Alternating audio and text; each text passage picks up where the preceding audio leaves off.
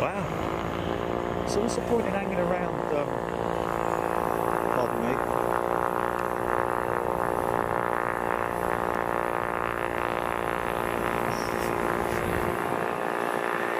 Oh dear, oh dear, oh dear. Am I filming?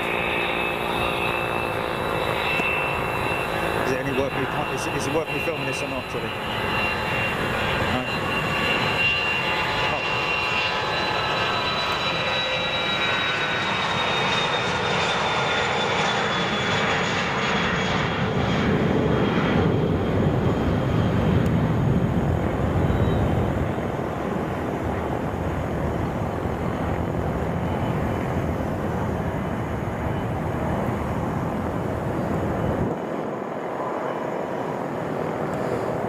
Okay, here we go then. Interesting. We have some ramp activity which looks very much like they're ready for a freighter. That's not my flatulence, folks. That's a plane taxiing out for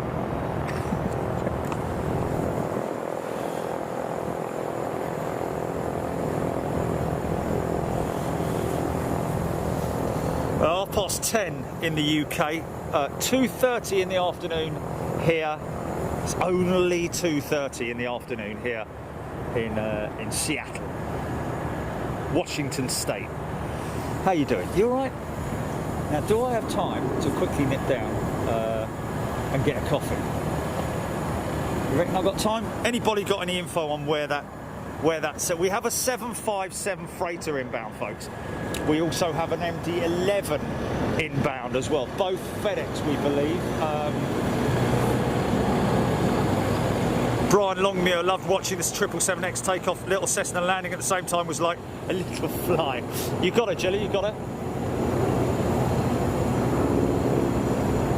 Oh, okay, okay. What, to my...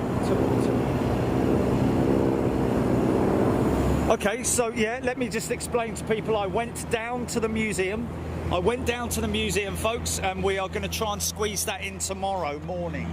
That's the plan. Bearing in mind also,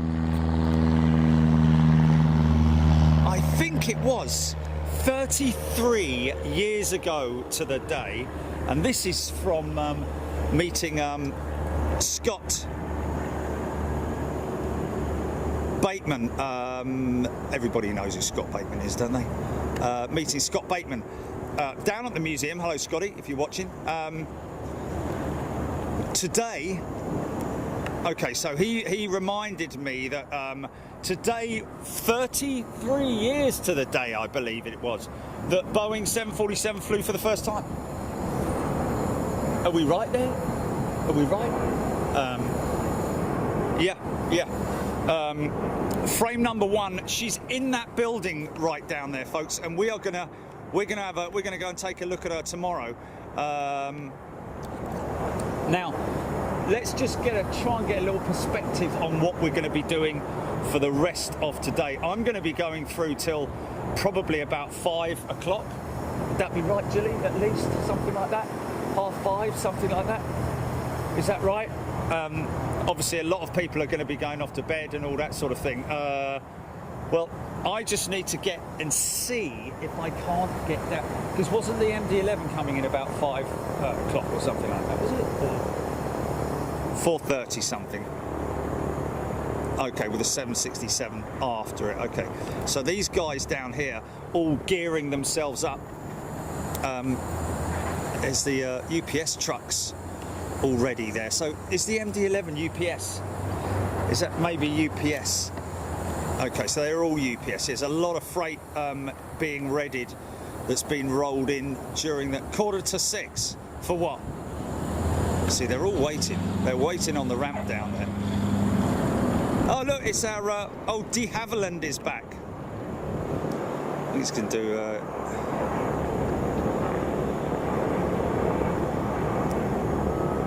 Animals? Animals where? Where? I don't think there's any animals. Oh. So, the I think that ramp down there is going to be filled with UPS jets shortly. Interesting, when I went down there earlier on, folks, and if I get the chance, because I'm going to be on a remote walkabout camera when we're down at the museum, and that will be we'll be able to just have a little look around the corner there. You can just about see the nose. There's a number of 3 or 4 of those 767 air-to-air refuelers, or whatever the military designation is of the military 767 air-to-air refueler. I'm sure someone's going to tell me any moment now, but yes. Oh dear. Wherever we go, there's always a scary helicopter, isn't there? He's got the tallest rotor arm in the history, isn't it?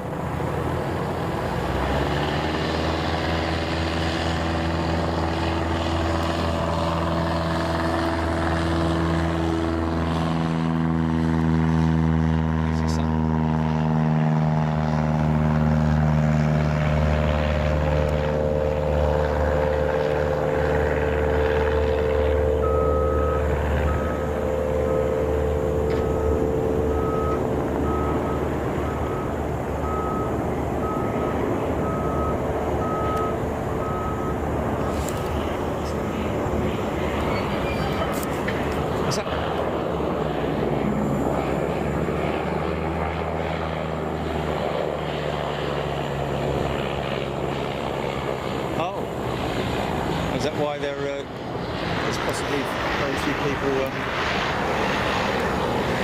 Apparently the activity goes on here quite late into the night, folks. As I mentioned, you can just about see over in between the trees over there's a parking lot full of 737 Maxes. I'm going to go and have a look at that a little bit later on if I can. And apparently during the night there's a lot of movement, a lot of activity, and I dare say that what engines? What engines? No, they're ULDs. Are you talking about those? And those big white things. Talking about?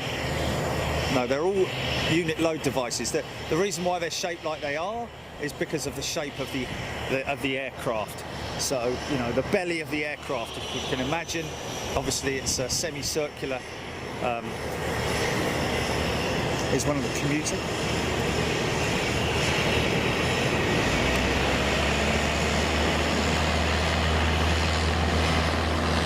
Yeah, no, that's just vacuum packing. That's just vacuum packing.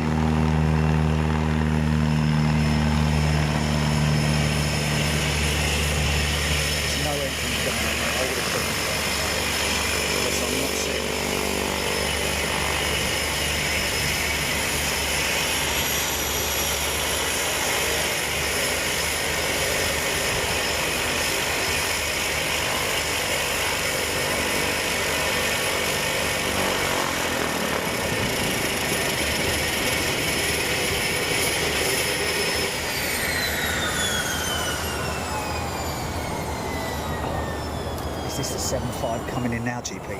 Is this the 7.5 coming in now? On approach.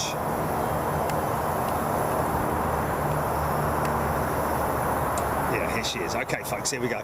Get ready for some. I don't know what engine she's got. I don't know whether she's RB211s or Pratt and Whitney's or what. But this should be interesting.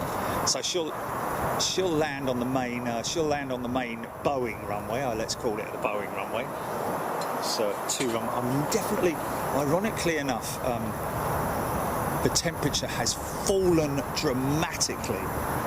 The sun's still quite high in the sky, but there's a definite cold breeze now blowing. So once this aircraft's in and I can focus in on its going about its offloading activities. Of course, the freight door, the main loading door, is on the left-hand side, so we should see everything happening from this side.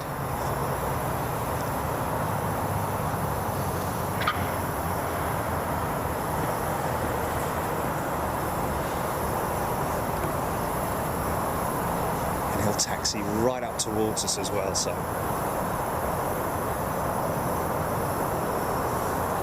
How cool is this? They look like RB211s.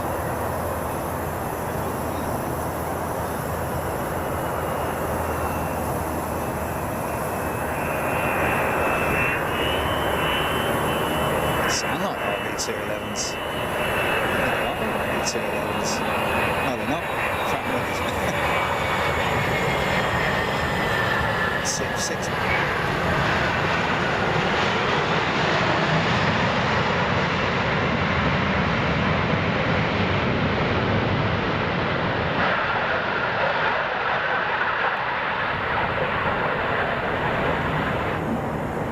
Blimey, what was that? That was very peculiar.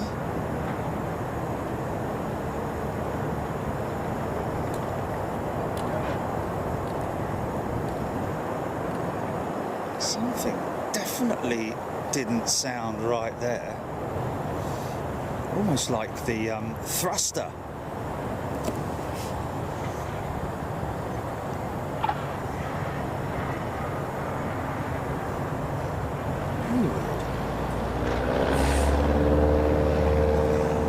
Did anyone else catch that? Did anyone else hear that?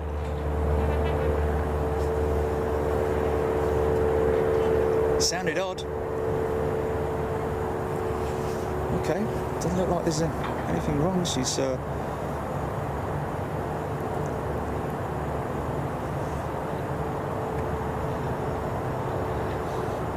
it's just almost like a tail dragging sort of like noise. Obviously it wasn't, but almost like maybe one of the wheels was locked, but that wasn't the case because we would have seen tyre smoke everywhere, all over their gaff. Have we got a bit of a bit of a gap between this one and the next one, Julie? And the MDLM? Oh yeah.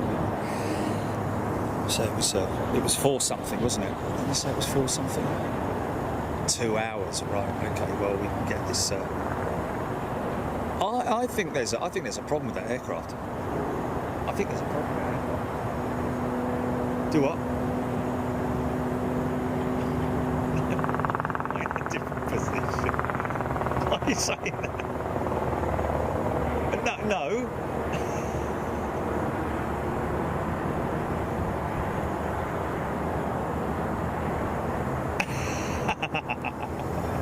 I'm in exactly the same position. I haven't even moved the sticks. I left them here in exactly the same position as well. Well, maybe because there was a lot of other noise going on during all the other stuff going on. Oh gosh. Anyway, here we are. PGAA, good evening to you, Mojave, sorry. Brian Longmuir, love watching the 777 takeoff. Harvey Wynn, Diesel 13, good afternoon, everybody. Good evening, sorry, everybody. It is just coming up to 20 to 11 at night there in the UK. But of course, not the case here in the United States of America, on the west coast of America. It's obviously different time zones, UTC. Pacific time, isn't it? Pacific. Oh, okay. He's moving now. Oh, he's moving quick. Yeah.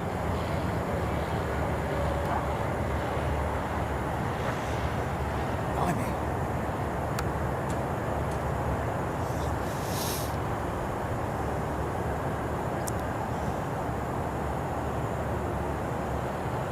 Pacific Standard Time. I think we're on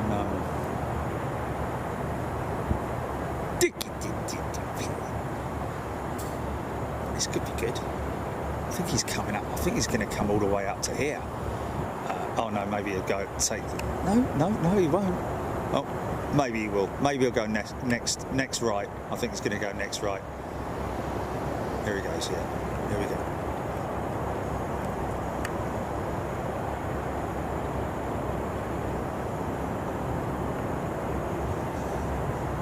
Shut one of his engines down, I don't know.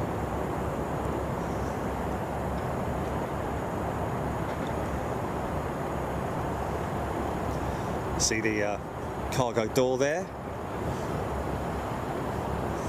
where they strengthen it at the bottom there.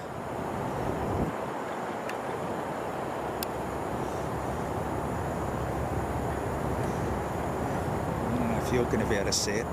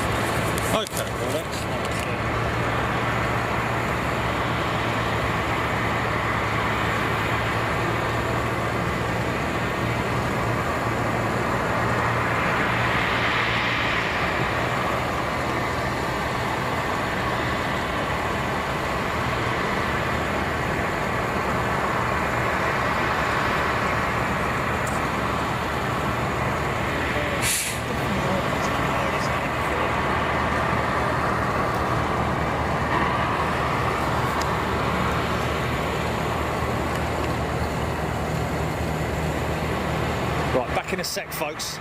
Don't go too far.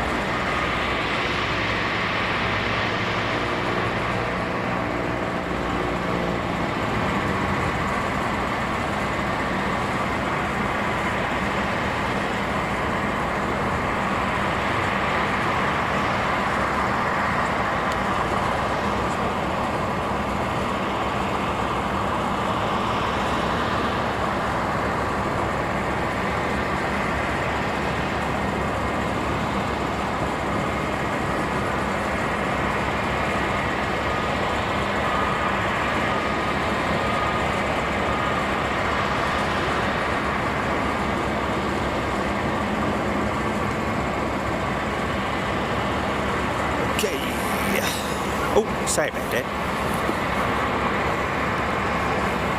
Right.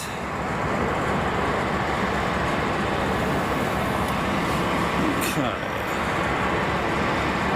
I think that's a. Oh, say about that.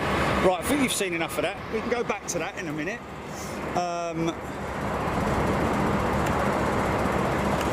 So in terms of the museum, interestingly, what we were just discussing there is the fact that only 33 years ago, this first 747 flew, and she is frame number 0001, or however many zeros they anticipated having. I'm guessing it's 001. And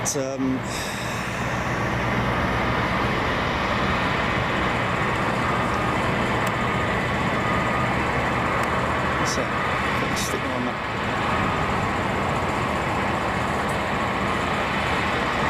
What's that?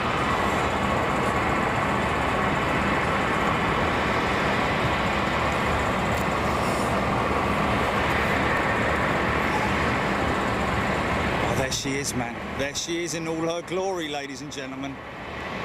The top of the mountain. Look at that, folks. Have a look at that.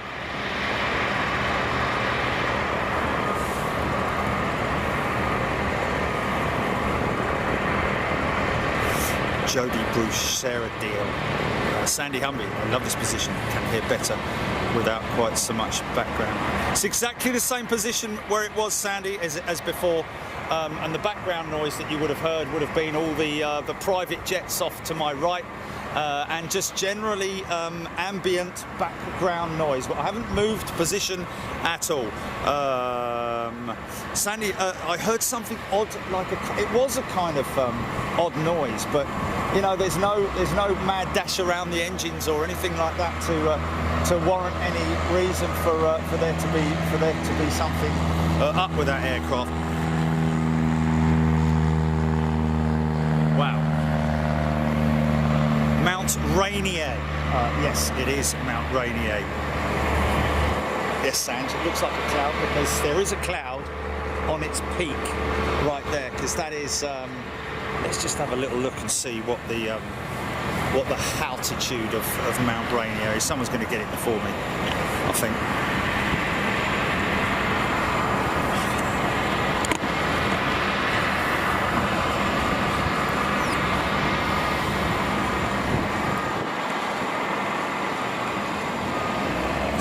It's not St Helens. St Helens is off over that way, folks. That is not St Helens. What's that? Say that again.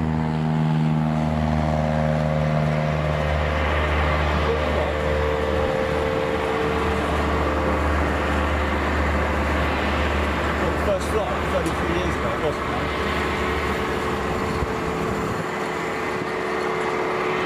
Yes.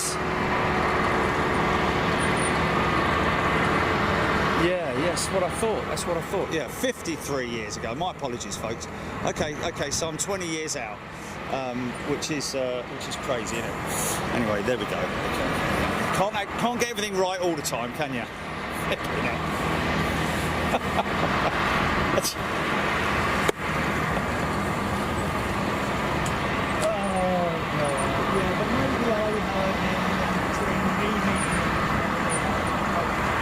Because I've been talking to about 5,000 people.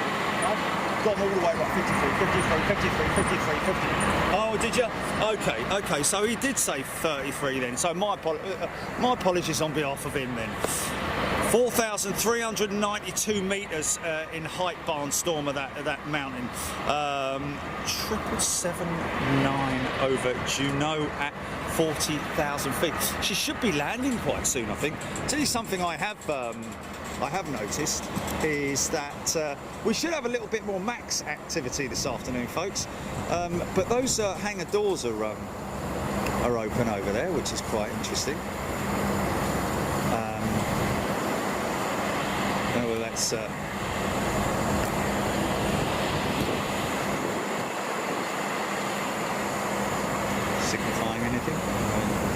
there something in there? See in there? Anything in there?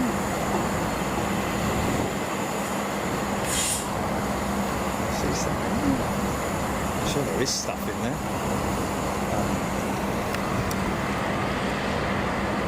Great place to put all the baggage, eh?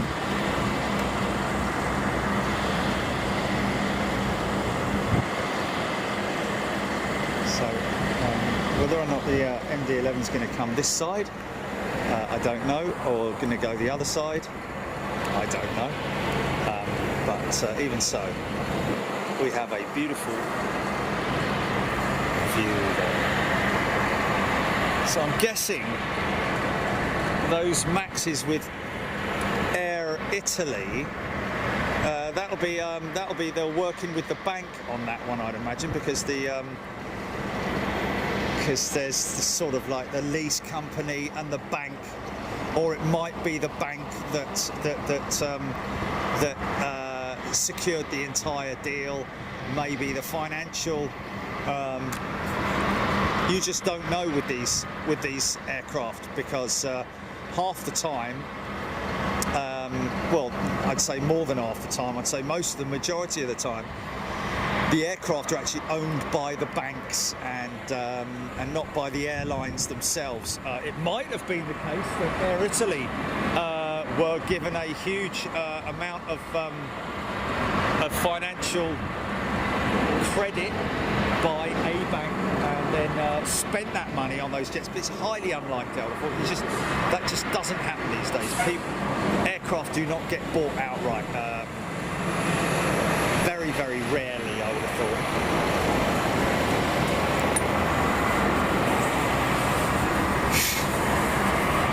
Only soccer allowed.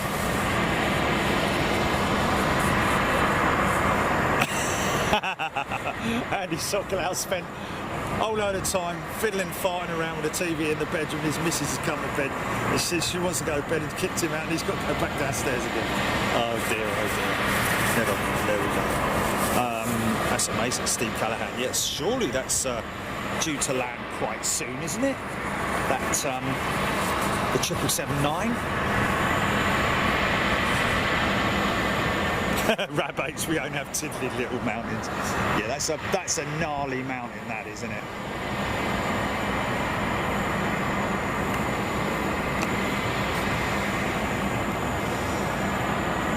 We might get that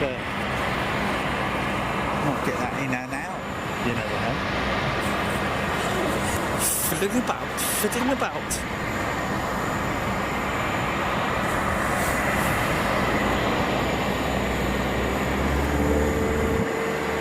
(14,417 feet in feet. There we go. Thank you, Mark Appleby.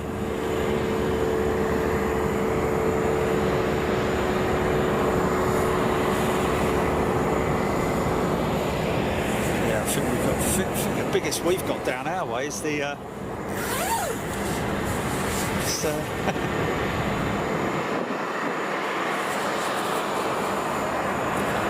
it's the South Downs, isn't it?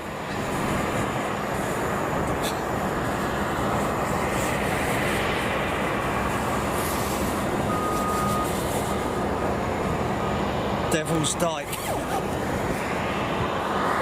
Good afternoon.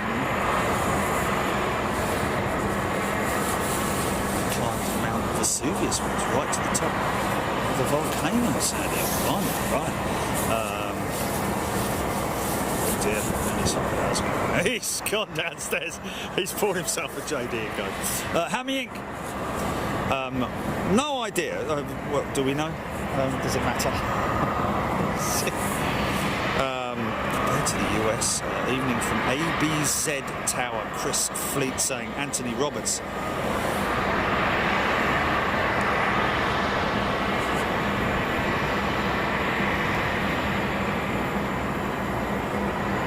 What's that? Yeah.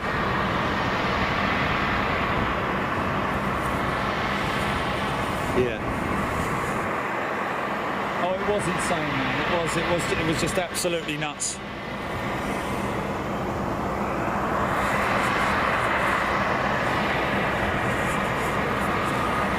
Oh, Rob Cotton went down into a dormant volcano in Iceland. Ooh, wow. I wouldn't want to feel that.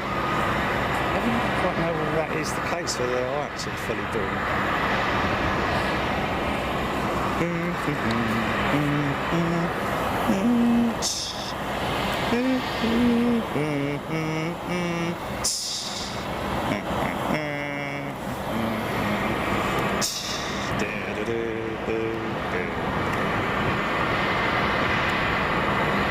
That's a big lump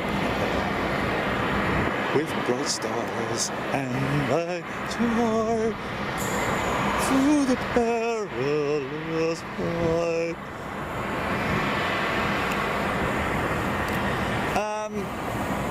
What is it?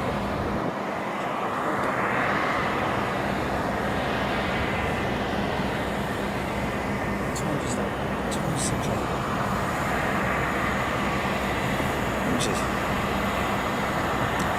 Hodges says the UPS 757 due out at 4 o'clock and MD11 due at 4:34.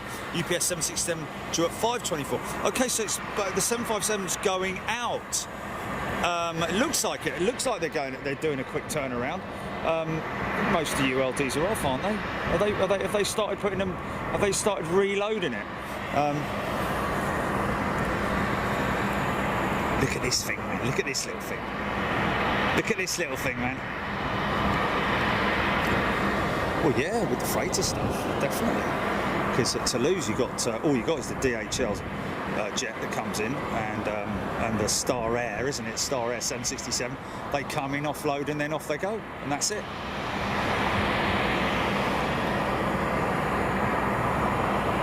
It's a crazy looking thing, that, isn't it?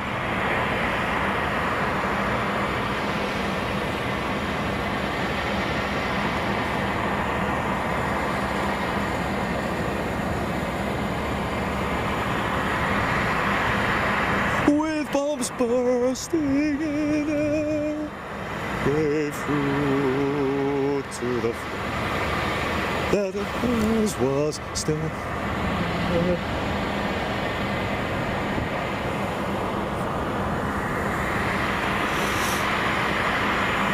Spider jet.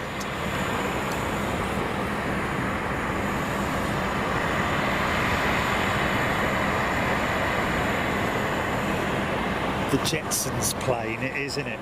Don't worry, folks. I'll come back to that in a minute. It's taxiing up to pass us.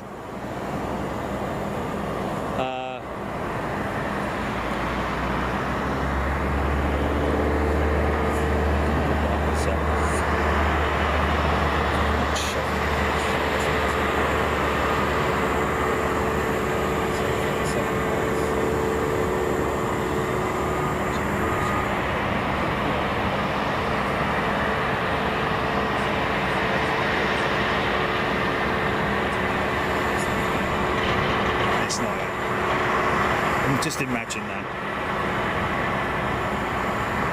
Heather Norris flying that little thing over a helicopter any day. Yes. Lovely little thing, isn't it? Looks like it's sort of like... Yeah, it's just almost just powered by an APU, isn't it?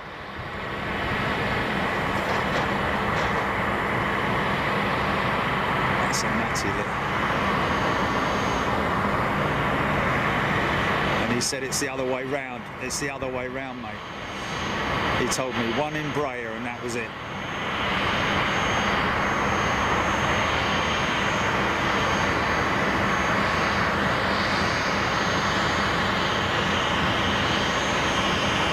Well, half because of what we've got here, Jilly.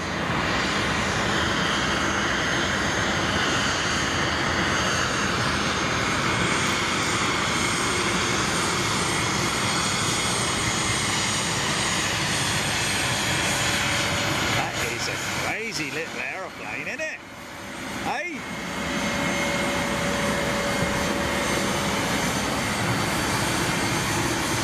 It's literally, the engine is bolted. Yeah. Yeah.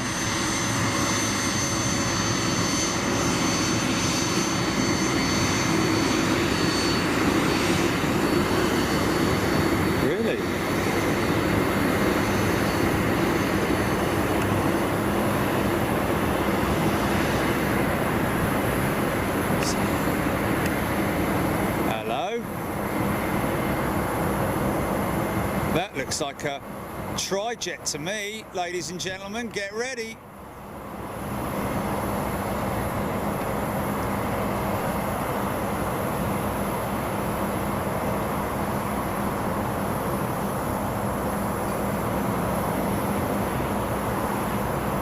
Okay, gear will be coming down any moment now. That's very high, I've got to say, for this airfield. He's very high. That's going to be a very rapid descent. You sure he's coming in here? Are you sure this guy's coming in? No, it's UPS, the MD-11. That's going into Seattle, isn't it? That's got to be going into SeaTac. This is not the yes, because it's UPS that's coming in here, isn't it? So that's going into SeaTac. Big right-hand turn coming up.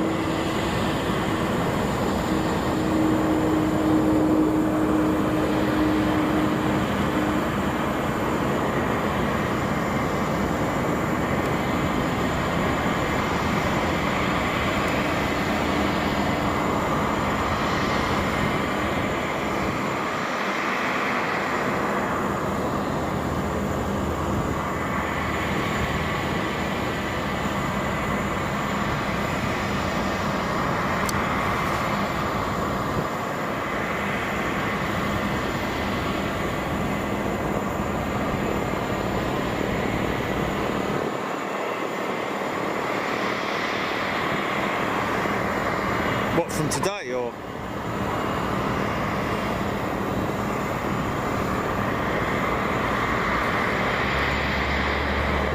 Oh my goodness me. What a beautiful shot, man. Really? Wow. Yeah.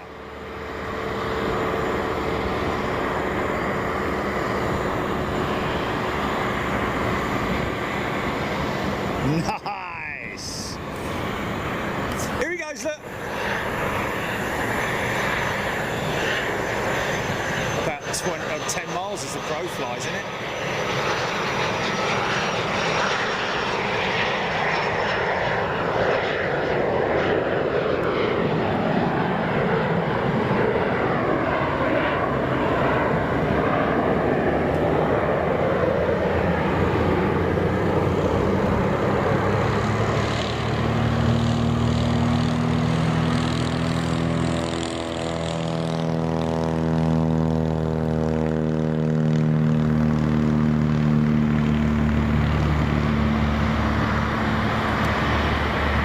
What type of aircraft it is.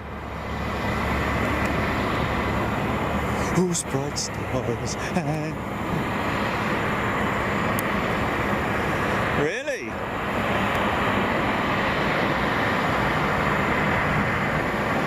Wow, really? Look at the size of that bleeding mountain. Look at it.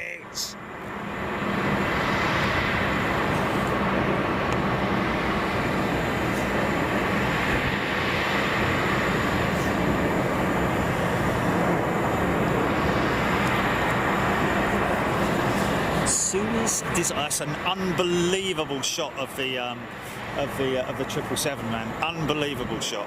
Beautiful, beautiful. Good afternoon.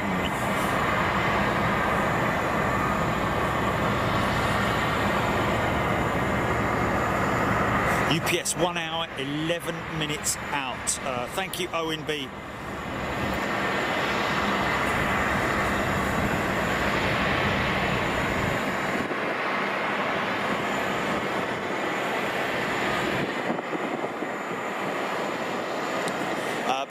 SeaTac, around about 10 miles, I would have said. I think it's about 10 miles.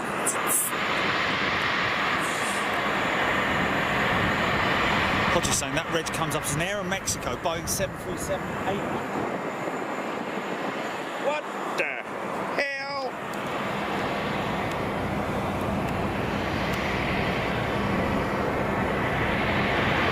Oh, looks like he's got a big. It looks like he's got a big load of smoke coming out of it. Oh, it's not going to blow, is it? It's not going to blow, is it? It's just a cloud in the wrong position, isn't it? Run for your lives! What's that?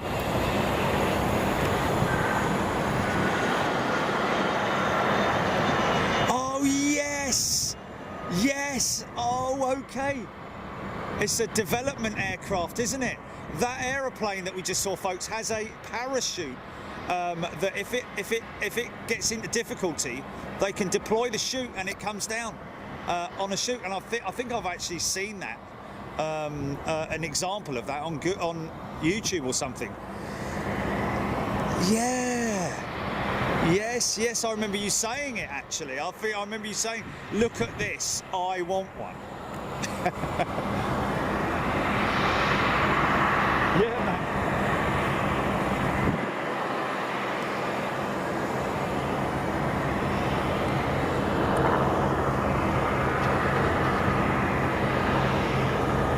If it blows, it'll take out the whole of Seattle, more like the whole of the flipping, I mean, if something like that blew, they say that if Yellowstone National Park goes up, because that is on literally a whole, it's on a, what's it called?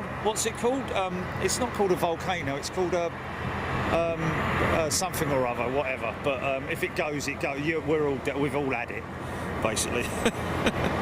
Within a couple of months, we're all toast. No. It's called something. It's called it's like an upside down. Whoa. Yeah. It begins with a C, Columbine or something like that, or a Columbus or I don't know, whatever the flipping egg it's called. None of those, obviously. What is it? Come on.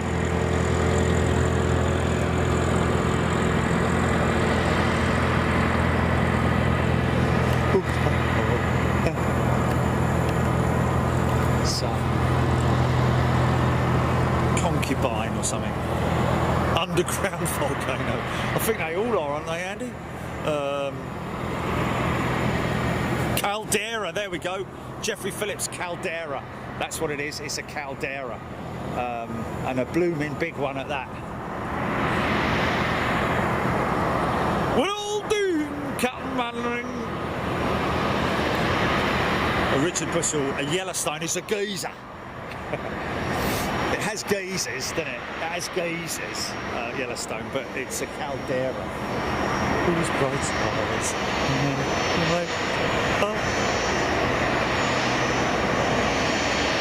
Richard Bushell, indeed, clouds are cumulus. Cumulus nimbus.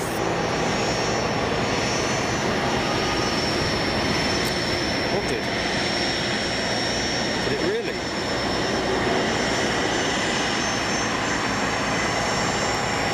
Who has?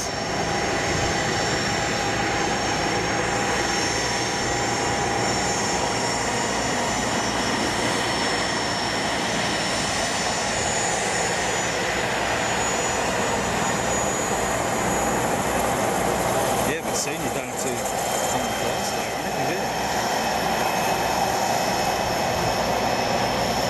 Yeah, man. Yeah.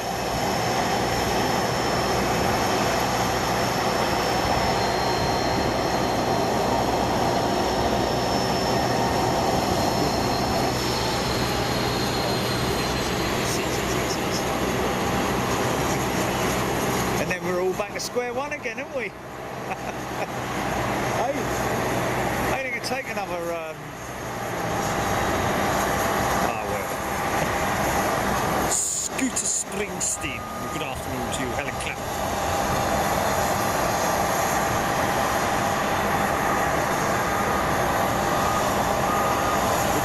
volcanoes are the rings of fire, not a geyser.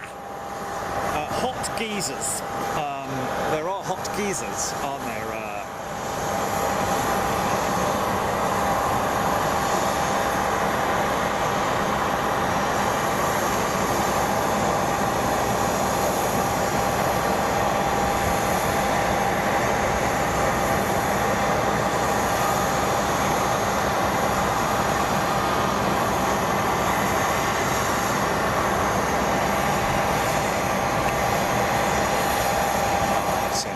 As the sun goes down, it's really beautifully lighting up the face of that mountain.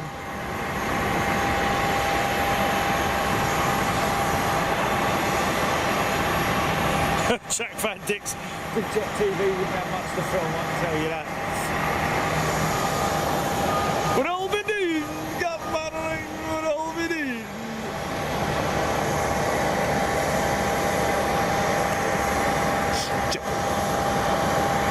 Looks like a little train, doesn't it?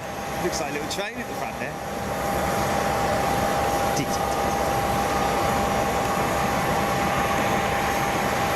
Well, I think they're done. Maybe a couple more to go on, or are they're fully packed up, aren't they? I think that, wow, how quick was that turnaround, man? Doesn't take long to you know, the efficiency of those K lifts and the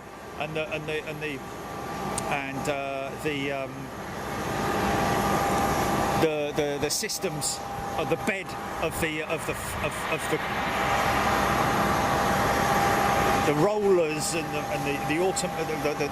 the mechanical systems, the floor of that aircraft. You know what I mean? they're very efficient. There's actually there is a company that I follow that jet's exhaust my way. It's not very pleasant, that fellow there. Very pleasant.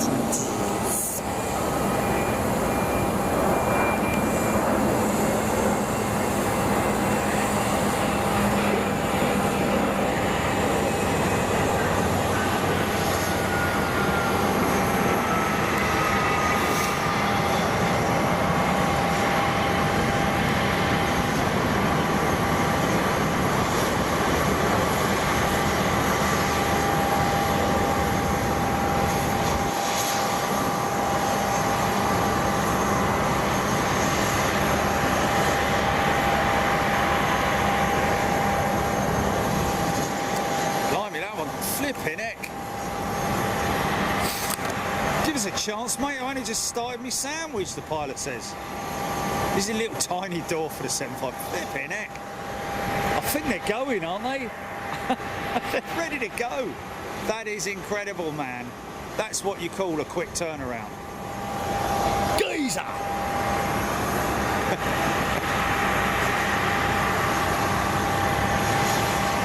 Richard Bushell cargo loading system floor rollers. There we go, yeah. Very efficient.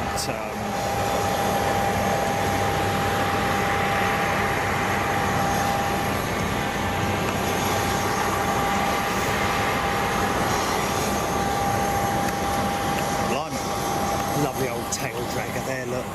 Look at him.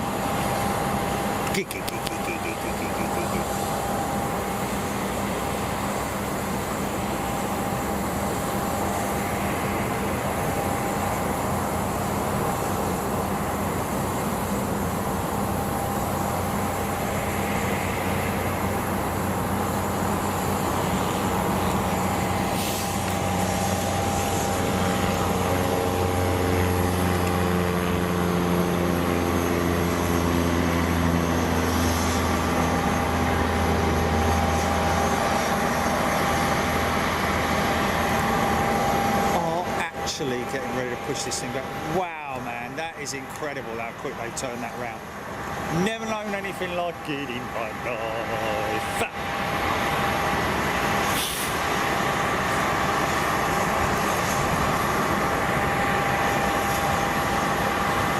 Dave Eaton, I can't even turn around that fast.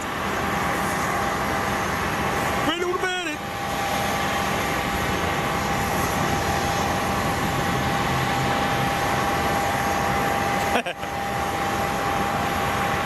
Hamilton Flyboy, Cessna 150.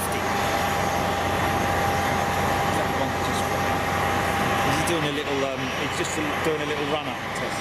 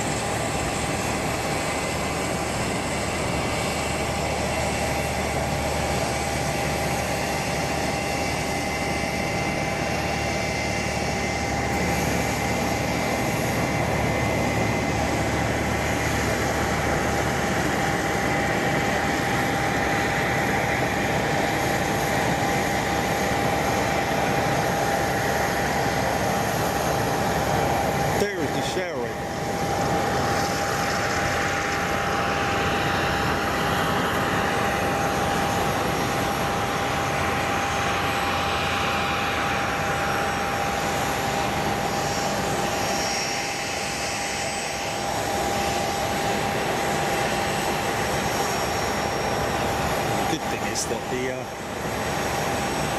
MD-11 won't be it's an interesting pushback.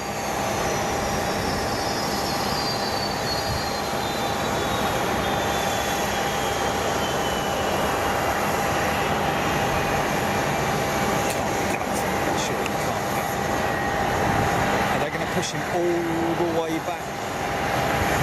It's a funny old pushback, isn't it?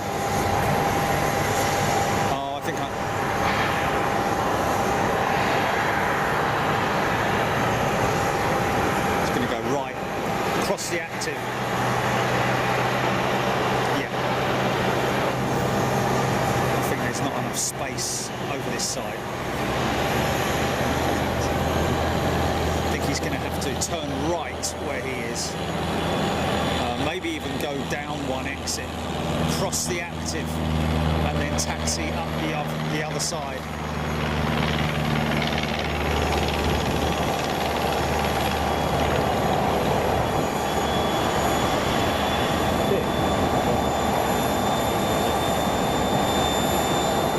Skilling off to 757 off to Boise in Idaho, isn't it? Boise is Indiana. Isn't Boise in Indiana, I think?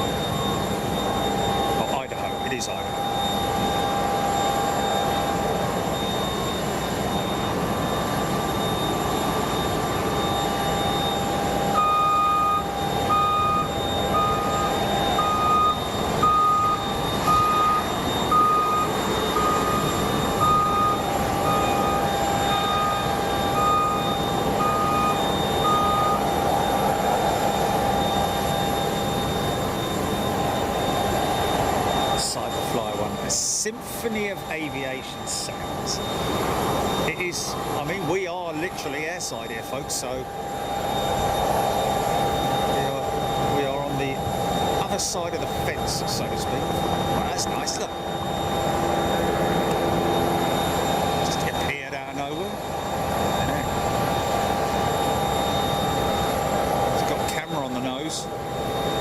Going to do the traffic, isn't he? And now, traffic. Dude, get out of the way, you. Dude,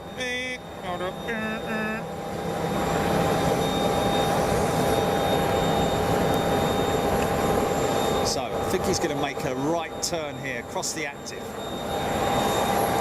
and head up. Or he's going to go all the way down and, oh, here we go, yeah, he is doing that, right. Okay. Unless he's going to go out, intersect from there, which, let's face it, he could do if he wanted to. But no, he's going far too fast to be you there!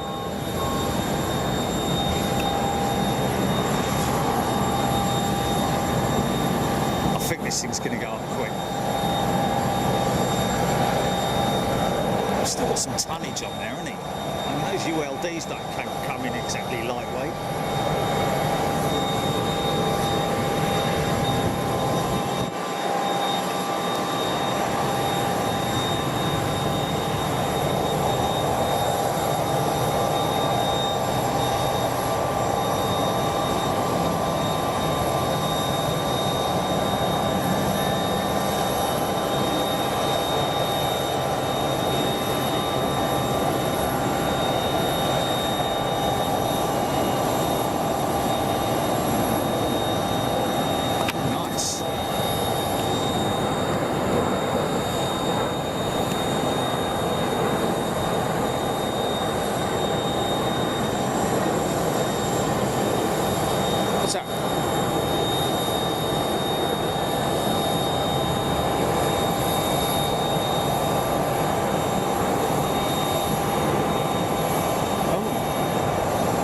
I don't know. I can't hear anything. Oh, it's doing all that again, Jilly. It's doing all that scary stuff again. Right. Okay. Okay.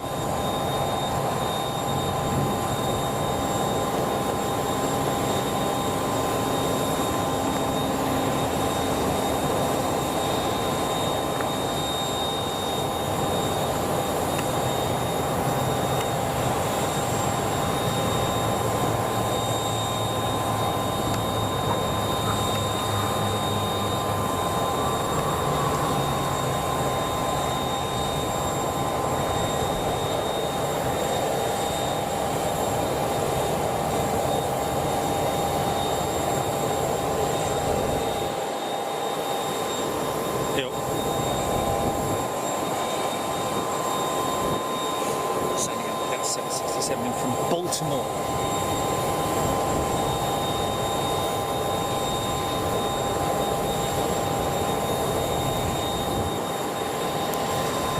Oh, flipping it. 752 emails. No, man. Flipping it.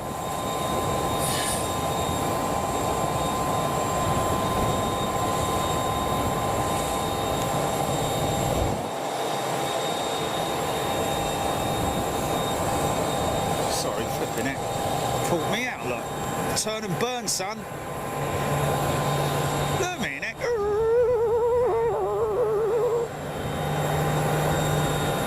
It's like Dukes of Hazzard. Go on it.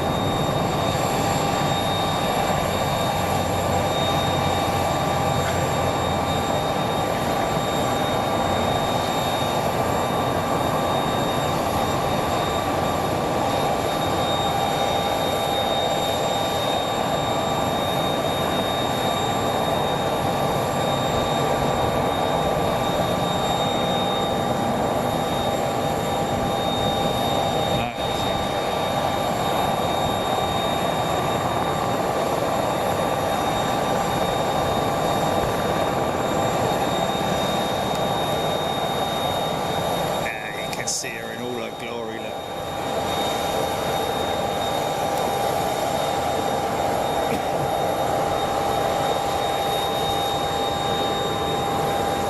In my love.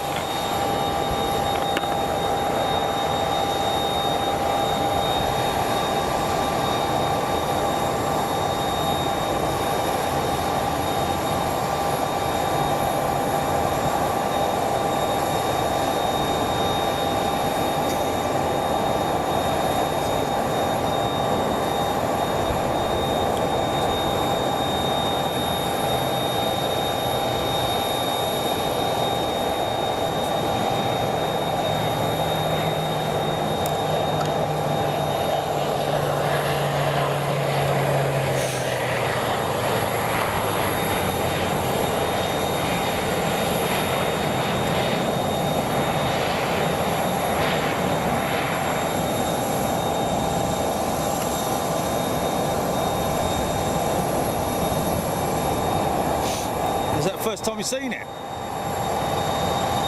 Oh. Yeah, it's pretty big, isn't it?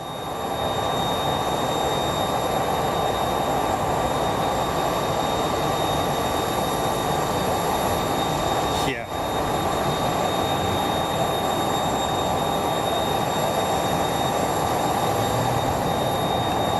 Must get that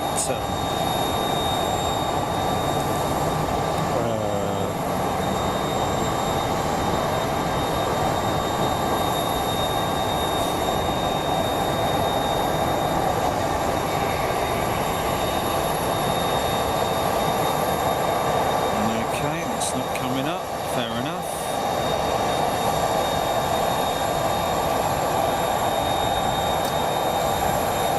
I-5 freeway all the way to LA from New York to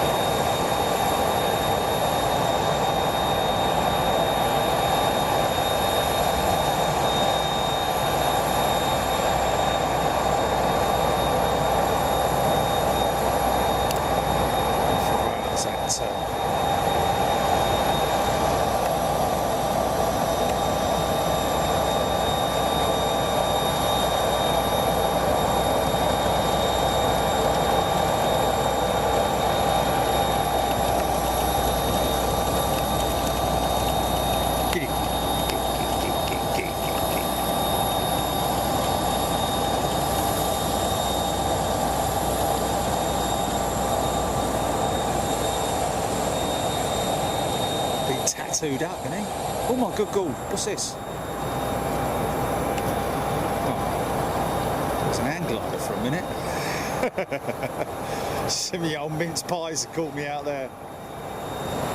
Some bloke coming in on a mono thingamajig or whatever you call it. This must be the whoa! This must be the student pilots, isn't it?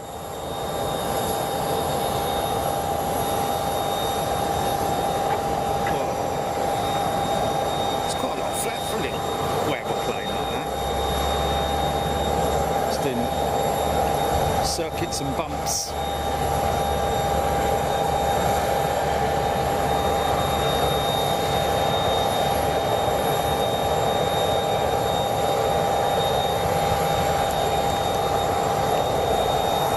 Fly towards that, innit? Look at that. Don't mess with that. Boy.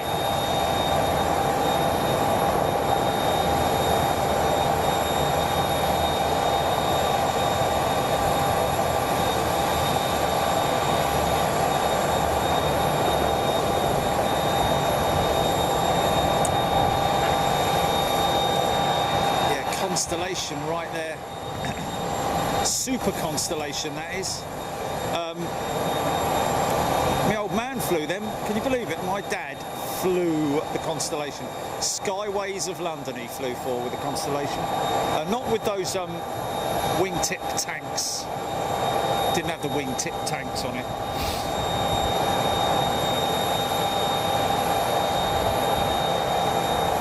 guessing that was for long-range capabilities, wasn't it? No doubt.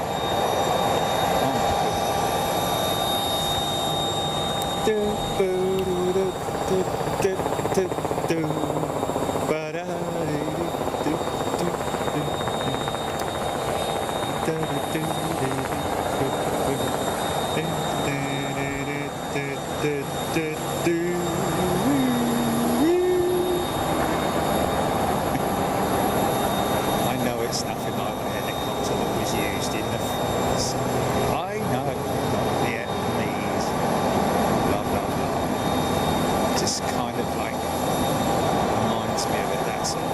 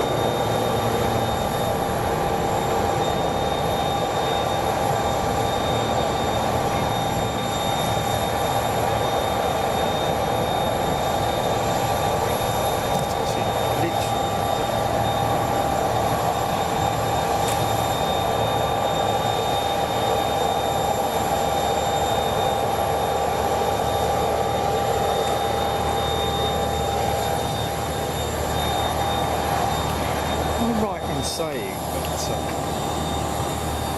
that is frame number 4. Rolling right, so oh look, he's definitely in long-term storage, that one. Not that they need to do anything with it anymore. I mean, it's maybe it's got his APU covered over.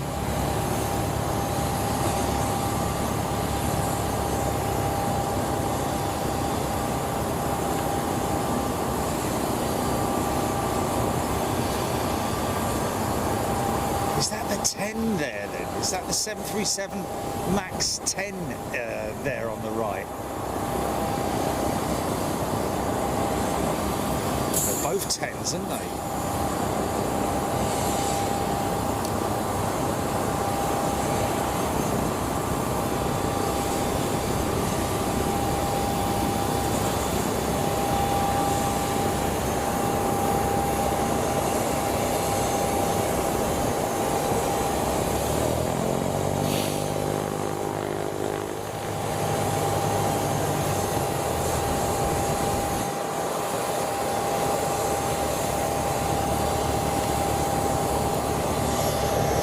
Him again.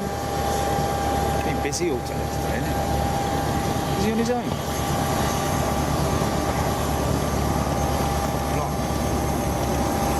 Dirty old thing, isn't it? Filthy aeroplane there. Go on, go give her a wash, man. I'm O'Reilly.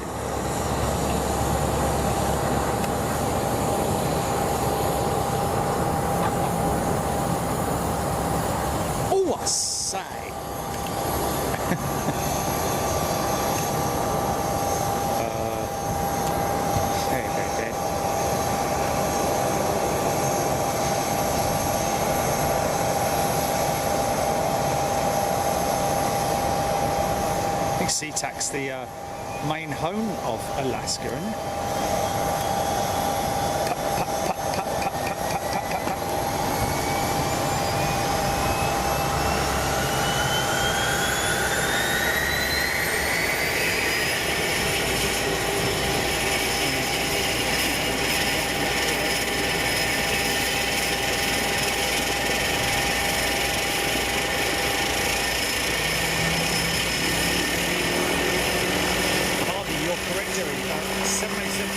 B788 first flight.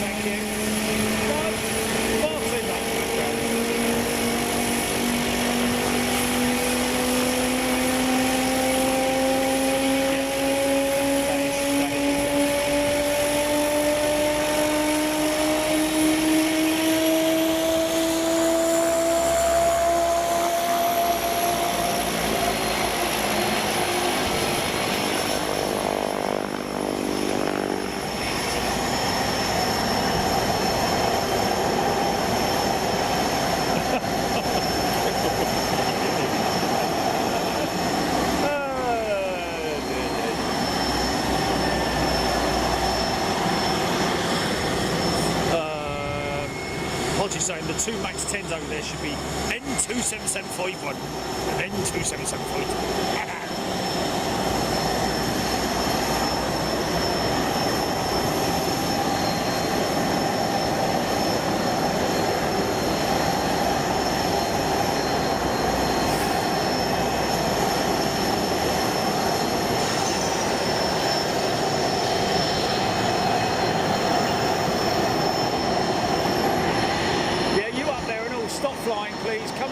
Too noisy, thank you. Absolute silence. Far too much background. All these planes.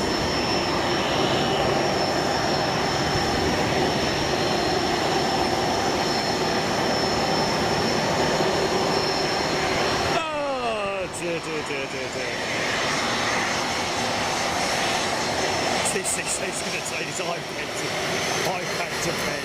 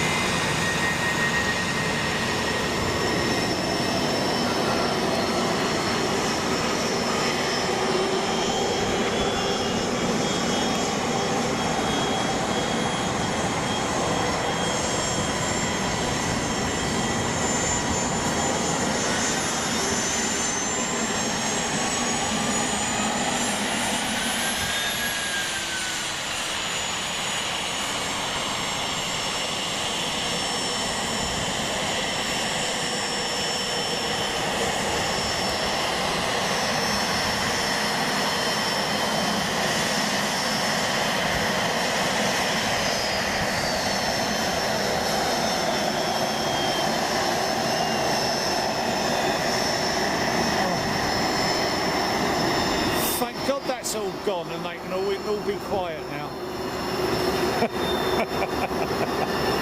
There, Finnair, go on, sod off the live here. What do you think you are, an airport or something? Far too noisy.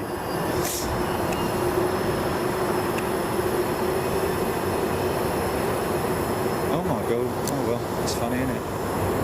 Caravan of love, look.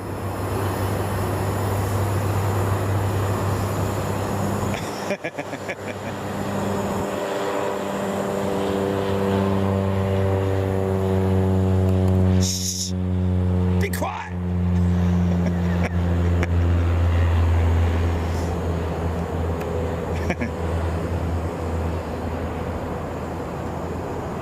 You there?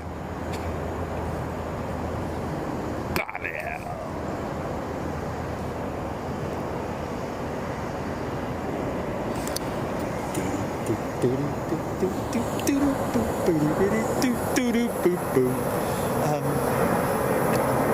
So, oh blimey. So they had to hold that aircraft for all that time whilst they did the paperwork on it and all that stuff. And now they just taxied it around the corner there and parked it up there. Gordon Bennett. Bit much in it. Oh, that's a crap.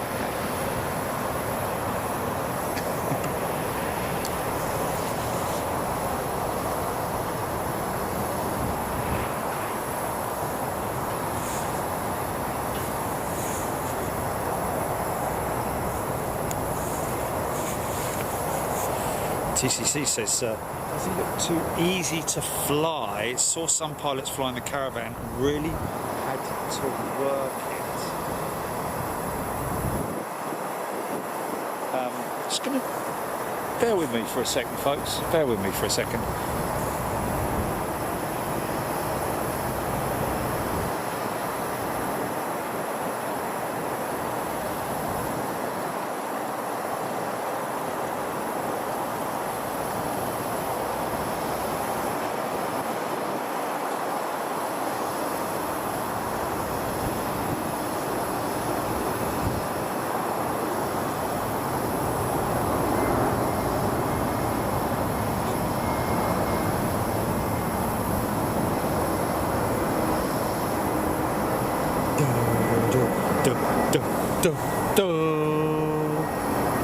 Sandy Humby, 6 minutes till tomorrow.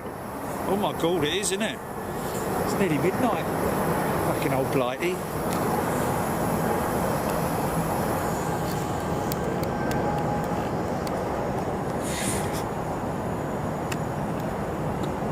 Vision of amazement, that is. We're waiting for the MD-11's due in how long? Coming up at 4 o'clock here in Seattle. 30 minutes for the MD-11, folks. 30 minutes. Keep those eyes open.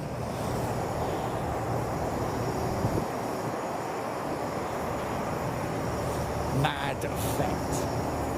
Well, funny enough, the other day I was speaking to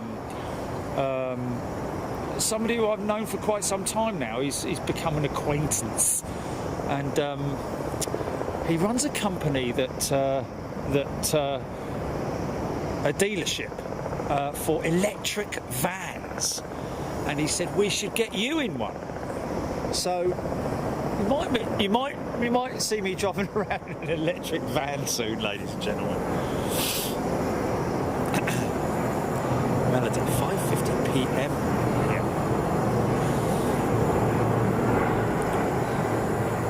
Sarah Leckie, nearly 10 a.m. here on the Gold Coast. There we go. Australia, right? Midnight feast time.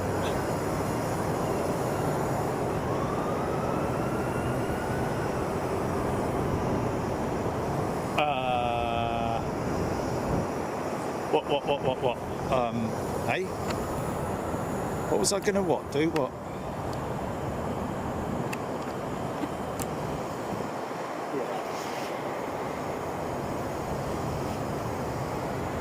Yes. No, it's fine, man, it's fine. It's just like, but the other place that I was going to go to, I would have had to have been supervised. So I would have had to have someone standing there with me for all this time, which is always very... I've mentioned it numerous times to people on here that when you're airside, it's very, very awkward because you obviously feel, you know, if the guy's not as enthusiastic as you are, then, you know, it's like you always feel like, oh, I want to go over there, I want to go over there, I've got to go home in a minute, mate. It's like, oh, okay.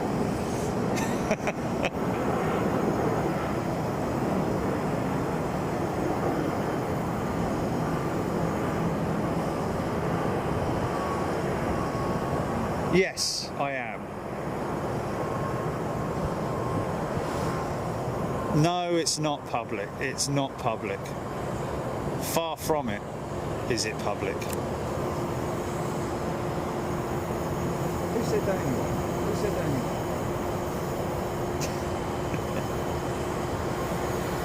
L1011 gig, great time for us Las Vegas viewers. There we go. Heather Norris just looked it up and it's 2 hours 42 minutes drive to that mountain from where you are. Yeah, it looks so close. Wow. No, it doesn't look very close to me. It might do on the camera, but I can see why it's 2 hours and 42 minutes. But that's probably just that's obviously to the base of the mountain.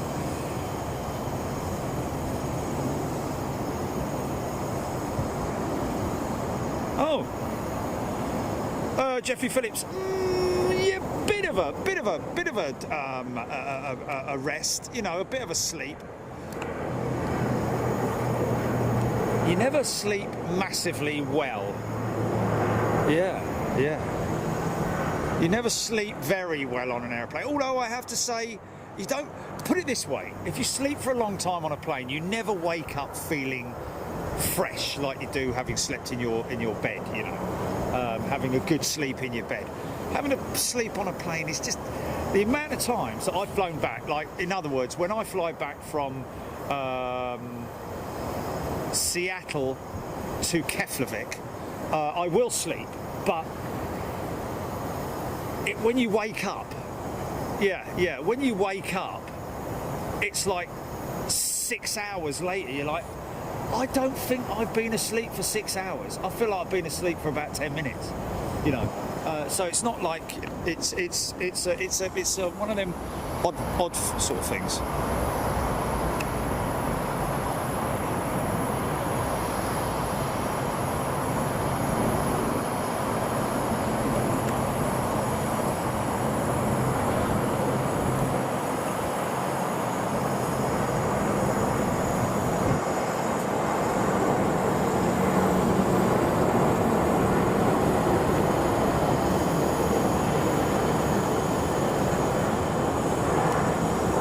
That's all the sleep you've had. And that's all the sleep you've had. Oh, for crying out loud, mate. That is just... Oh.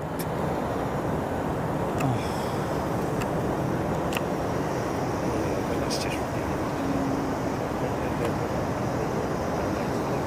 Not going to go there tonight.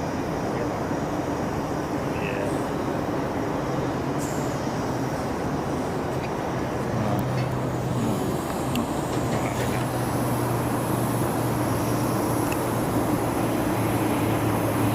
If Mr. Smith lives down there. Is that Smithy's house?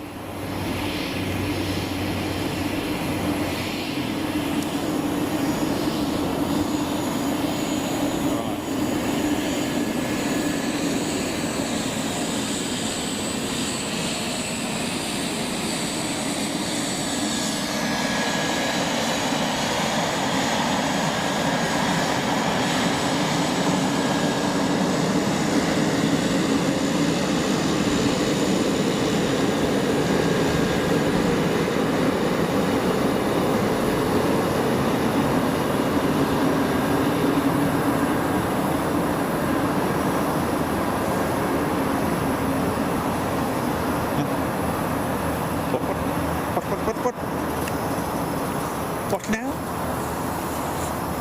What's all this?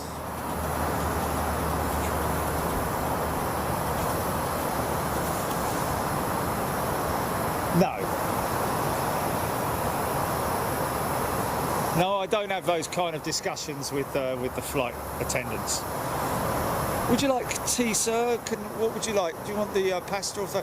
Well, I don't know about that, but can you answer me this? How many tons of fuel are on the plane? Go on, run up and ask the pilot. Quickly, hurry up. I want to know that. I'm not interested in cheese and pasta and stuff. And please, McDonald's, what is it with the cinnamon buns?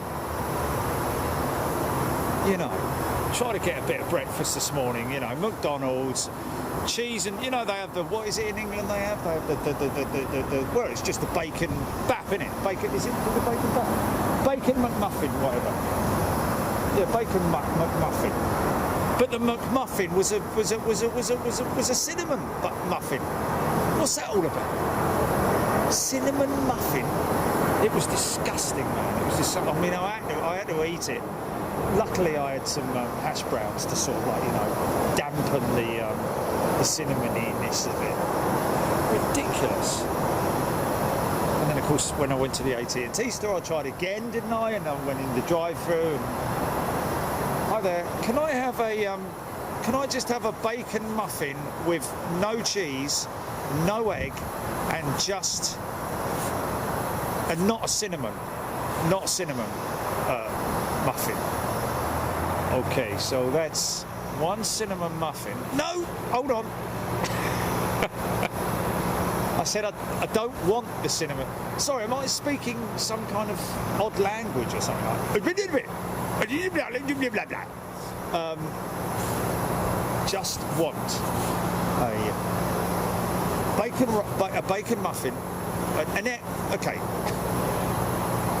egg McMuffin breakfasty thing, whatever it's called, but with no egg and no cheese, just the bacon. Just want the bacon. But can I have it in a normal muffin, please? We don't do normal muffins. Oh. Just give us 2 hash browns and a medium latte, would you? What size latte do you want? Do you have permission to be up here? Yep. With Cameron? Oh, Kevin? Cameron. Cameron. Yeah. Okay. Did you call the office line? Yeah, they were up here earlier and everything. Yeah. Okay, good. I just want to make Are you sure. off? Are you going home? I'm heading out, but I just want to make sure. Oh, okay. But is there anybody else down there? Yep, there's other people. Oh, okay, cool. Thanks, then.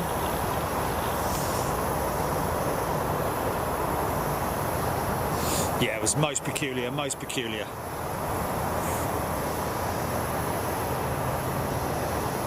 I can understand a cinnamon roll on its own in some way, if you like cinnamon stuff, but I'm not a big fan of that kind of stuff. I just want a roll, man. I just want a roll. I just want me bacon bleeding thingamajig.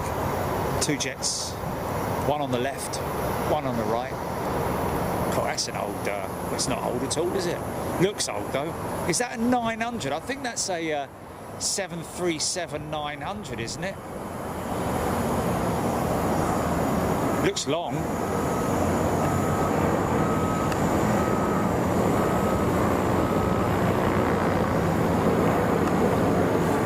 Can I have some egg with more egg, a little bit more egg, and 3 eggs, please?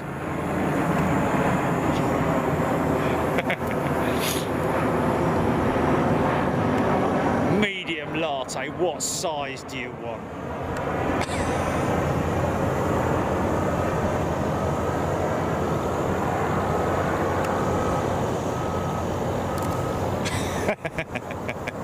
It's great, isn't it?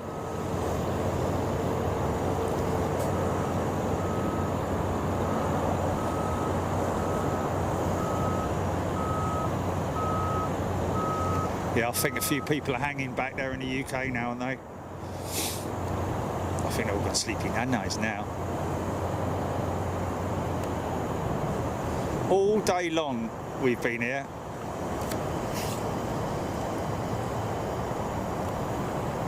Yeah, absolutely.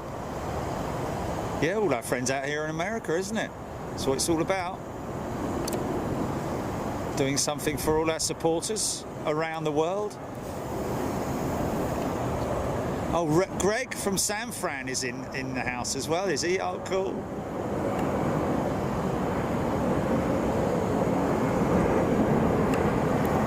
Yes, of course, yeah. People in America are still at work, man. It's only 7 minutes past 4, isn't it?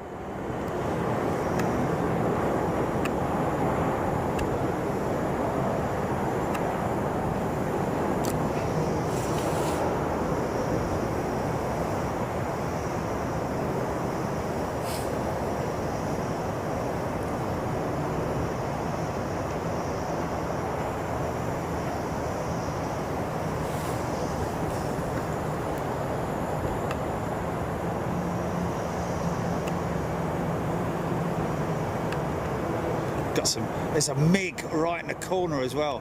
Where's that MiG? Where's that MiG? Oh, you can just about see its tail.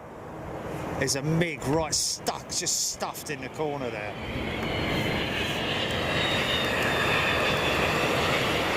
No, I don't like them sausage things. They're all very bouncy and blobbly and all that.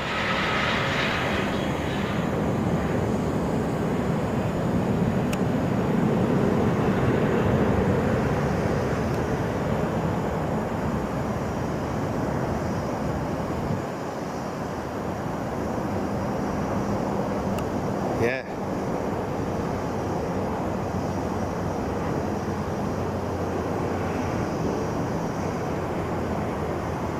Keith in Miami's in the house. Yeah, they're all here. They're all here.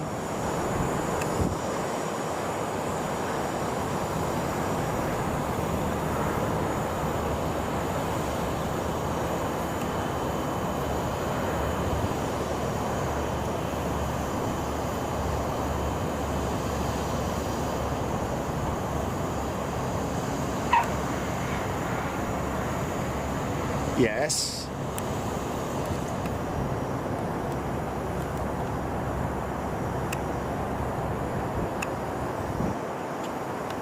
No, I was just caught up in the moment. There was just so much going on. That's why that was, yeah. Yeah. Yeah.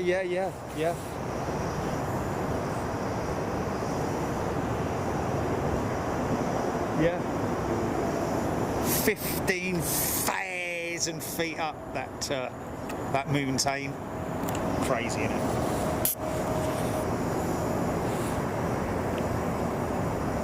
Yeah. Mojave, 2 Norwegian P8s down the far end. Yes, indeed. There are 2 Norwegian P8s down the end there, and I love the Saint on the side as well, on the tail as well. If that's all right, yeah. Shall we ask them? Okay, folks. Are you okay with us doing this free view for the MD-11, but keeping member-only chat open, so no one else can chat? Not subscribers. Well, obviously you're subscribers, but we would just keep the chat open for you folks. Yeah, premium members would be able to go. Well, members of Big Jet TV would be able to get involved in the chat, but just to put it out free view for the sake of our hosts here at the King County. You behind the bait sheds, stand still on it.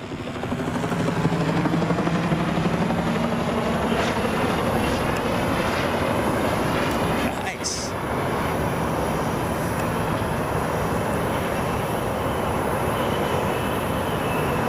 Yeah.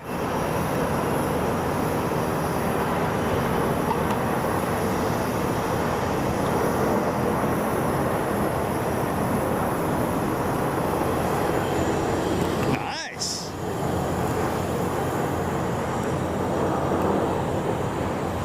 Are we good? Is the general consensus of opinion positive? I think it is. Anyone got any ideas on what airline that is, ladies and gents? All we've got is what appears to be the left-hand side of a T. Hold on a minute, let's have a little look at the winglets. T-way. Okay, T-way.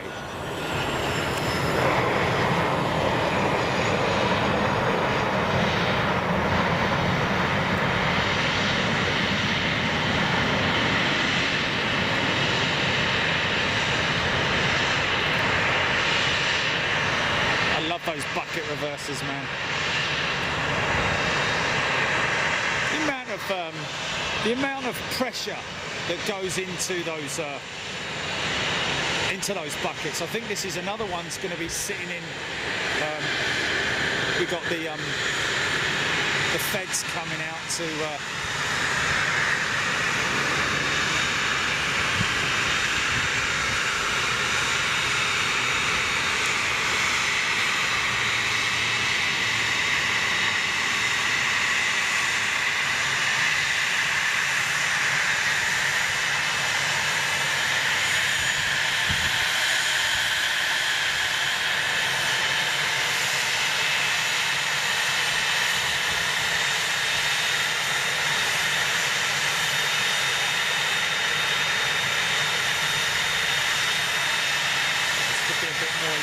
Sorry about the noise.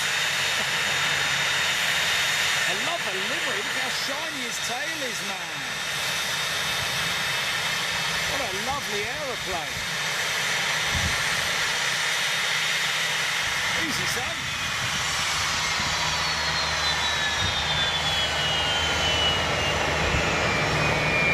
Beautiful, beautiful.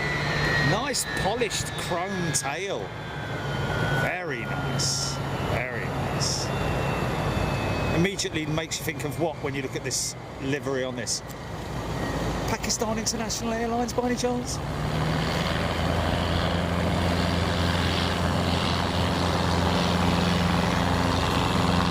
When are you switching it, GP?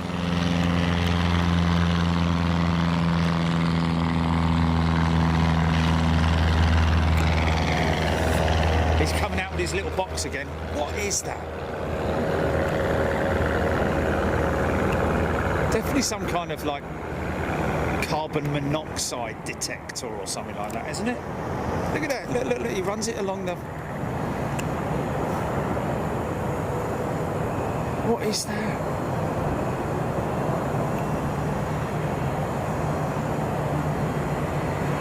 Some kind of... Can't think what that... No, I know. What I'm saying is it's just some kind of detector, isn't it?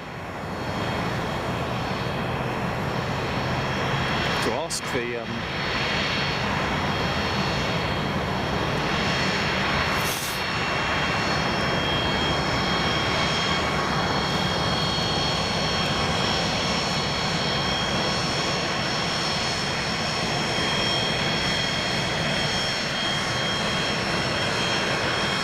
Looking for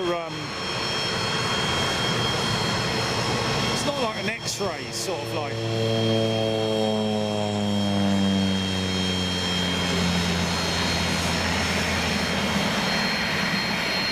radiation scanner. Wow. Yeah, fair enough. I can see that.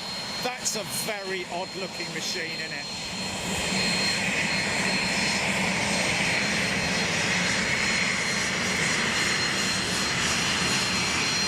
Sort of daddy long legs. So it is radiation detection. Wow.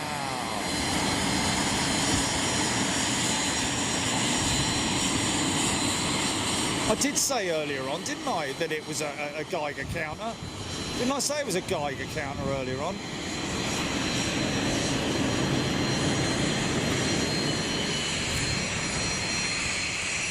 Look at the little rudders on the back of the little rudders on the back of the ski on the back of the skis. What's that? Can you be quiet, please? Well, that's what I thought, that it might be like doing some kind of like it wouldn't be explosive. You have explosives for it back in the wings. Yeah, so definitely radiation, I think. Oh, okay. Oh, okay.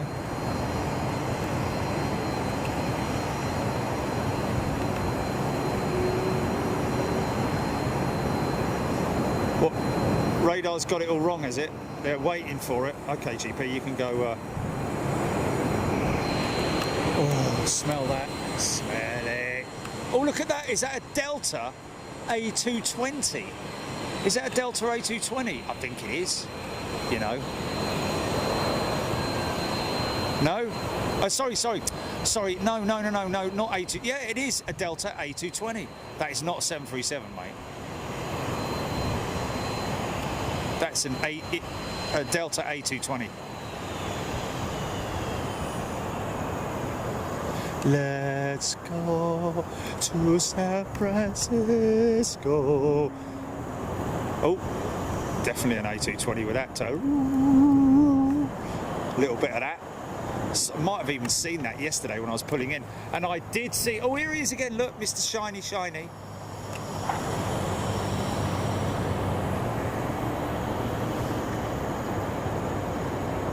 Power up.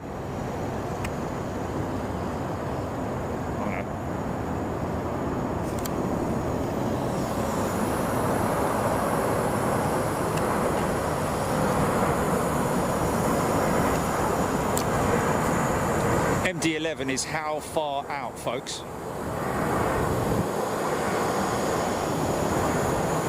Classic tri-jet on its way in.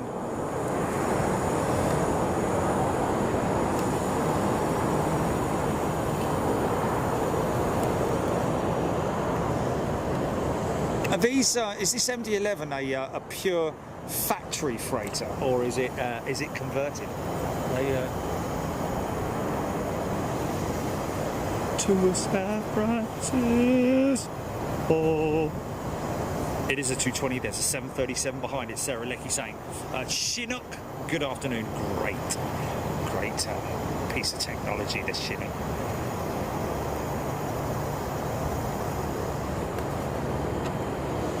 It was Lufthansa until... Oh, it's one of the ex-Lufthansa jets. Oh, my goodness. I did say... Do you know, it's funny. I remember... All right, Jerry, all right, calm down, son, calm down. Sorry. I remember seeing on LinkedIn Lufthansa posting a link thing, whatever, saying say farewell to our last MD-11, and I said to them, hopefully one day on our travels we'll catch her as a UPS freighter, possibly, ? And they liked it and said maybe, winky face, whatever. Yeah, definitely. Blimey, right, that's a fair old amount of polish he's put on that thing, isn't it? Wow, look at that, isn't that lovely? Let me see my face in that. Lovely boy. 767 right over the top of us.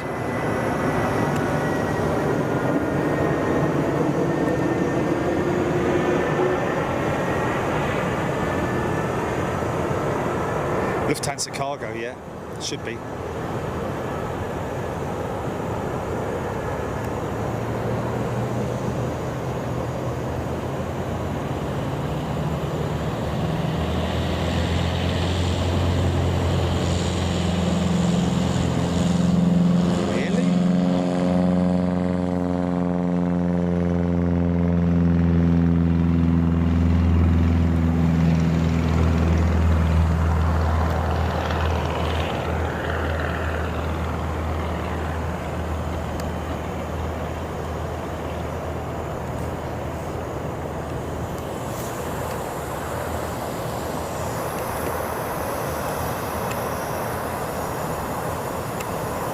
Okay folks, welcome.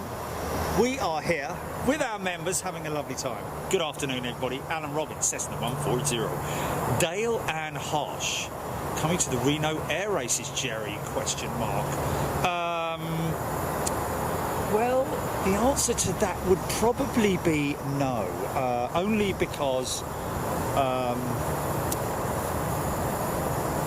that will be covered by somebody else, I would imagine. We've kind of been on that platform before where, you know, we don't like treading on people's toes, basically, if somebody else is covering it.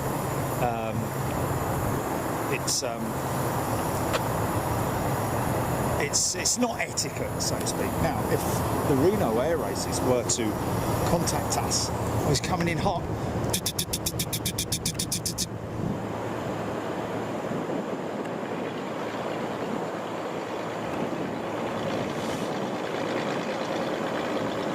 Exactly, yeah.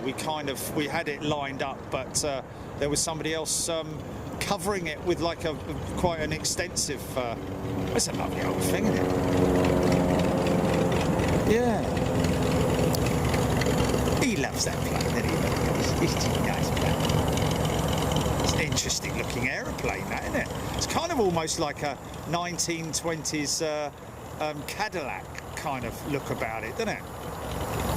Like that. It sounds like one and all. Look at it.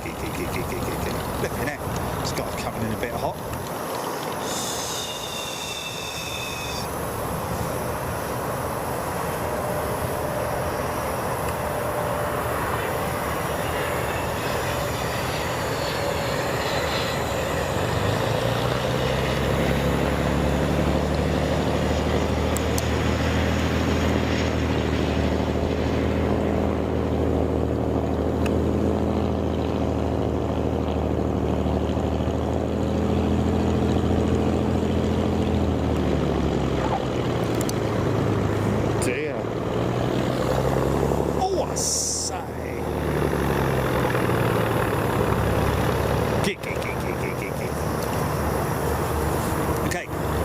Yes, welcome everybody. It is 4:24 here in the United States. Well, sorry, the United States in Washington. I think that is Pacific. Is that Pacific time? Is that Pacific? Pacific Standard Time. Oh.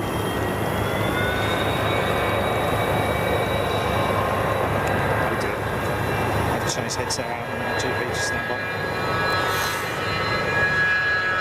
It's just gone beep, beep, beep, beep, beep, beep.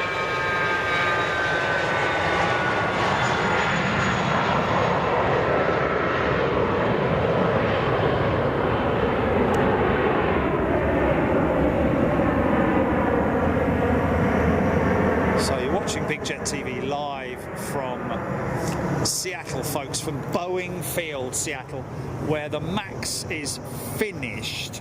Stand by. Let me just blah blah this and blah blah that. Oh, don't think he liked that, did he? Go on, son. Oh, he's waiting for me. Thank you all.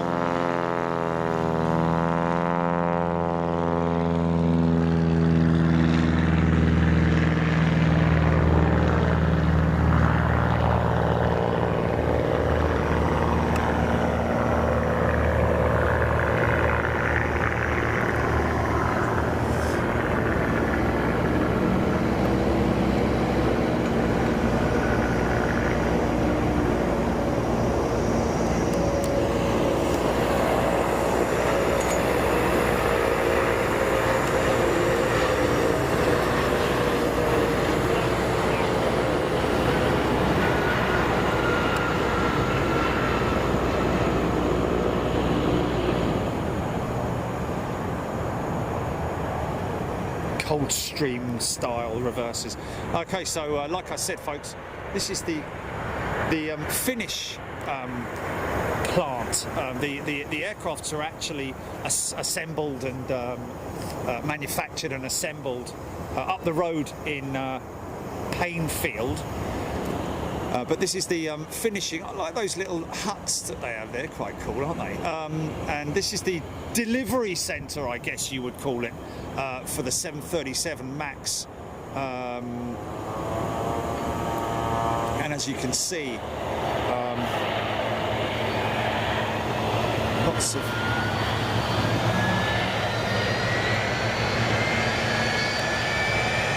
so he's literally going to go 175 yards, this guy.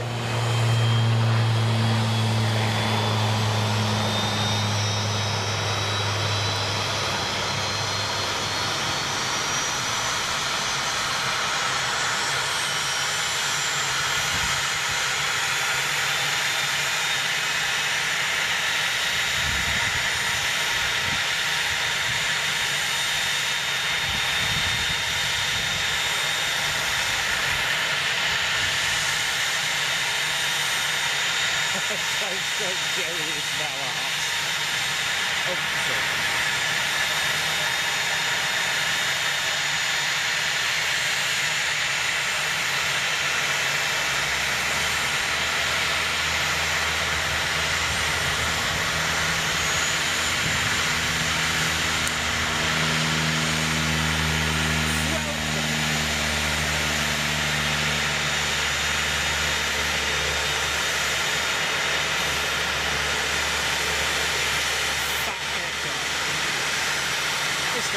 this one.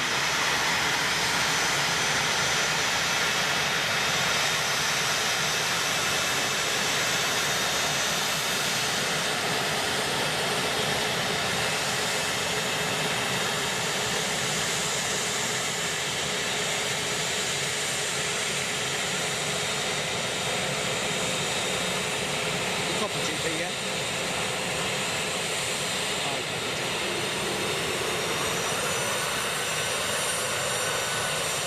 Oh, took the wrong exit, I think.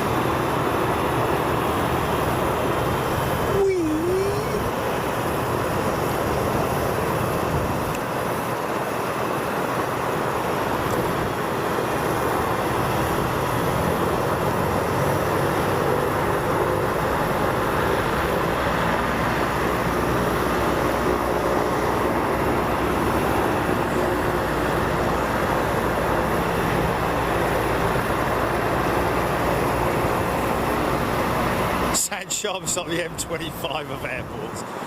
Sue Cruz, Dale and Harsh, good afternoon to you.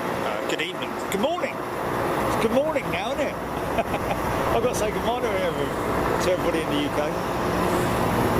Tiddlers everywhere. Andrew Stott, good morning to you, Andrew. Tuning in from Australia. Right.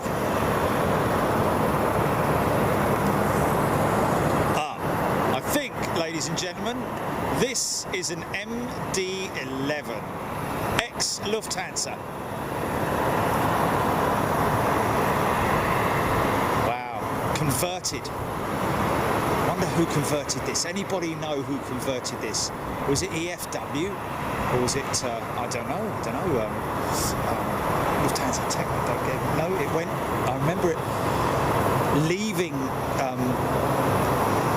I think it went from Frankfurt to Munich, and then everybody talk about pop music. Whatever. This is a beautiful aeroplane, folks. So this is based on the DC-1030 series. Only difference between the, and of course it was extended. The MD-11 was extended with also the fence-style winglets on it. But look at her now in another life, not flying passengers but flying your parcels from one side of the world to the other. One part of the world to the other.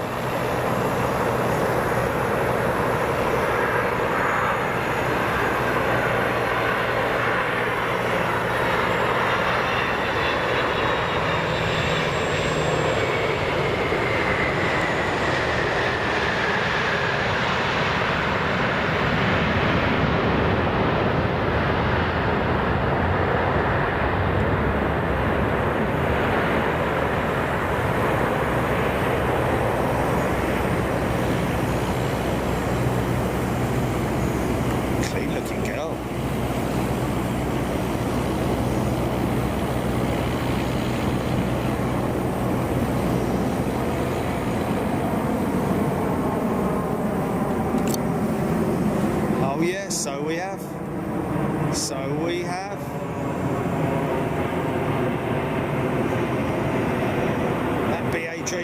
the top of this, folks, so just quickly get a grab of that.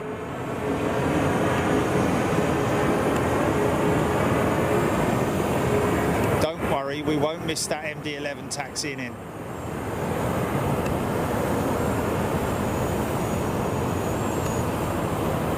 Looks like a 7-8-10, mate, that does. Is that a 10?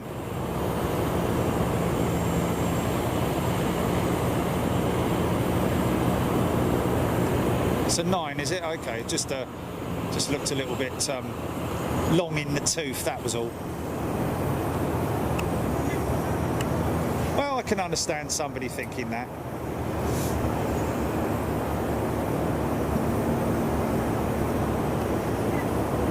No, it's not in any way. Originally, McDonnell Douglas Corporation, before Boeing bought McDonnell Douglas Corporation out.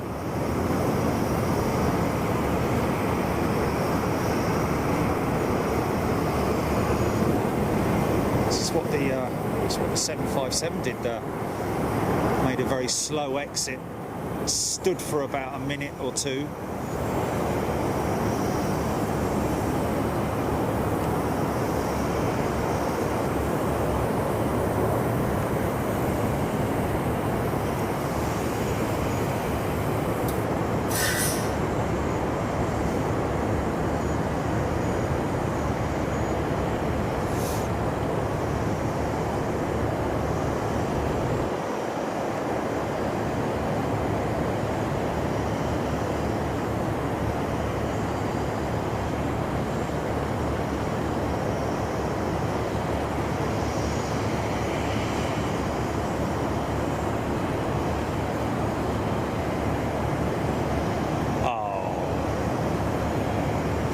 It is an engine, that third engine on the back there, folks.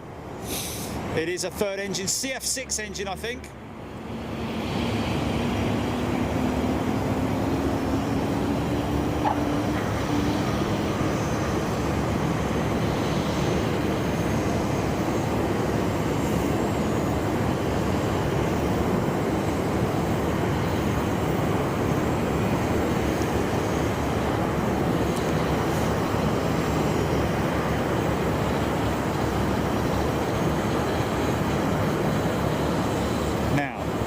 Is he going to go? Is he going to go next right? Is he going to? Yeah, he's going to go next right. Indicators on. Tick tick tick tick tick tick tick tick tick tick tick tick tick tick tick. Right turn, Clay.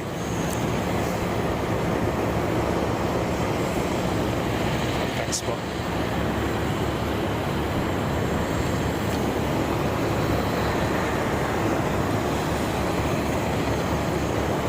Dale and Harsh, yes, you are right.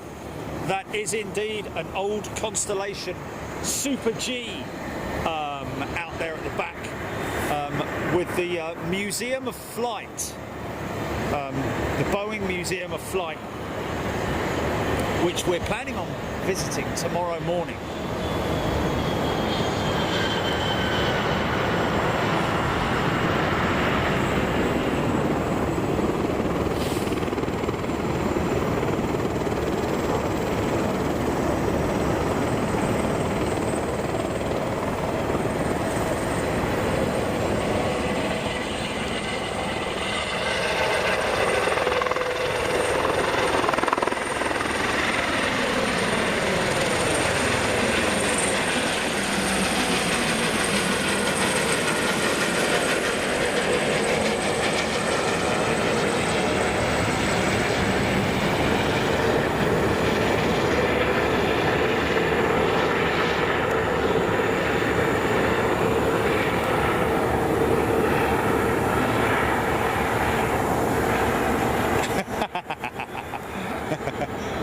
Yeah, a few people getting a little bit confused by radar apparently giving us a false reading.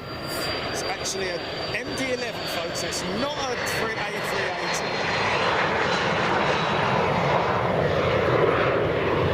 Oh.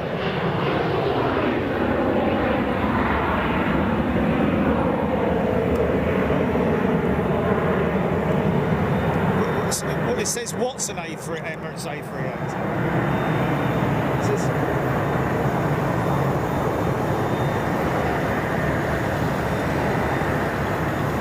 For what aircraft, Jilly? For what aircraft? Oh, right, okay. That's not a 380 on approach, I can tell you now.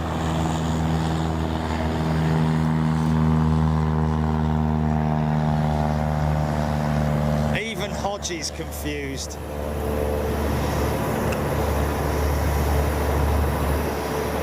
This is obviously a Max. So this is a Max. Now, has she got a livery, or is this an unmarked Max? Looking a little bit like primered. No, she's got a livery on her. Just looks primered, that's all. No, this is primered. This is a primered jet, folks. Wow, look at this.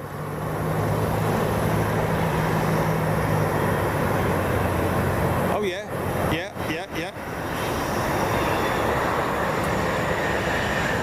That's what I've been waiting to see. Wow. Which is that?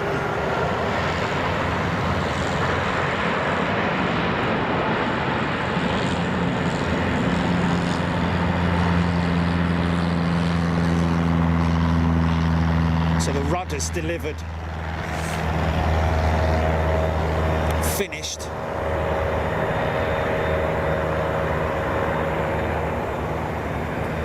Okay, I think he's gone a little bit.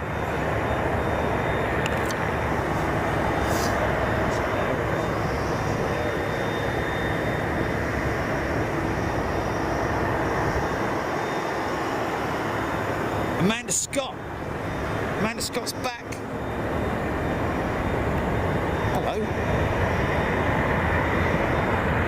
They did that earlier on, didn't they? Where they do a yeah,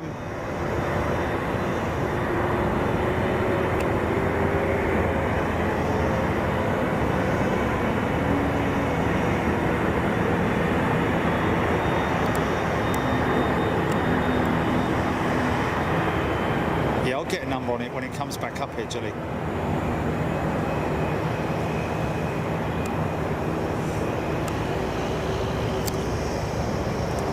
Once sporting Lufthansa, ladies and gentlemen, this beautiful aeroplane.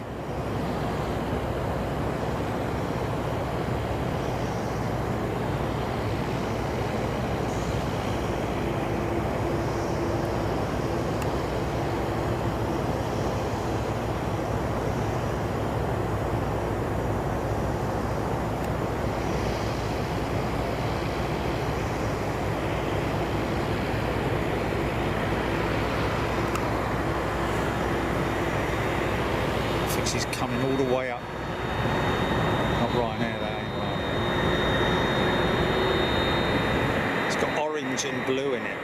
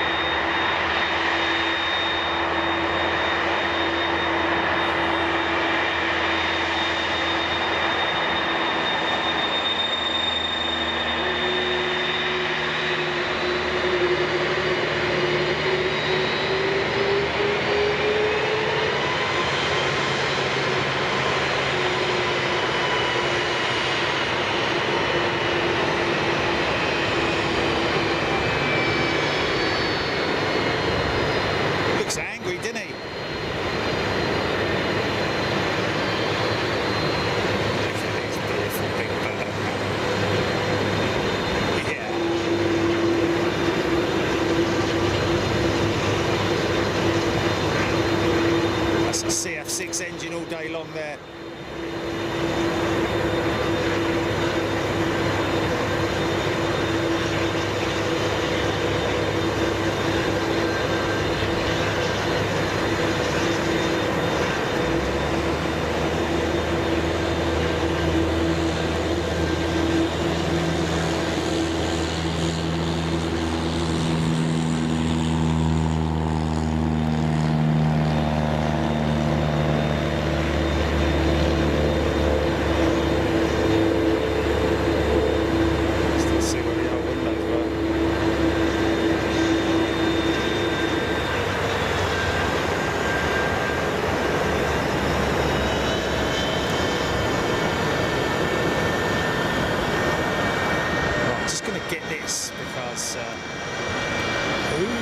hello. Something's written on the winglet there, Jilly.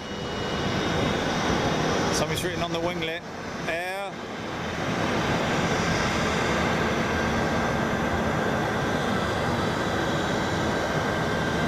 No. Dunbar or something. Dunbar. What? Ah, look at this. Dubai? Air Dubai. Okay, there we go.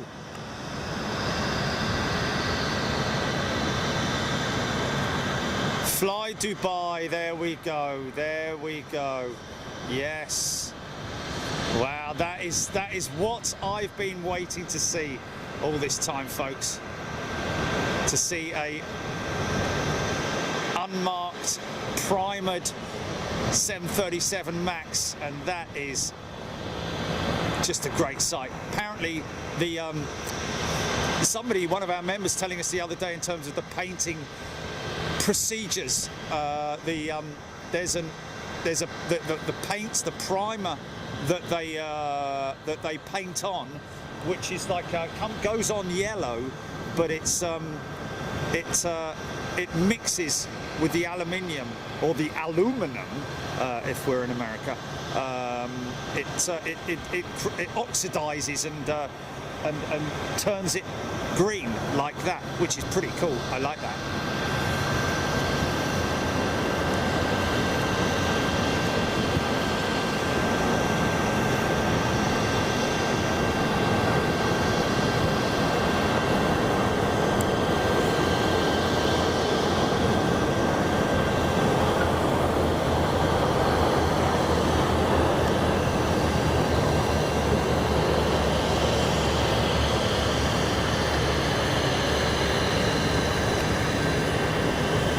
I think that's covered over that. I think that's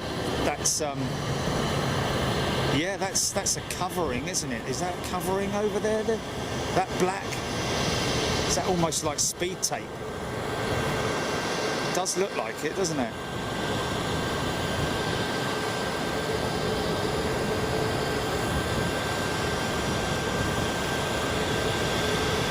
That is pretty cool. That's from Renton, folks. It's coming from Renton.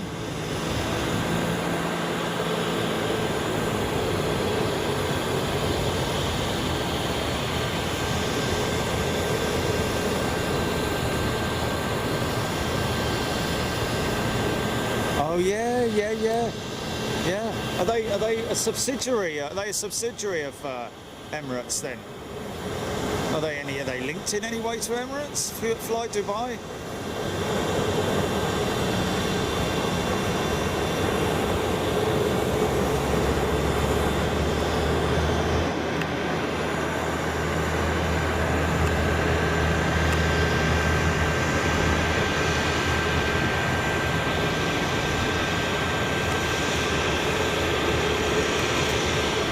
Government owned, right?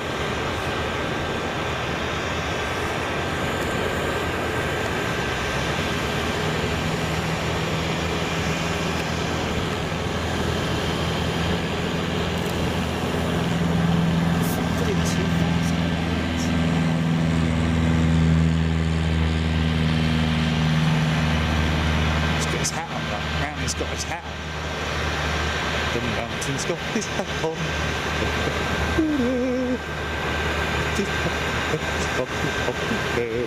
Very interesting. Early form of a scimitar winglet there, look, with the MD-11. The lower segment was not latter introduced. I think it was I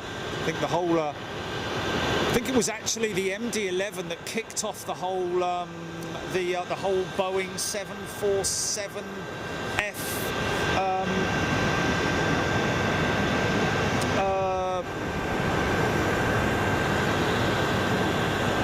I think it was the MD-11 winglet that started the whole fence-style winglet application, and that's what started the 747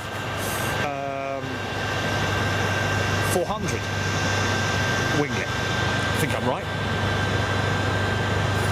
Dylan Turk, yes.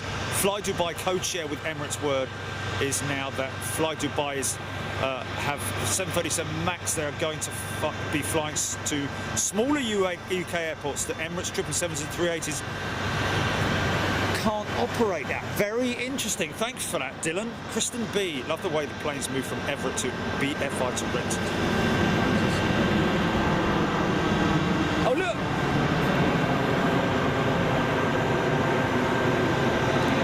Look.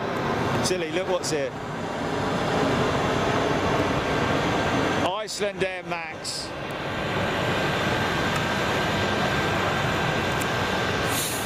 Way.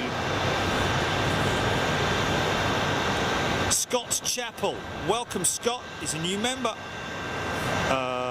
Eve Hosgood, can we have a little close-up of the tail rudder on the MD-11, please? Interesting with the engine. Yes, split rudder assembly, I think. We'll look at that in a second.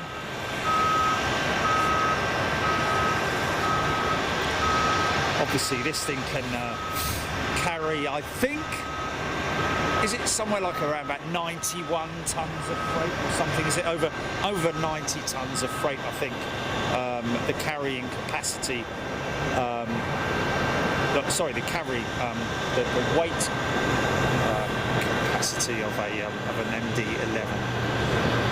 So there's the rudder assembly. I think the trailing edge segment is purely for aerodynamics to maximise the flow of air across that very sort of, like, I'd imagine, quite a it's quite creased, isn't it?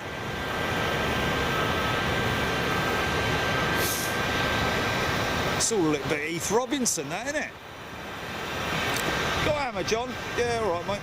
Just give it a quick smash with you. Isn't it? Looks like a bit of lead work. It's very, I mean, there's obviously nothing wrong with it, but it does look a little bit, but yeah, because that's obviously quite a draggy part of the airflow there, which is why they've adapted that.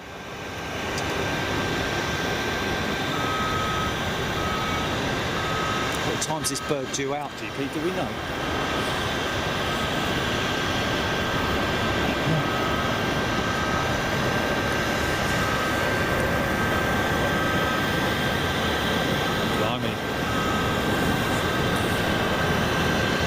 Sandy Humvees, she's had enough. Thank you, Sandy. Valerie Dickens, thanks for your company, folks, by the way, today. Yes, Valerie, it's a great shame we don't see aircraft like that at Heathrow. Wow, 6 years, wish I'd found it back then. Darren Colding, Periscope was a strange place. What's that, GP? Say that again. What time? Ooh, no way, mate. No. It gets dark very, very quickly. I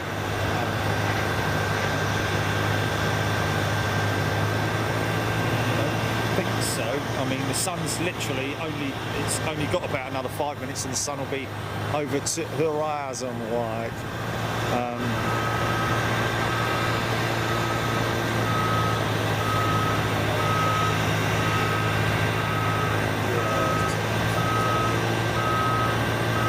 Is it?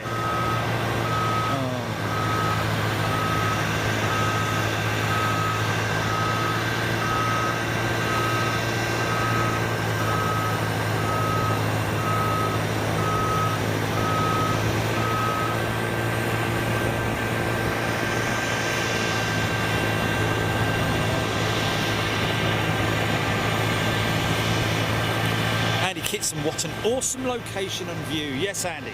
Very fortunate to be up here on the roof of the King County International Airport. Beautiful old building, very Art Nouveau style inside. The 25, I think. It's around about 93 years old, this particular building. And of course, this was the original airfield. It's actually quite interesting when you get the opportunity. If you ever fly into Toulouse, for example, and then as you're taxiing out, depending on obviously on which way you're going out, but if you're going out from the I don't know which end it is, but you can still see the old terminal building at Toulouse, which is a beautiful example. Very much like I said to Cameron earlier on that he should have a look at the old Croydon Airport terminal building. Beautiful piece of architecture. There are still quite a few beautiful old buildings around, which like the old Beehive, for example, at Gatwick Airport, which is a long way away. Well, not long way away. It's far enough away from the main new modern day terminals of Gatwick Airport, but beautiful piece of history there. And look back at some of the old lovely old airports. New York, for example, which we visited as well, the TWA terminal there, which is absolutely beautiful. Wonderful to get the opportunity to see these places up close, and sort of like reminisce in a way. Not that I was around in the 1920s, of course, but you know what I mean. Shut up, Dyer. Stoneman JT Stone.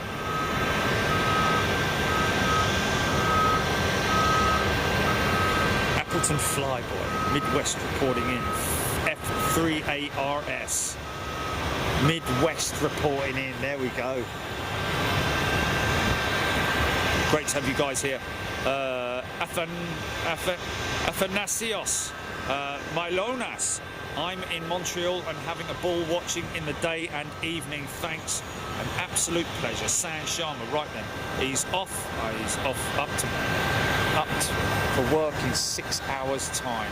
Yeah, thank you folks for hanging in there and joining us today. And thank you for your patience as well, because obviously, you know, I try and get out as early as I can, and of course tomorrow morning we might be able to get out a little bit earlier. Who knows? Boot one.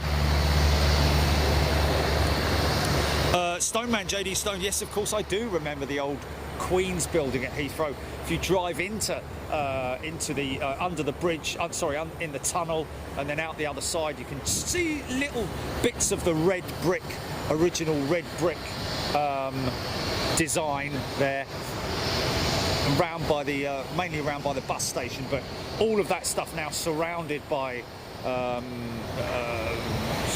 just infrastructure mainly, more than anything else. But yeah, some good memories of London Heathrow, and of course some good memories of Gatwick as well, back in the days when they had the walkway. Literally you could walk all the way out on the finger at Gatwick, look down on the plains.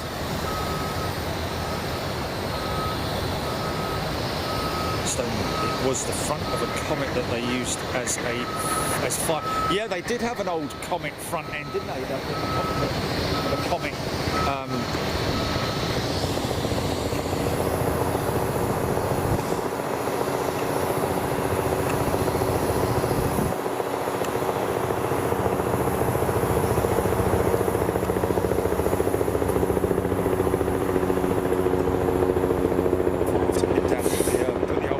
Trousers on in a minute, Jilly. Getting a bit bleeding chilly up here, I'm telling you.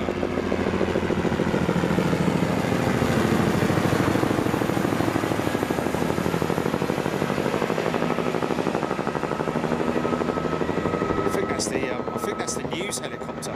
Just seen him over in the distance, hovering by the bridge. Of course, or maybe it's the traffic helicopter. The eye in the sky.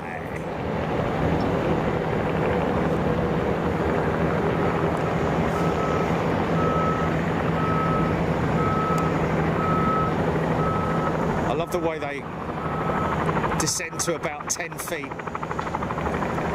and then taxi in the air. Have to do it all completely in accordance with normal taxiway. Ici va, ici va.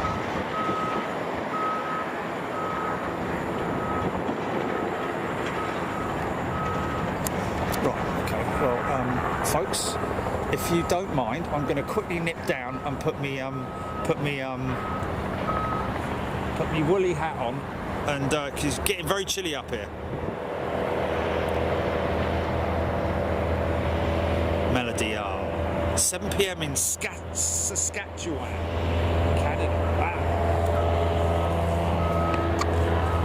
She's popped up over there now. Love that, man.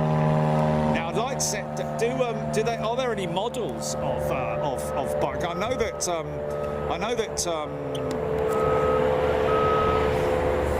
Paul from Aviation Retail Direct has. They did the ultra long range Singapore Airlines A350, didn't they? In its prime estate, with just the tail livery. I seem to recall someone's got that. I'm sure I've seen it somewhere. Do they do a Boeing variant?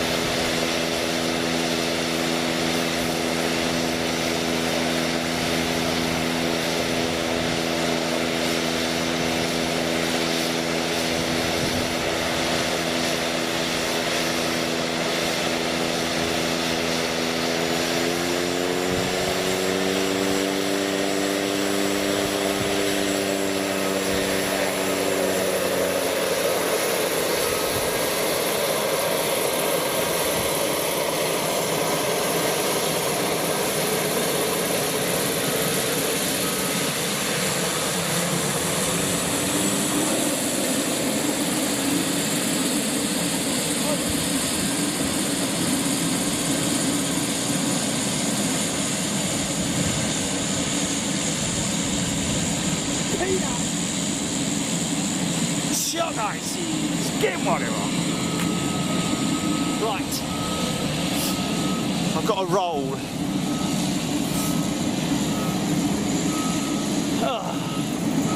Excuse me, folks. I'm just going to eat something here.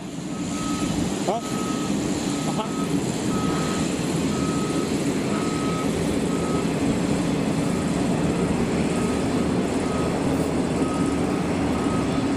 All that commerce coming off.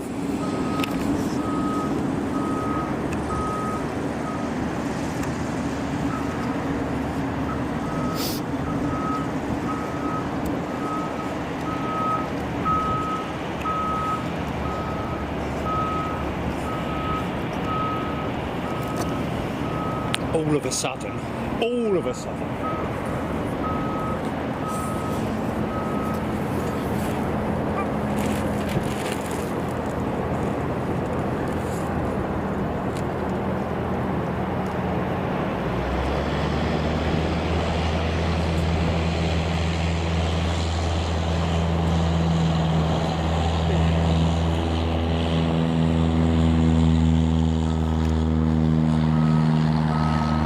Back in a minute, folks.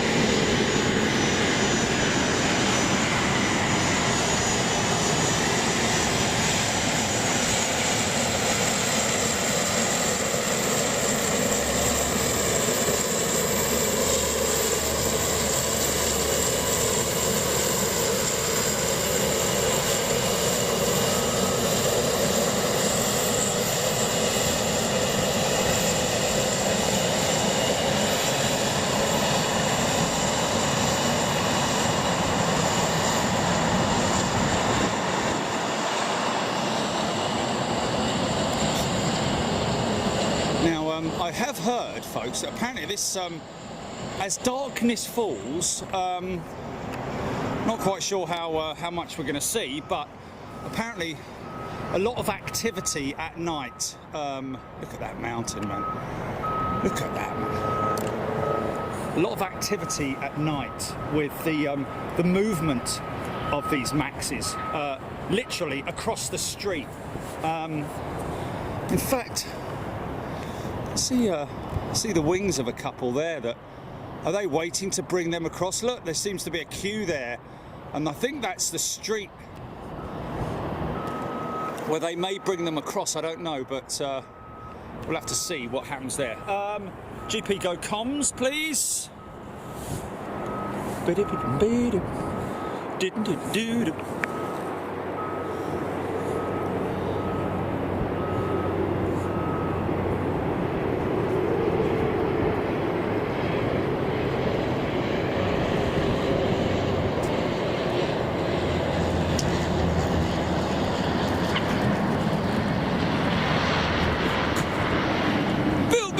good.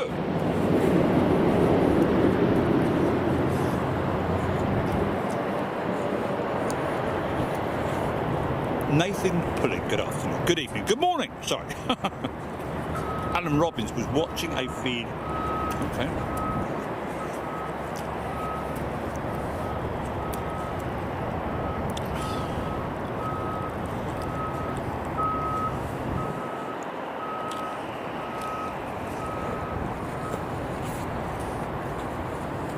GP.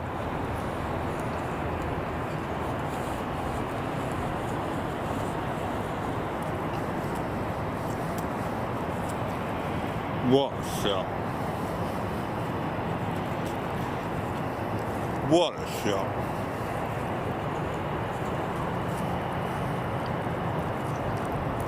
Stephen McCree.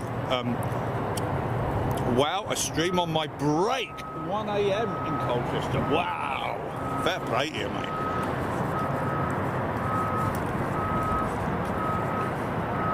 Christopher Cooper, good evening, Jerry and Jenny. Just got in from work, might have an hour with you.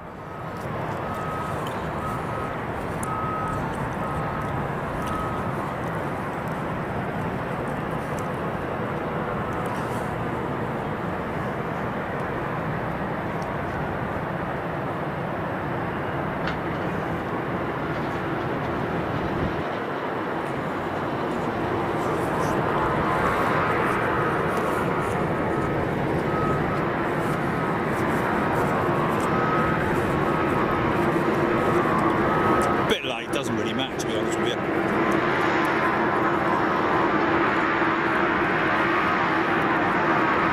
David Beaver.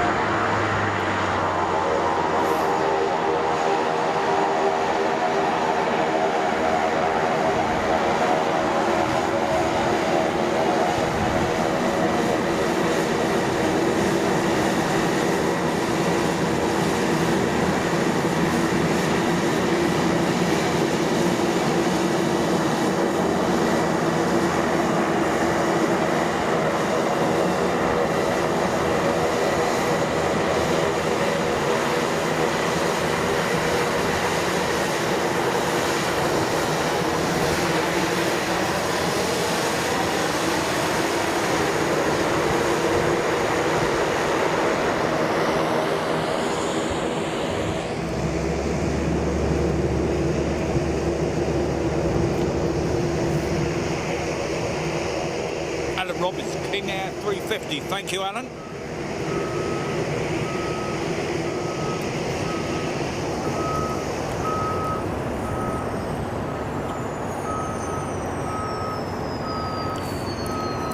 Appleton Flyboy, twin turbos. Yes. Oh, nice smell. Nice little bit of raw kerosene as he shuts the engines down.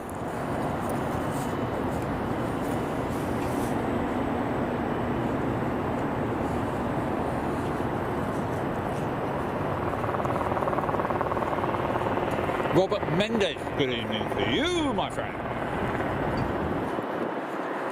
Gotta love a King Air.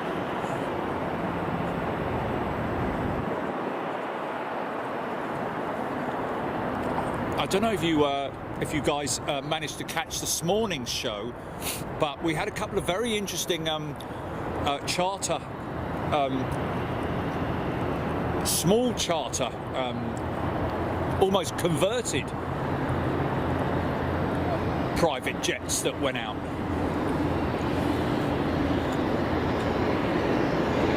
I think it might have actually been the first aircraft that I saw that I filmed this morning.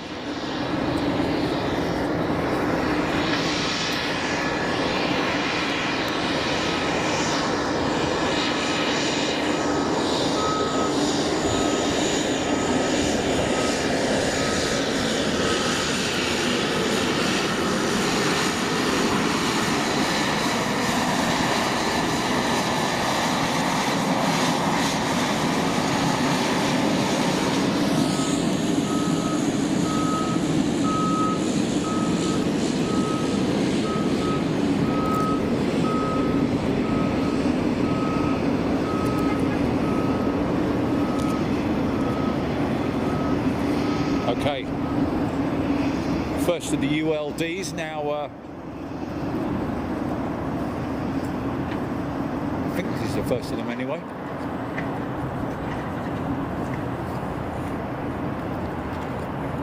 Being moved into position.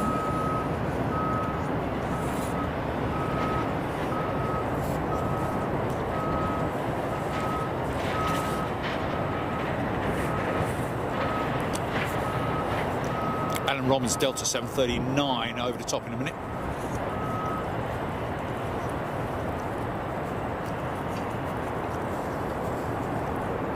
Jeff Anderson, Pilatus, PC-12, loving that aircraft.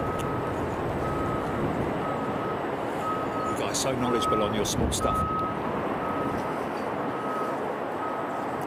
Then that's how we all learn, isn't it? Learn so much from you guys.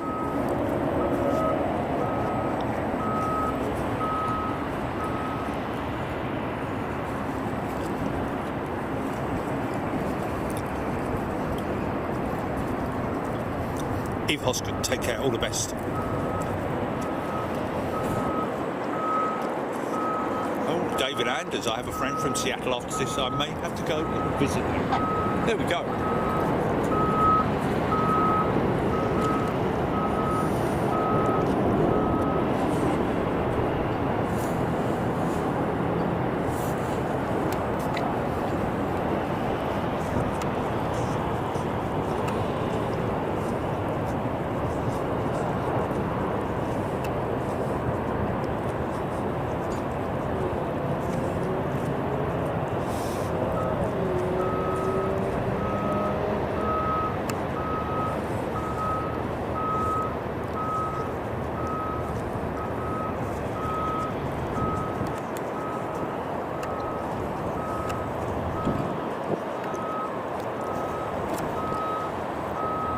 Well, I thought we did.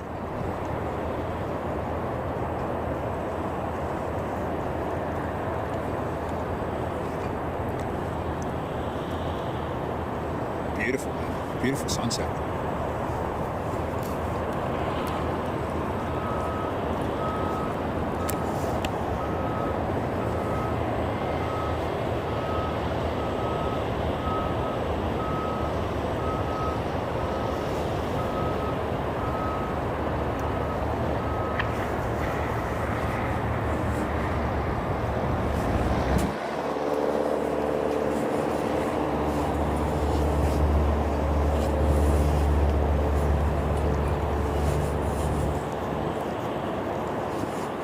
Oh, Solar Mike, UPS 767 turning base, there we go.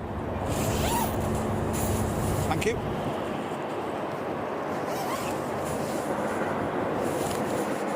Oh, no wonder.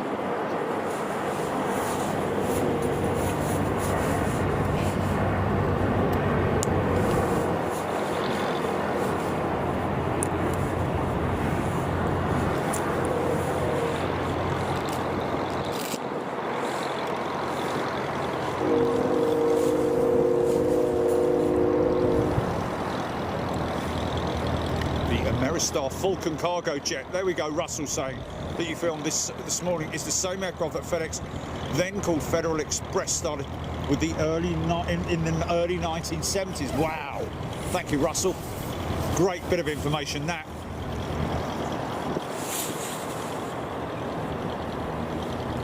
And that indeed was what it was, the Ameristar Falcon jet.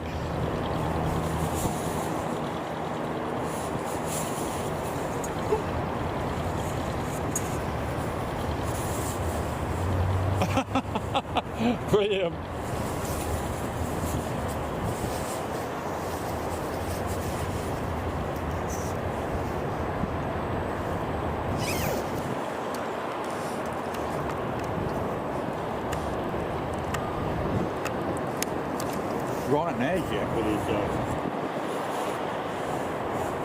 Ryanair jet with his flashes on.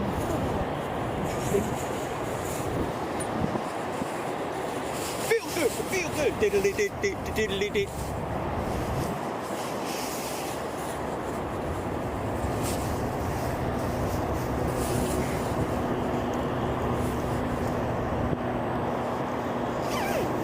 Okay, there we go. FedEx Cargo Master will fly over to sea. Oh, is that him there?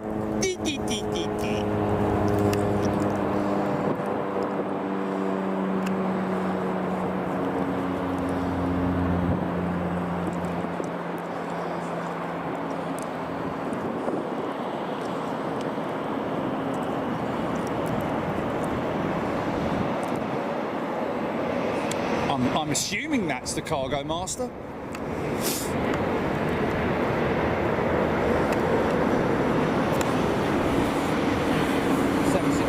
On approach.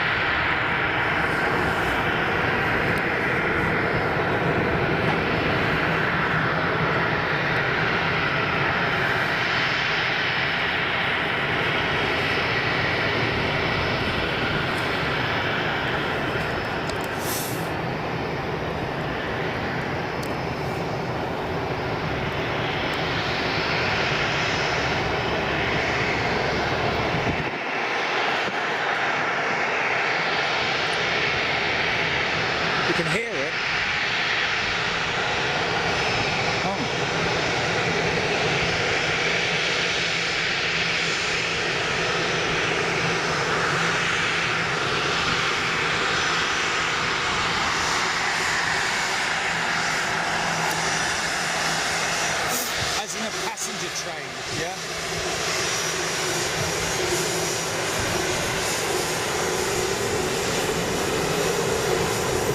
Sorry, man.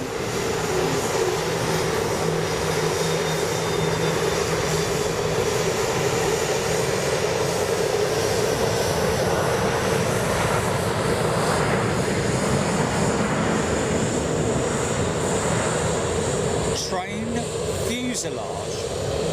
Oh, I know what you're talking about. The one that I told you about.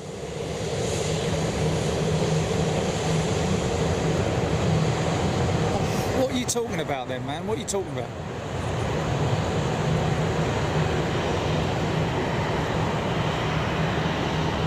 Oh, you're joking! I didn't even see that! Oh, wow, I missed that! Oh, there was a train with a fuse, a low bed. Oh, I missed that.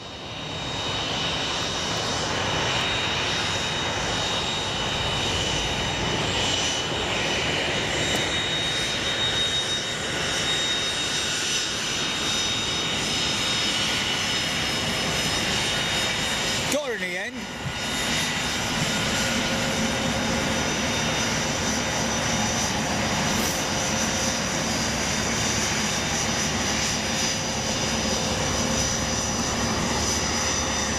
And it was in the background. You could see it in the background.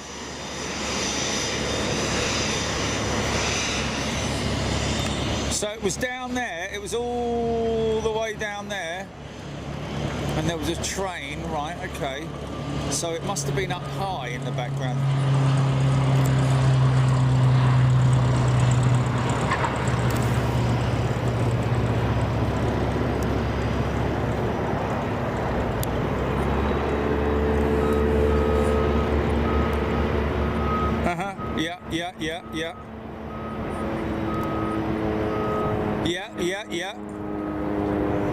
Yeah. Oh, wow. Oh, okay. Well, I'll have to find that clip then.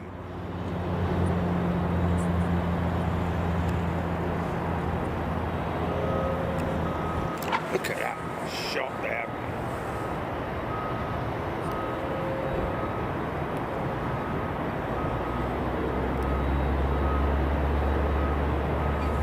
Wow.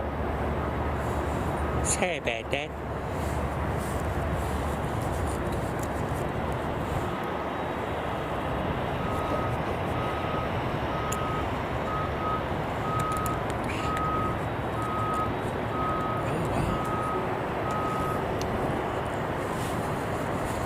Oh, the humanity. So there's a good chance that the FedEx 730, the UPS 767 that's inbound will very possibly be acting, also doubling as a feeder flight. This one. And some of the commerce will come off of this and go on to that MD-11.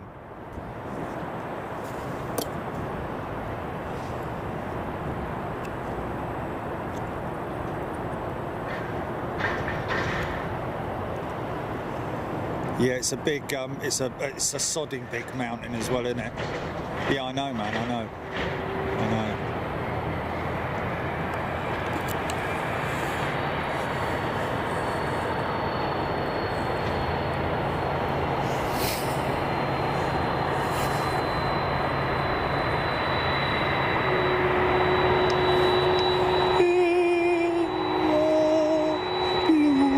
Mountains of Virginia. Yeah, I know. Kind of way.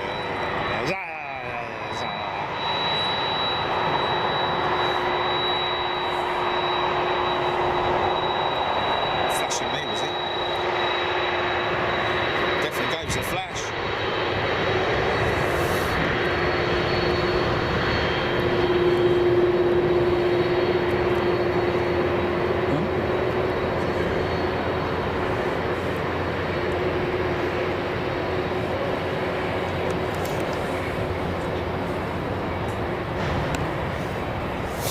No. Those taxi lights.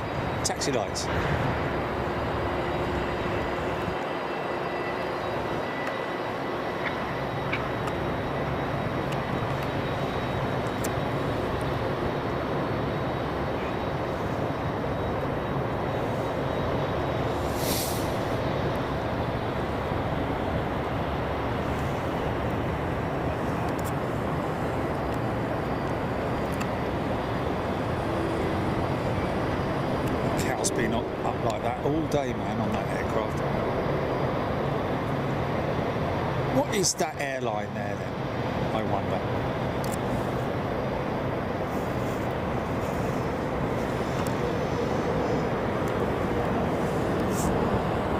Another 220, Delta 220.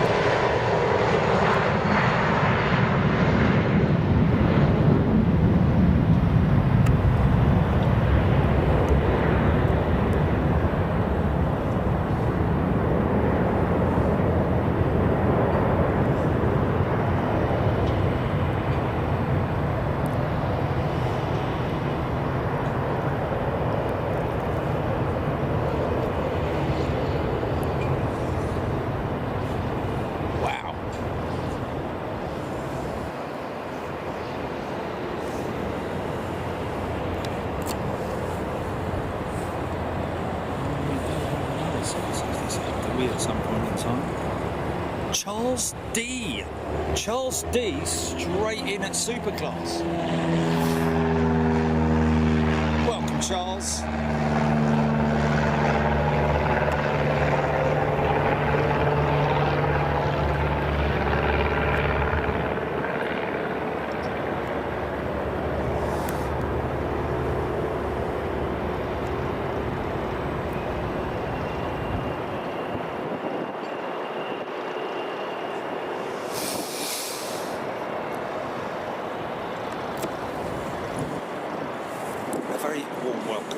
Charles, Kristen B. What you are seeing is our light rail goes by every 15 minutes each direction. Charles D, thank you all. Best commentary action out there. Ah, tuning in from Florida. Thank you, Charles. Very kind indeed. Yes. Go on, Sam.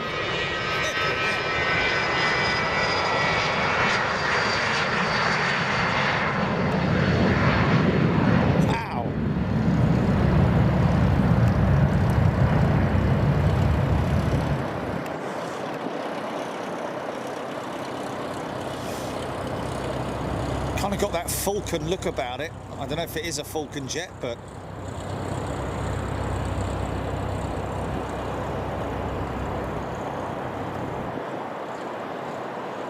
nice. Here we go again. Stop all that noise of planes.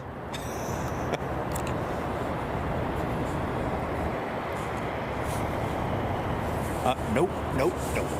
So night training. This guy's been at it all day long, and he's on his own and all. So he's obviously got his solo license, and he's just like, whippy, look at me.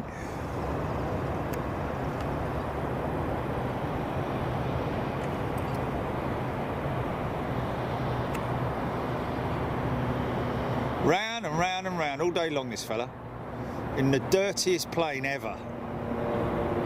Poor little thing. Filthy, dirty, filthy. Right, stand by, folks. Here we go. Just 2 seconds.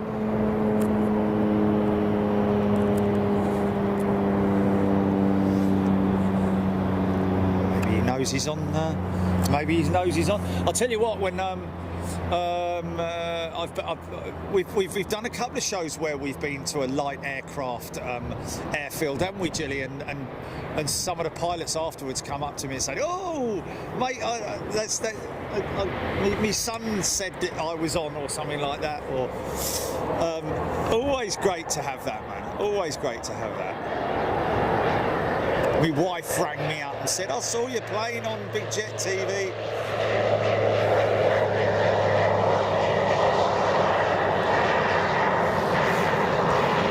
I reckon this guy's coming in here.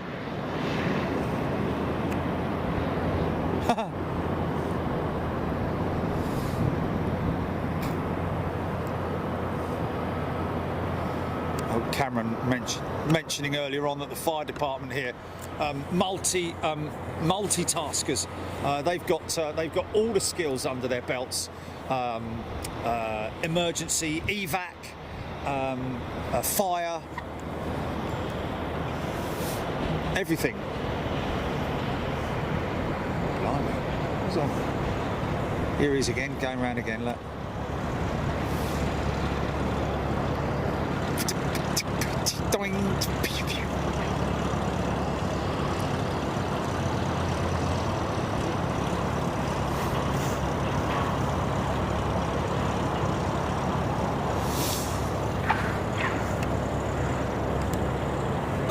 Yes, yeah. Oh, I'll tell you what, it's probably the best one to check. The best one to check would be the Bond battery, I think. It's going to be 22%. We're good. Yeah, don't forget I did switch out the mic though, Gilly, from the first part to the. Yeah, I switched the mic out, so.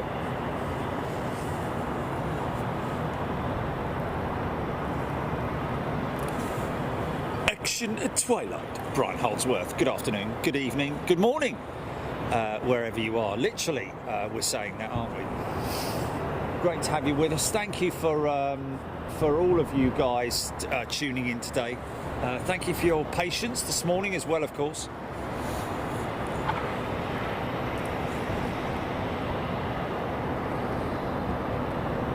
Autopilot, does that Pilatus have twin engines turning one prop? Doubt it. I'd imagine that it's just a single. I'd imagine that it would just be one single engine turning a single prop. Why? I don't know which aircraft are we referring to here. That PC-12 that just landed was diverted from Bremerton. Sailor Mike saying, oh, diverted.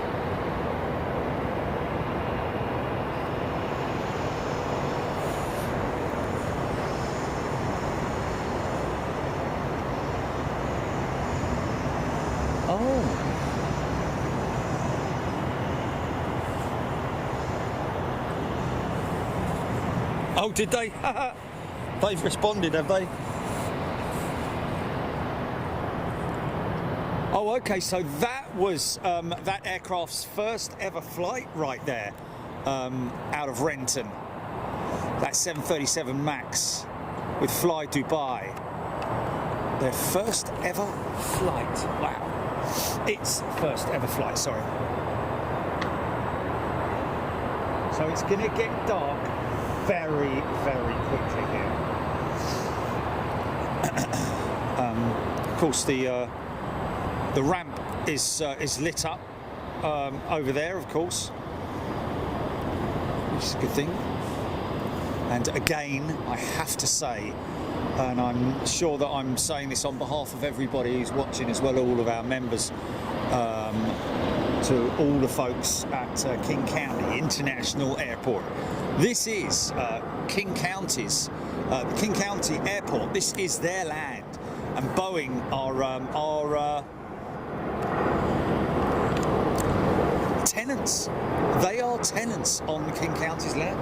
King County, I think 97 years they've been on the land here.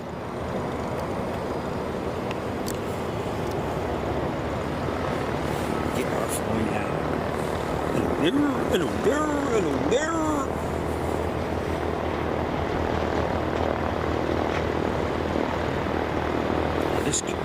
This should be a good shot.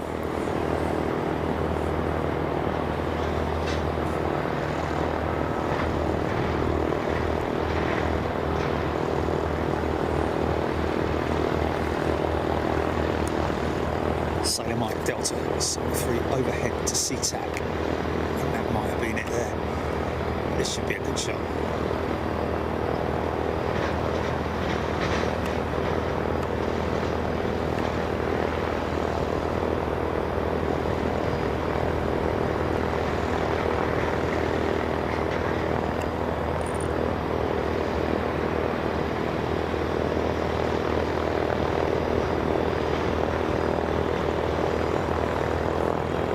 Oh yeah.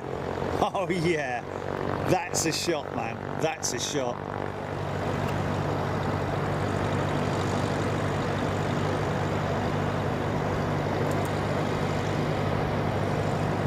So now I don't think, I'm not sure. Do they have steering on these little light aircraft, or do they use the draft from the prop and the rudder? Do they steer the aircraft? Does it have steering? Oh, it looks like it's got steering. I don't know.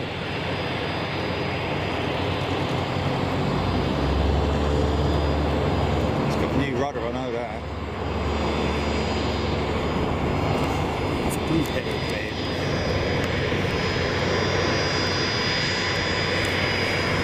Someone's going to answer that, hopefully. Oh, what a beautiful morning. Oh, what a beautiful day.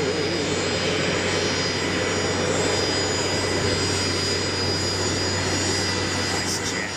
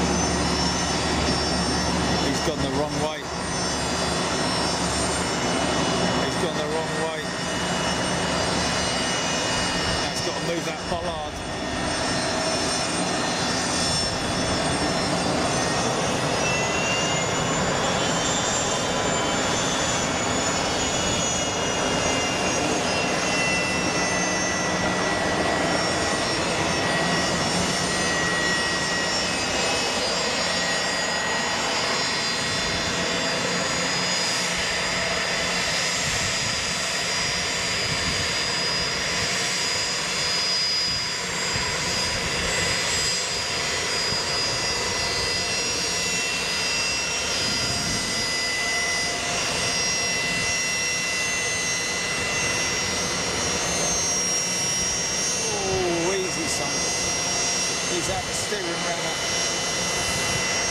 Oh, that's it. Nice bit of work there, mate.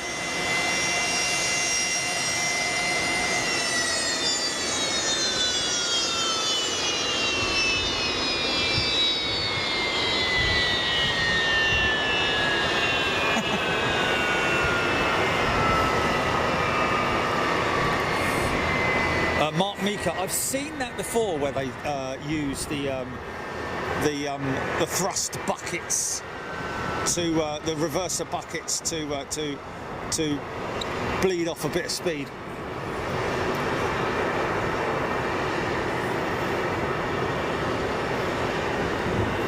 Although, like you say, he may well have seen the camera and there was a little bit distracted. I don't know if they can see the camera from up here because there's big floodlights in front of me here. Maybe I am lit up like a Christmas tree. I don't know. I've got a silly hat on. Maybe that's what they saw. Smell that. Smell it.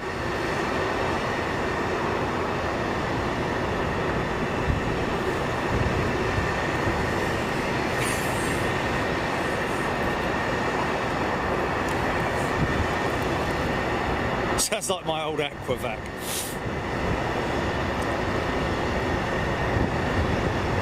So I did that once in the Navy. Oh, is that an engine test going on?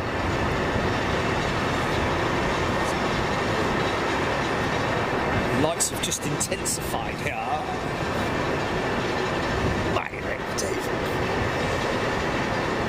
Can hear the fan blades clattering inside the.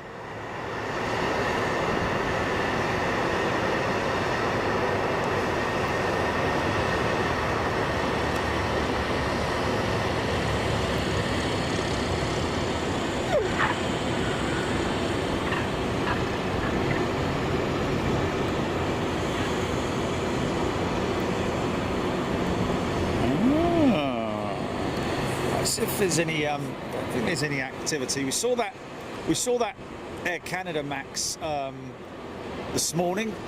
He was active this morning.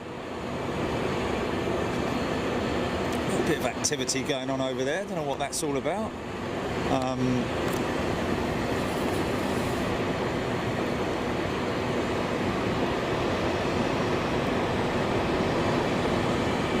What's he doing?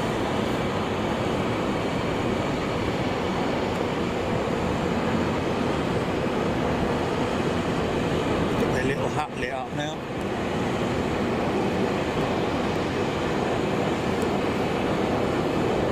Okay.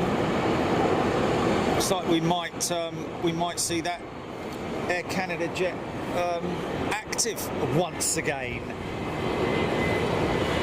I don't know. Oh, really?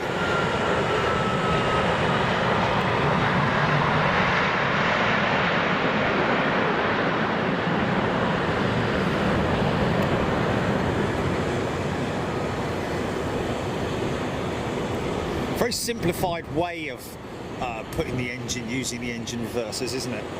Doing that. The Coldstream system seems to be quite bulky and a oh, I don't know actually, but you know, yes, this is the delivery centre here. Apparently, the Korean Max should be going out again, or.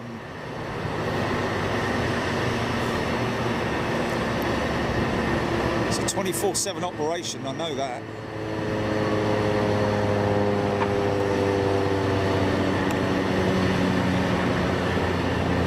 Yeah. I'm guessing that they have to work these incredible hours purely on the basis that they're so far behind in their deliveries, aren't they? Massively behind on their deliveries. I'm not sure if it's always been such a busy operation, but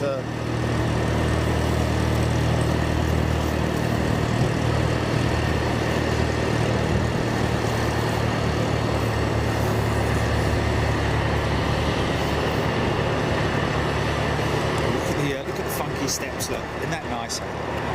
Discotheque.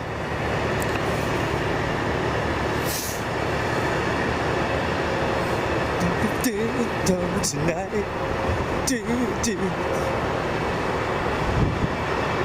what?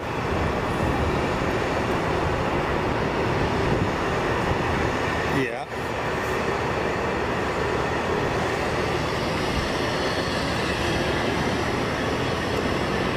Okay.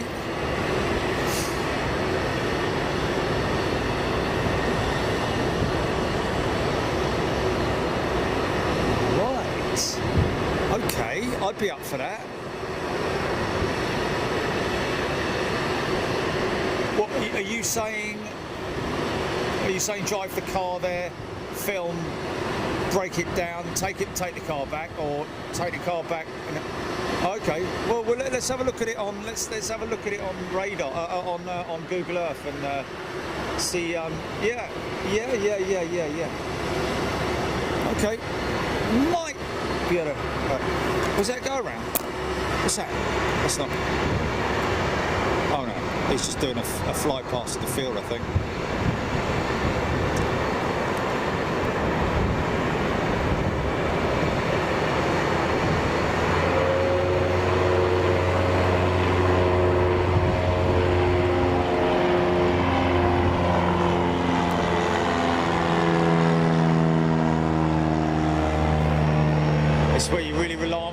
on instruments, innit? You're flying on instruments, not visual. I love airports at night.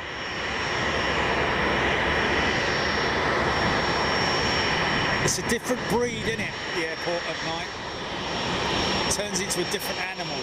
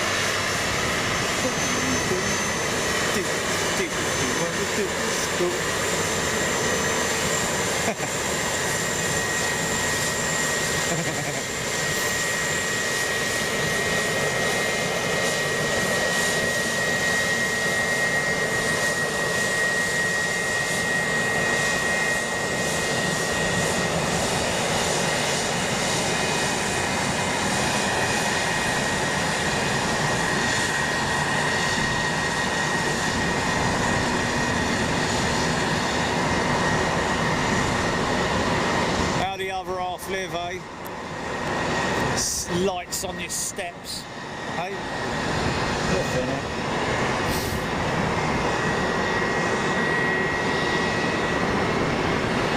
Yeah, it's just got a V something, and it's got a bit of art on it. Yeah. Oh, Vista. No, Vine Jet. Oh, obviously that's the company, isn't it? Vine Jet. Not Jeremy Vine, is it? Flipping heck, he's got a few quid now, hasn't he? Should have asked him to lend me a tenner when he interviewed me the other day. Cats operating in gangs.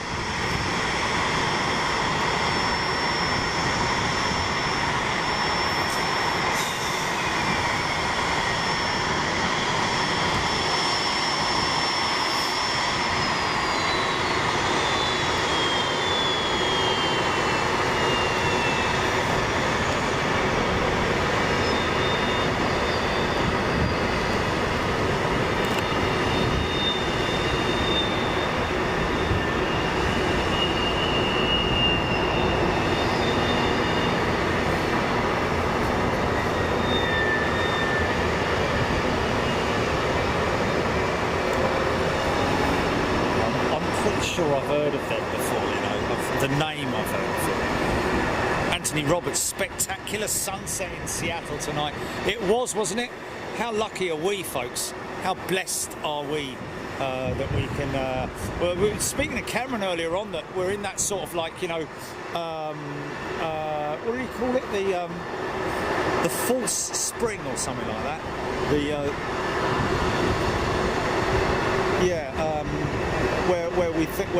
Where they getting the impression that they're heading into summer, but then all of a sudden, bosh, a big cold snap comes in. And folks, if you were with us earlier on, great news that we're going to be back here in August. The plan is to come back here in August to film the Blue Angels from this airport, who are going to be stationed here. Not doing their displays here, the displays will be out over the lake, but they will be aware that people will be watching them operating out of this airport. So we will come back and we will obviously cover that with the aircraft flying out of Boeing Field, using Boeing Field as their base, their operating base. For the air displays, which will be over the other side of the airport, near the lake.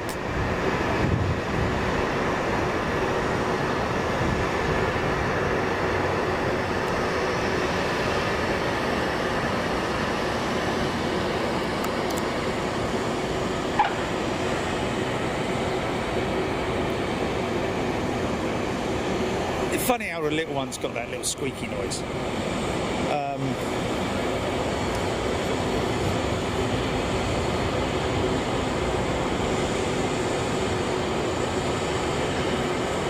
Not really.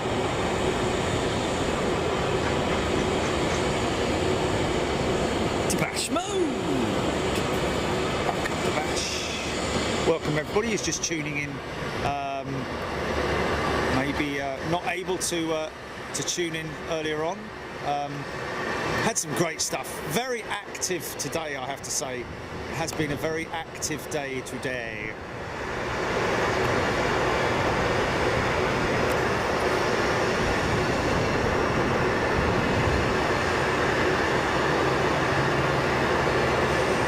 And of course, the 777X did perform for us, ladies and gentlemen. We got to see those wingtips folding down very cushioningly as well, very nicely hydraulically operated. Great to see, great to experience him again, isn't it? Is it the same fellow again?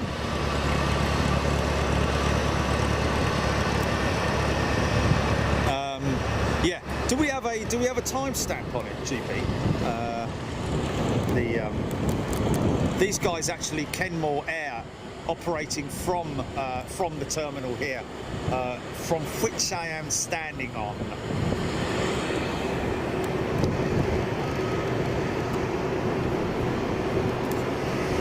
Trijet. Good night, sweetheart. Bang on 3 hours apparently, folks. The 777X from part 1, if you wanna roll it back. Definitely worth it. What an amazing departure as well. Big booming GE9X engines. The whole thing was just pretty spectacular, I've got to be honest with you.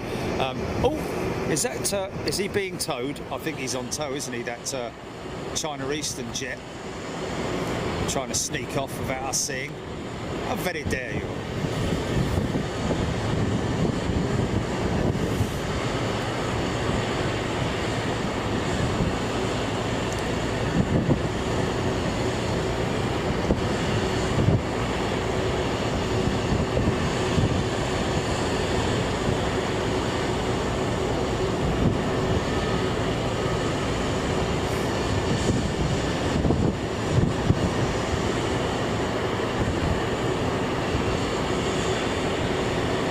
Oh, blimey, someone, okay.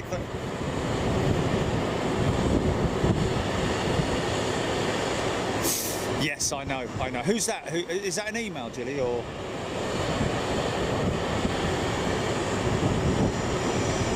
Oh, okay.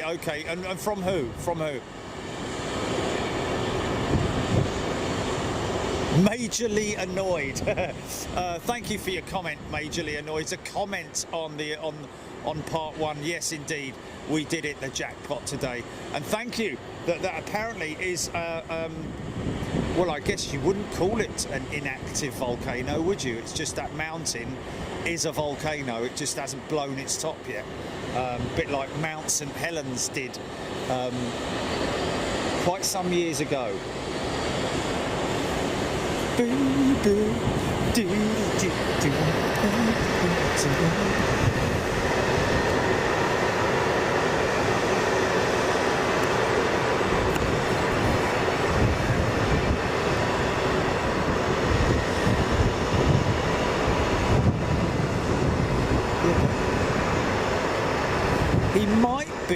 He might actually be being towed to a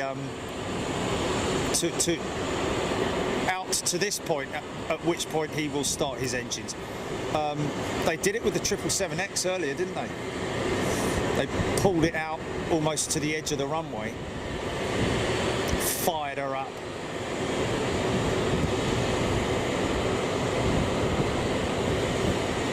Oh, we got a KC-46 on radar, folks.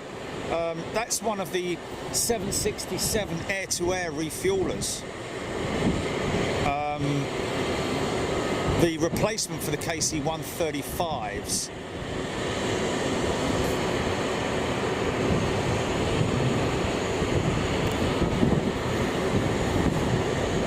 Yeah, there's no pilots on board that aircraft. She's dead as a doornail, that one.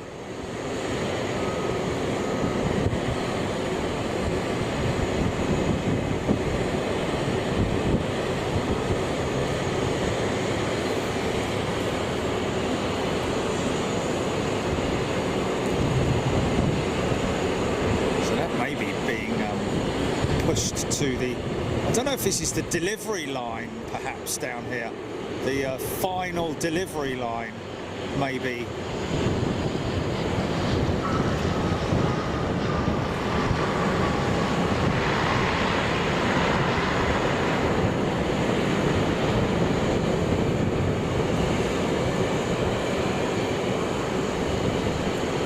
Got flashes on, so I don't know. Is that one on radar, Julie? Is that Air Canada on radar? More so than the Korean jet, that's for sure. Bootle lad, 777X was magic. Joe Kawasaki MD-11 due to part in 2 hours. Yeah, interestingly enough, all her freight has come off, but nothing going on at this point in time.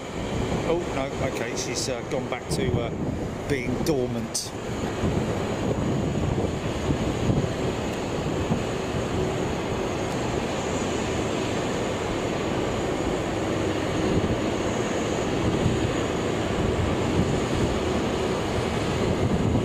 And of course, if you're wondering where the 777X has gone, folks, she has gone up to Alaska, wasn't it, Jimmy? Blimey, that was a bit of a funny old. She's gone to Fairbank in Alaska for cold weather, extreme cold weather testing, which is basically like throwing it in the freezer. It's a caravan of love, isn't it, this one?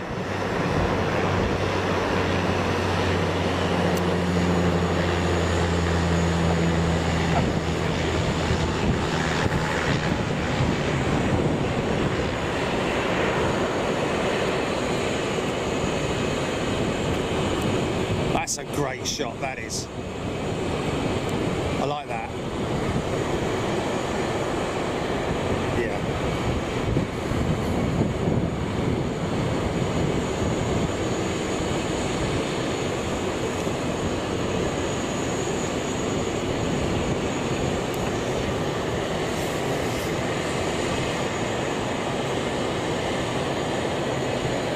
Cessna Supercargo Master. Nice shit.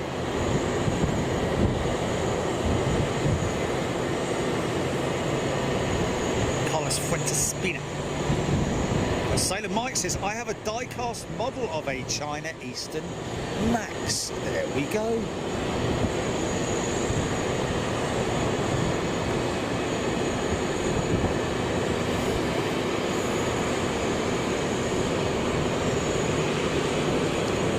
Yeah, it's pretty basic, isn't it? It's not a great deal going on there, is there?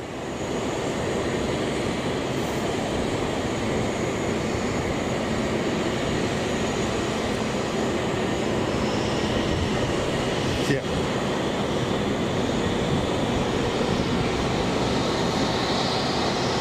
UPS 767 due 10 minutes from Portland,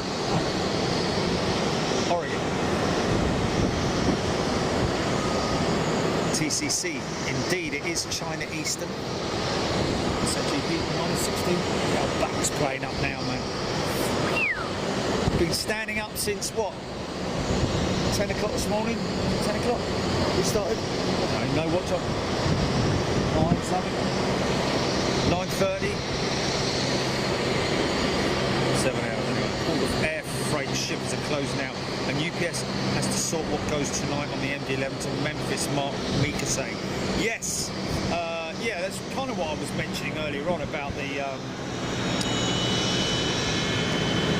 fact that the freight that's coming in now from the 767s may partly be feeder freight as well,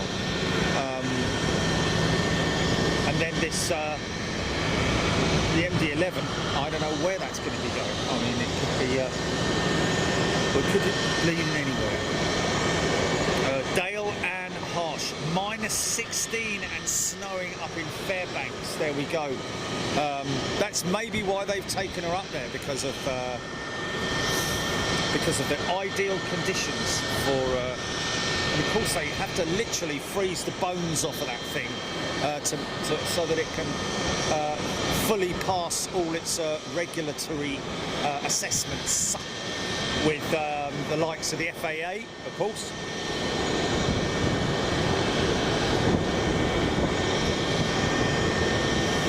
Anyway, there we go.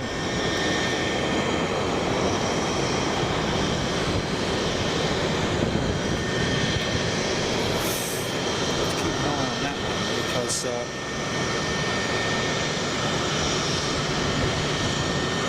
looks like she's oh, I like that very subtle max on the back of it. I like that. Is that her? Is that her plate? They've got that.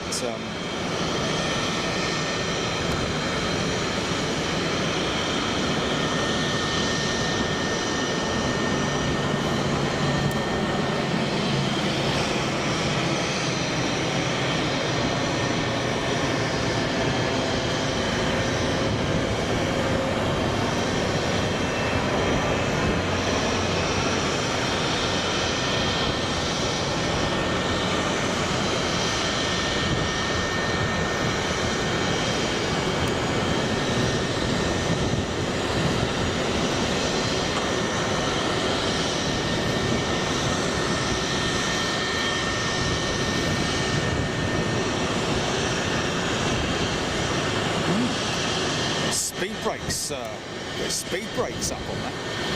They're doing a hydraulic check, maybe. If there's anything going on around it, but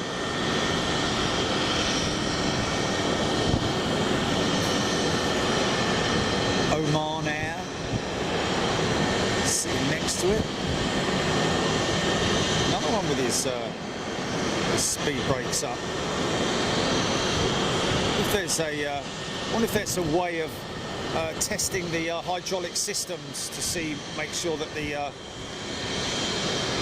doesn't have any leakage, I'm guessing, or no pressure drops or anything like that.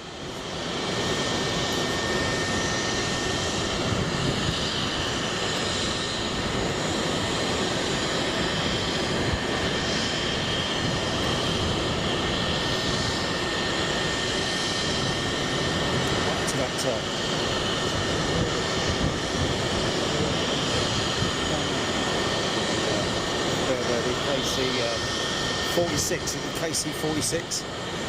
Oh, he's gone off, is it? Oh, that's a shame. Dave Beeler. Airbus trying for the new contract for tankers, going to build them, assemble them in Alabama to get around the foreign manufacturing rules for military aircraft. Wow.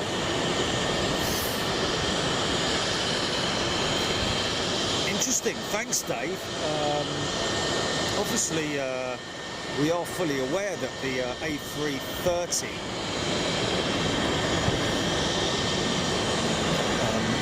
has been a popular aircraft with the Royal Air Force for air-to-air refueling, but wasn't aware that they were trying to cut into the global market and offer the Americans the option. 767 or the KC-46 was actually I thought it was sort of like a done deal that the KC-46 was going to be the replacement jet. That one over there, that's an example of it. I think it's maybe an old model, but interesting. So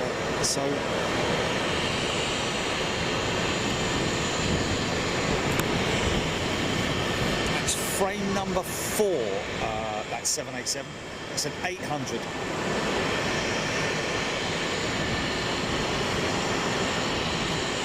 Jill Blake. Are you asking me, Jill? Have you ever been to Hawaii? Have you ever been in love? No, haven't been to Hawaii, Jill. Jill, sorry. Yeah, no, not been to Hawaii. Perhaps we will go one day. all about traffic, isn't it? All about the traffic. How busy they are. That's what's key. That's what's critical. We will obviously go wherever there's busy, wherever there's decent activity. Can't always get it. Come on now. Say about that.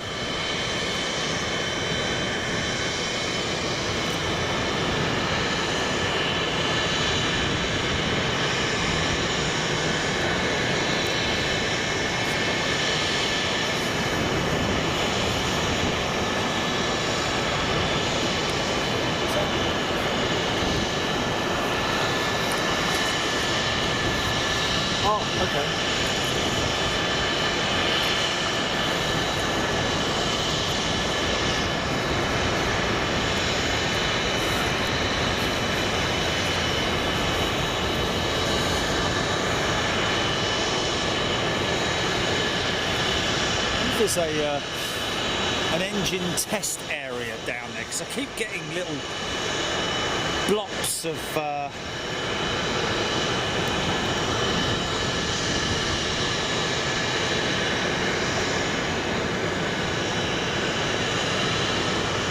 changing the wheel down there. You there!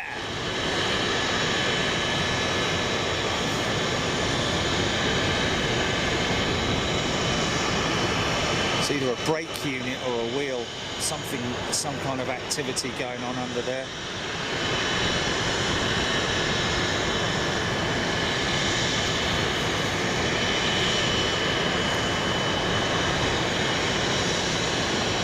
Next 767 is she is now.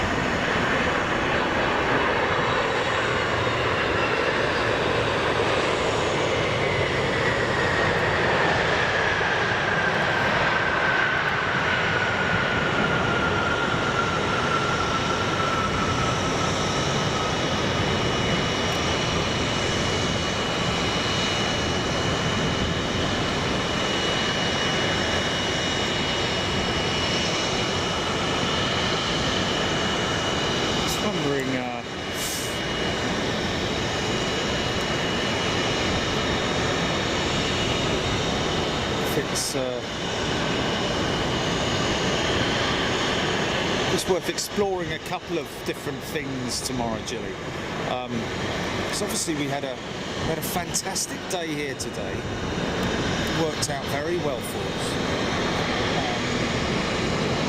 777X is not coming back. We know that for sure.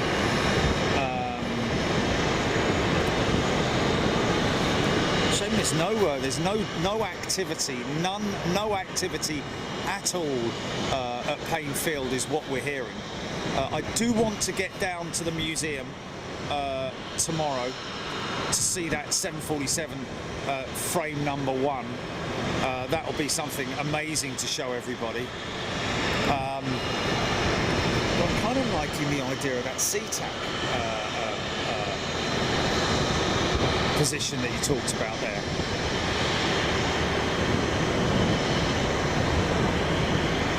Because we have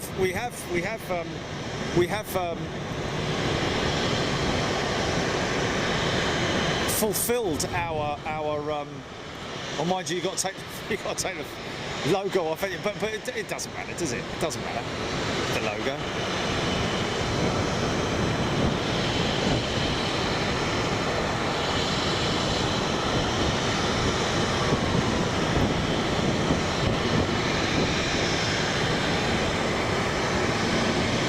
just thinking about for tomorrow. That's all. Thinking of no.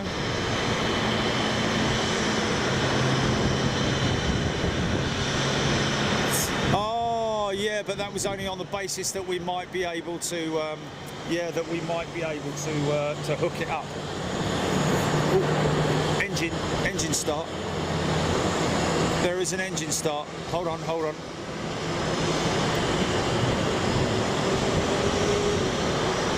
Where's that engine? Is it Corendon jet?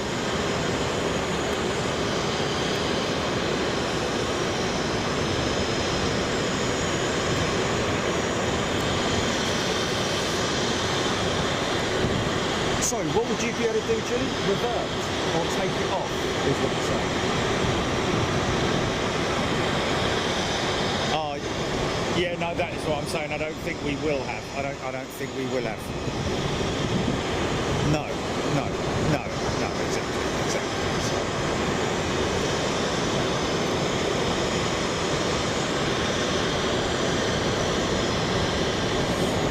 Yeah.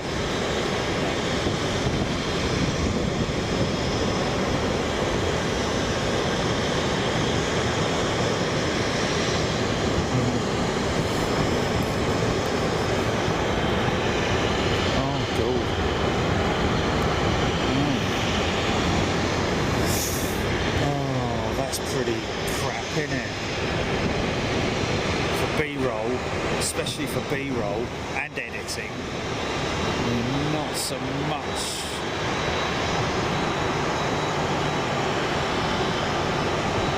We need a speed test.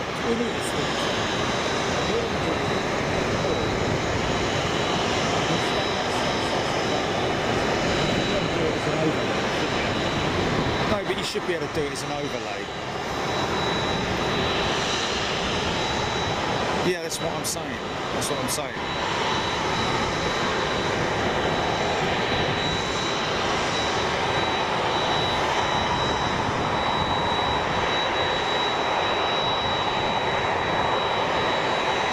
coming all the way up.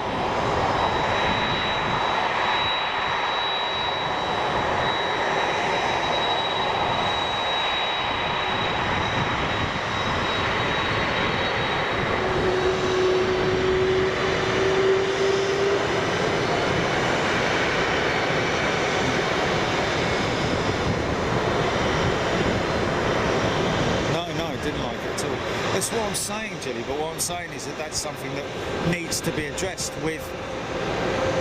Right. But there's no contact with core, is there? There's no contact with core. Oh, okay. Right.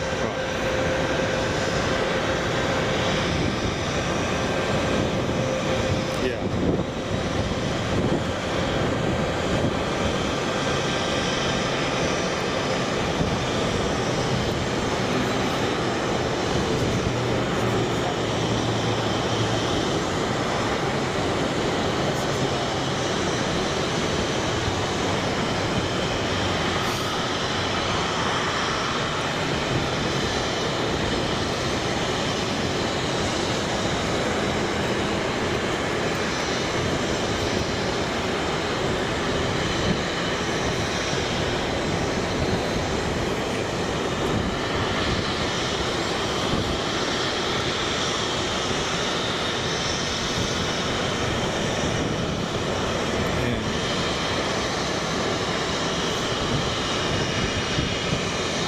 Been a long time though, sure. It's quite annoying that they haven't fixed that issue yet.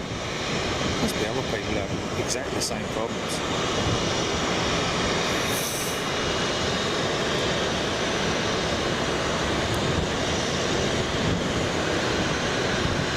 You're doing something wrong then, possibly.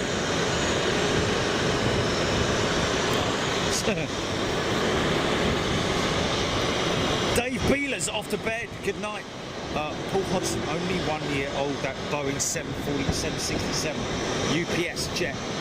Only 1 year old. There we go. Wow. Scotty Salmi's here, Dave Beeler. Not one glitch on today's show. Thanks, Jilly. thanks for the show, Jerry. Have to run to Newark Airport and pick up the wife.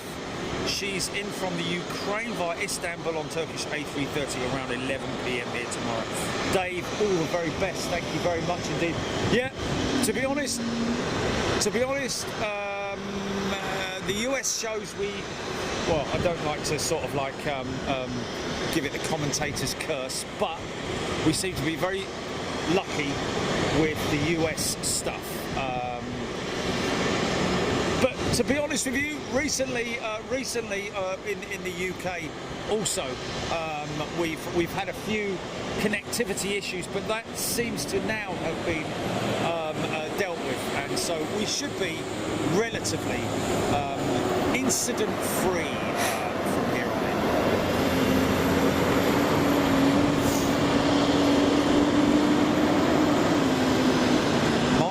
Working at the airport is not glamorous, it's hard work, and we do it for the love of aviation above all. Mark Meeker. Yes, I completely understand what you're saying. It is very hard work, and you have to be really, I'm guessing, I mean, the closest I've ever been to it was an aircraft cleaner back in the days, and that's nothing on the lines of being a ground worker or loading. In that environment, it's obviously very dangerous, and you have to be very aware of everything that's around you. So you are constantly having to be aware and keeping your wits about you.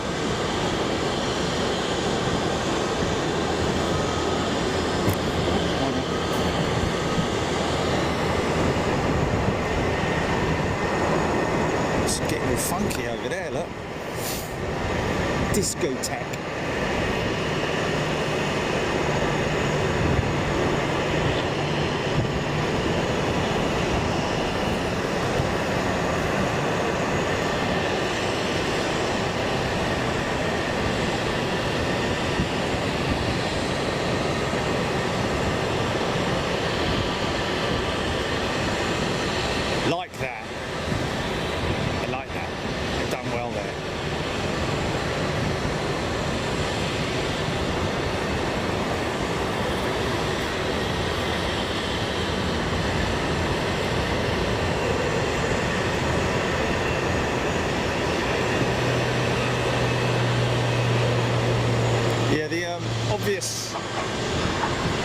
The obvious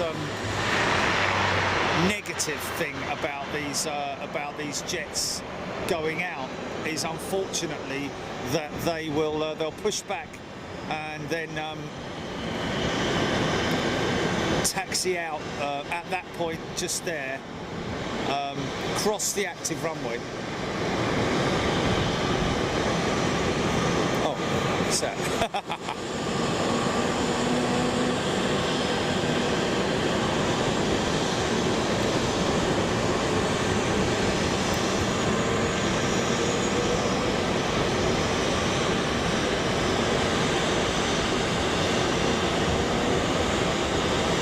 What's that?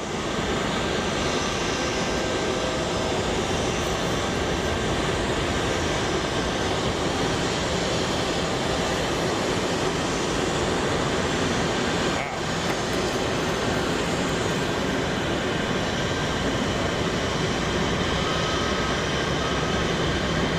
Busy over at SeaTac tonight.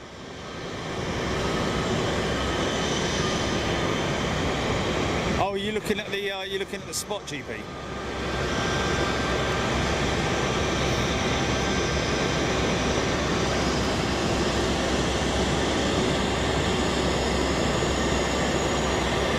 What about access? Oh, is it?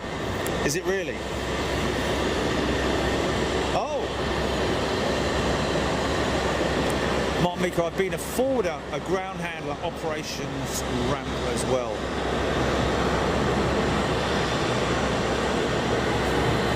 FedEx MD-11 on finals to Seattle. This may be it behind me. I think it might be. So Jerry, do leave the van at home or at the airport when travelling. Always at home, Sailor Mike. It's always left back at base. I mean, don't get me wrong. Sometimes Gatwick, I'll take the van down there because it's just convenient. But when I'm doing Heathrow, it's always easier to just get the local cab firm to take me in and leave the old van back at base. Mark Meeker ended up as an FAA aircraft dispatcher.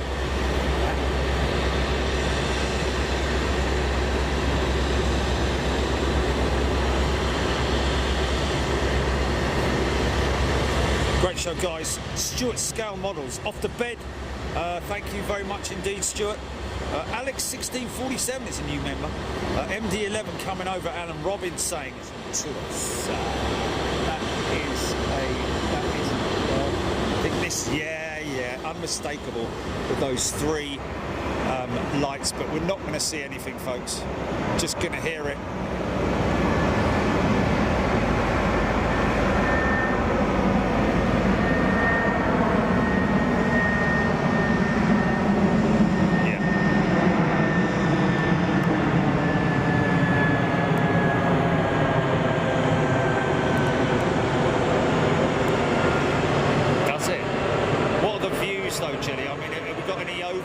Or are we a long way away? Okay. We got any apron views or anything like that, or anything else to look at? No? Okay.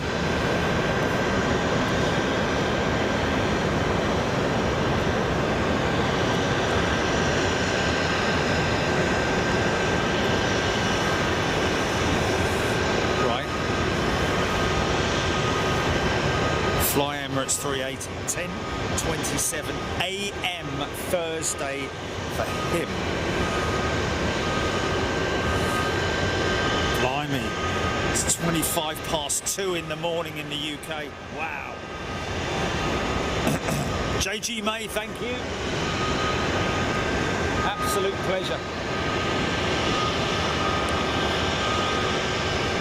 Not 100% sure what we've got planned for tomorrow. I definitely do want to do the museum though, but got some other plans, and we will obviously let you know what we're going to be doing in the morning. Well, I say in the morning, tomorrow afternoon when we come on live with you guys.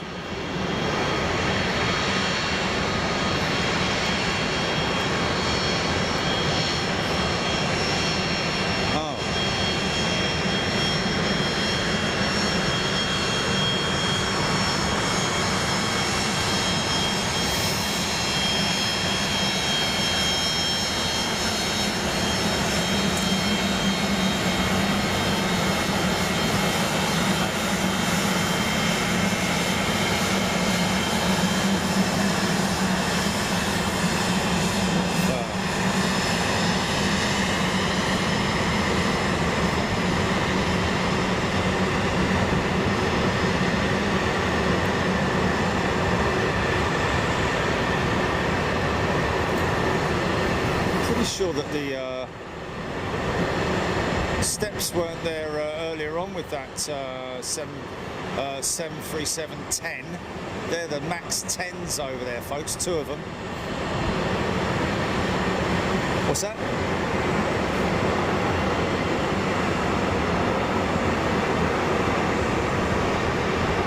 Yeah, that's what I'm going to do.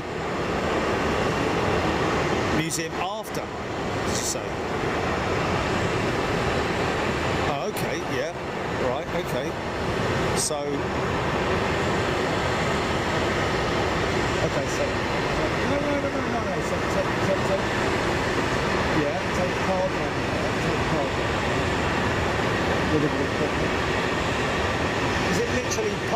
Is it literally park and shoot, or is it park, walk for half a mile and shoot? Oh, it's, okay, all right. Okay.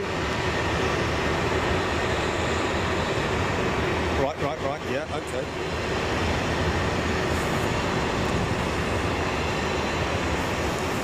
Stoneman JD, good night to you, my friend. All the best, all our friends out there in the UK starting to hang and thank you so much for being with us. And it has been great having your company today, folks. Thank you. You witnessed history. I think the first time live with the 777X. Okay, so that is a finishing.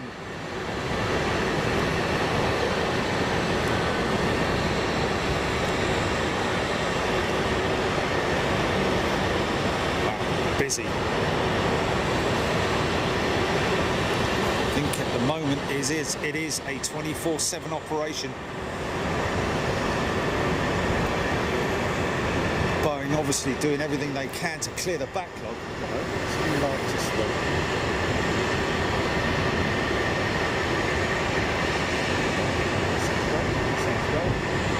Okay, so some interesting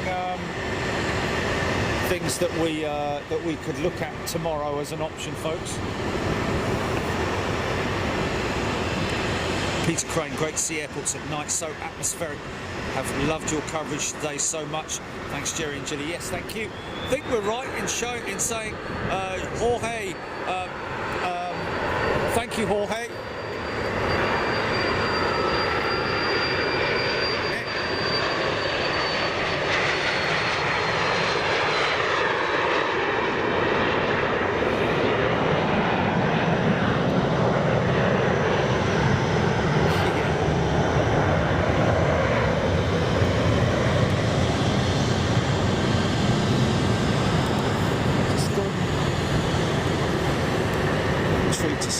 We did have word that there were a couple of jets coming out earlier on, but nothing's happened, has it?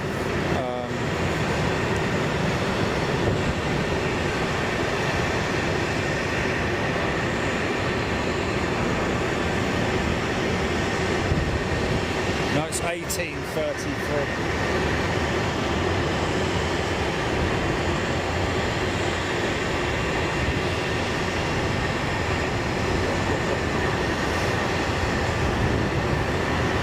Talking about the Korean and one of the KC-46 jets as well, wasn't there, or something?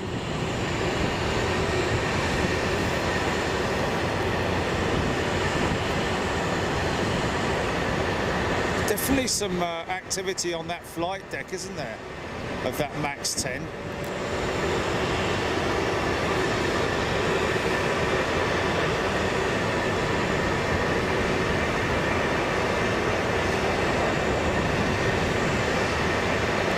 Got the look. They've still got the trailing.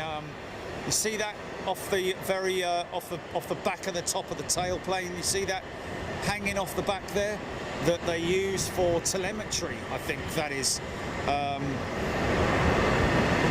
That's off the back of a pure test aircraft. That is.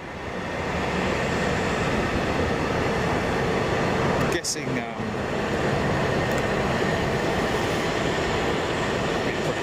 Fired one of those up, brought it out.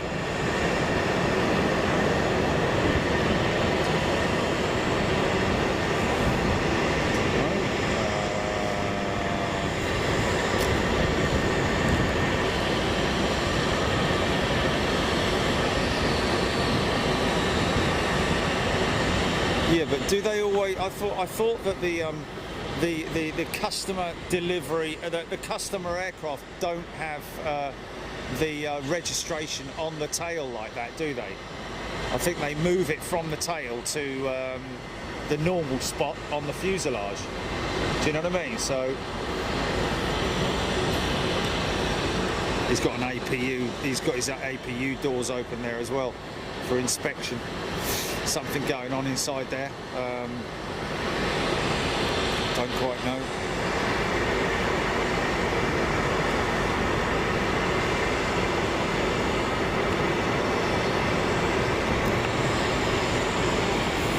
Yeah, there you go.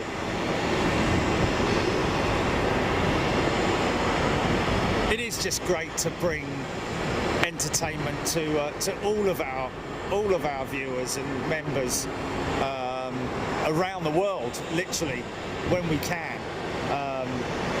just obviously very much looking forward to getting out to Australia, at least, because you've got a lot of very loyal members out in Australia who've been with us for a long time and have endured the streams being in different time zones and so on and so forth.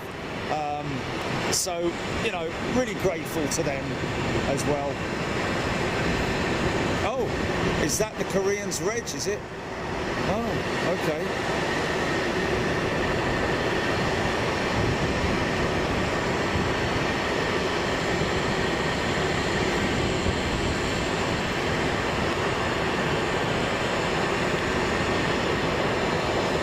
Is that the is that where they have a look and see if you can see a Korean Airlines 737 MAX, Julie, and just Google it, images. Yeah, go to images and just see where the reg is. Just see if the reg is on the tail like that. It's not something that I've ever seen before, but I might be completely wrong. Mind you, look at the Oman Air as well. I think that is a pre-delivery number, to be honest with you. That's the normal position, isn't it? Is it? Is it? Okay, well, I take all of that back. Okay, wow. Oh, okay.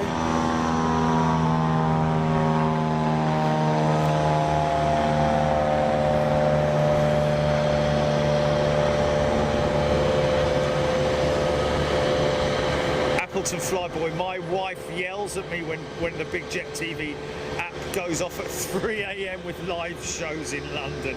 Oh man, fair play. He doesn't have it on. He doesn't have it on Do Not Disturb, and he lets it. Fair play to you, man. That's funny.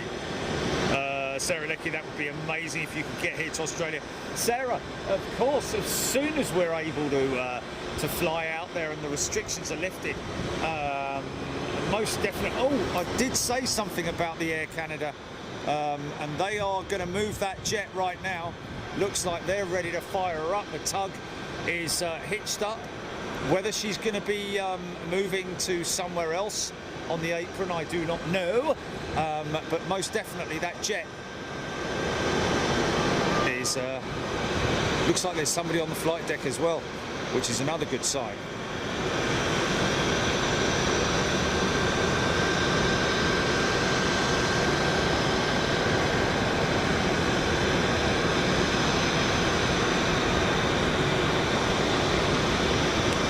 It's a whole new world in Italy. It'll be a whole new world.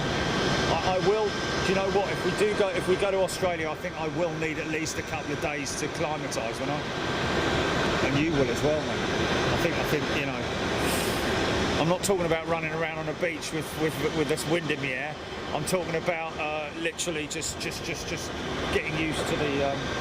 Mind you, hold on a minute. Isn't it so far across that it actually doesn't affect us, if you know what I mean? Because when we are. Oh no, it does, doesn't it? I think it does. Anyway, we'll have to look into it. Reese Kelly, yes, we love this. Midday here in Australia, normally up at 1 a.m. watching. There we go, Reese is watching at midday, normally 1 a.m. they're watching. Oh, that's fantastic, Reese. Great to be able to... well, that means that... That's a good thing. That's a good thing to know.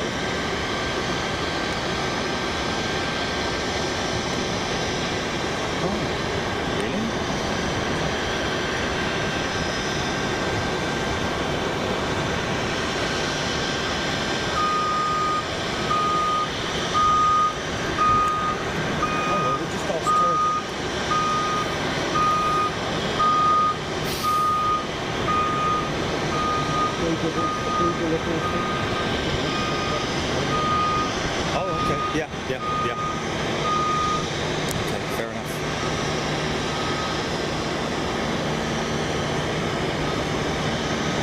Sailor Mike's off to work tomorrow hauling salt.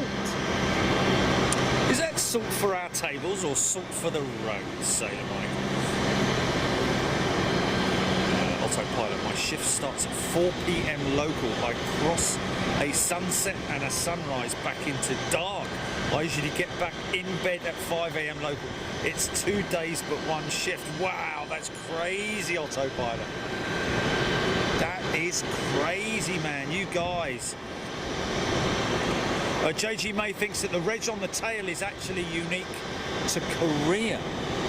Well, I've just seen the Oman Air jet with the reg on the tail. Whether that must be, I'm guessing that they do it also.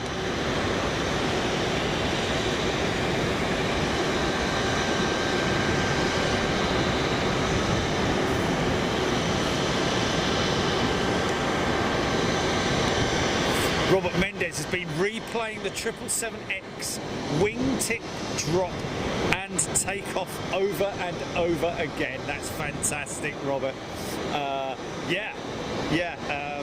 Most definitely something that we will need to put out there.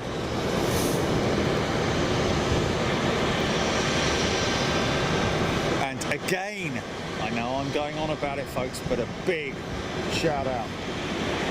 Hey!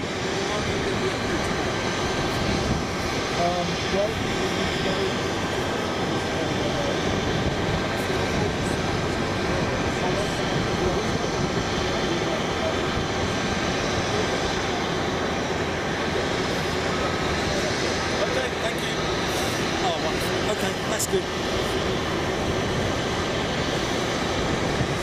Gary B would love to see you here in Australia indeed. Reg numbers are probably removable, Sailor Mike saying. Well, I'd imagine they probably are. We've certainly seen that with the temporary registrations, the test regs, so to speak, on the, not the test reg, but the temporary, almost trade reg that they have. It carries over from one aircraft to another at Toulouse. I'm not quite sure how they do it with Boeing. It certainly seems to me as though the reg is assigned to the aircraft and it goes straight on the aircraft, which is interesting. No, that aircraft is not going out tonight, I don't think.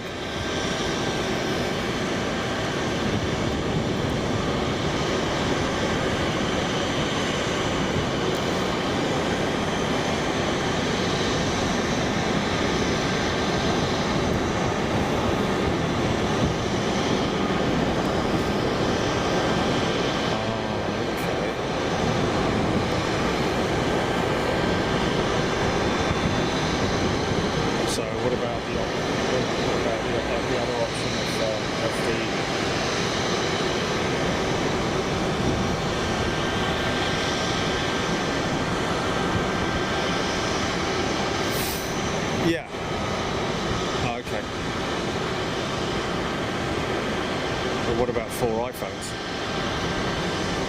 Like we've discussed.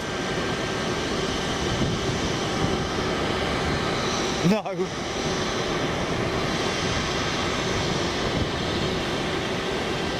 Yeah. Oh well, okay.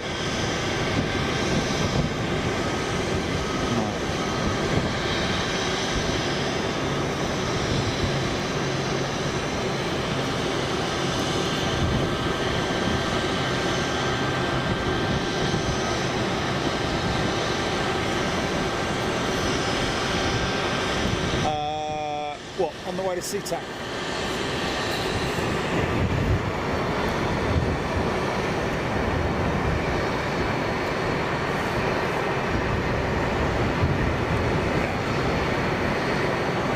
Oh my good God, no.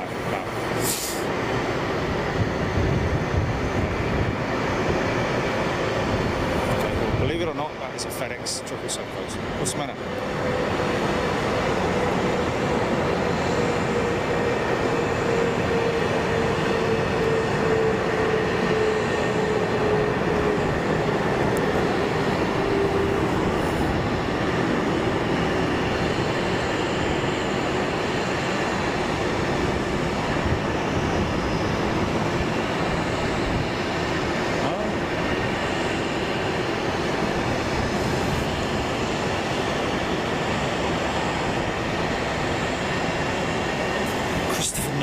Proper bandit indeed. Sarah Lecky, can you tell us early so can book holidays? Christopher Knowles, seen off as blue. Carly, loving the proper bandit style livery on the canopy, the cockpit of the Air Canada jet. I don't know where she's going.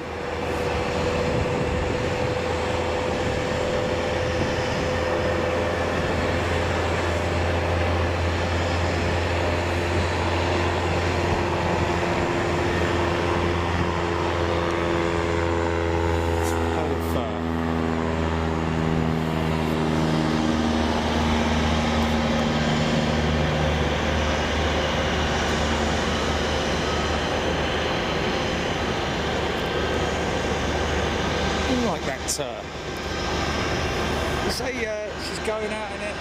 It's less than an hour now, isn't it, Julie?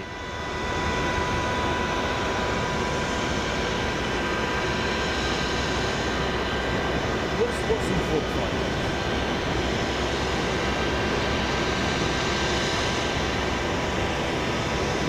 I don't think that MB-11's going out anytime soon, mate.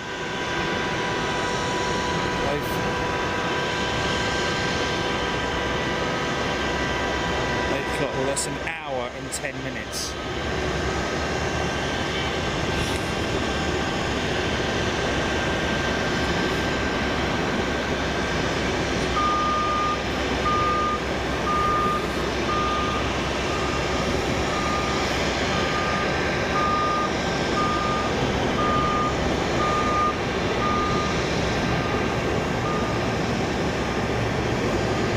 Brian 787.9. Qantas has one of their first 747s on display and also do a tour through a 747 at Longreach in Queensland, Australia. Yeah, that's what we've got to determine is, I think, as I mentioned all those years ago when we talked about us, when I talked about us going to Australia, when we talked about going to Australia, I did actually mention that it would probably be better to do a, I wouldn't say whistle stop tour, but I would probably say it would be a good idea to cover more than one airport or one. Blimey, I mean, we're talking about from one side of the country to the other, aren't we? If we did Australia, yeah, Perth and Sydney, something like that, or like Brian's saying here, Qantas down in Queensland. You know, we just have to do our research and look at the options, obviously. But okay, he's going in. Oh, sorry. Okay. Yeah, right, okay. I see, all right, yeah. Sorry.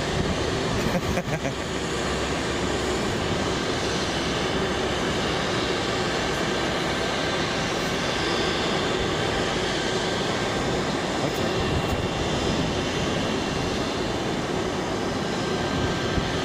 There's an engine there in the... It's definitely an engine, isn't it? Or is that just... engine cover.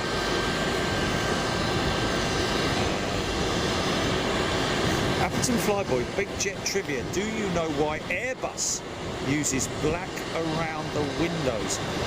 It's just an aesthetic thing, Appleton. It is literally, it's an option that's available to the customer. It's more money, but it is an option. It is literally just a paint scheme that's available to customers on the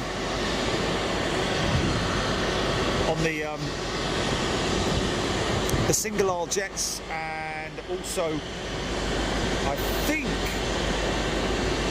it's actually an option on the 339 as well. But I'm not sure. Of course, the scheme that you're seeing there with the with the Max and Air Canada. It's across the board. Is the that is across the board that scheme. Okay, well I've just seen a pilot doing a walk around, but that's walk around now. There's very little activity. The K-lift is there, waiting to receive some of the freight, but I was under the impression that some of the freight coming off the 767 might be going on to that MD-11, but it doesn't appear so. There is some freight just arriving now on trucks. Yeah, there's 3 trucks pulling up over the back there. I don't know if that's relevant to it or what, but there are obviously a hell of a lot of trucks. Oh, hold on a minute. Is that livestock? It is. No, it's not. No, it's not, sorry. It's been a long day, man. While they're pulling holes out there. Stupid boy.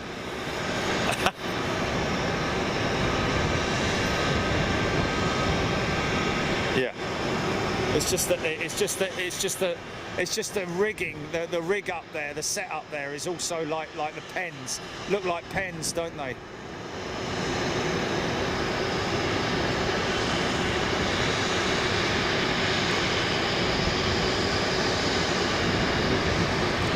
They're pretty tall stack unit load devices. I think that might be for the MD-11. More trucks backing in as well. Obviously it's a time-sensitive operation, isn't it?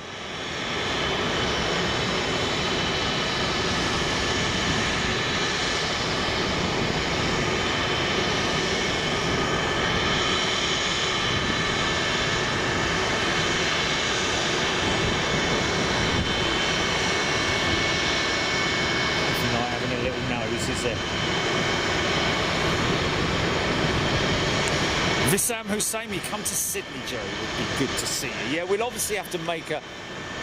There's quite a bit of research that needs to be done whenever we're going somewhere new. But bear in mind also and appreciate the fact that all the way to Australia is.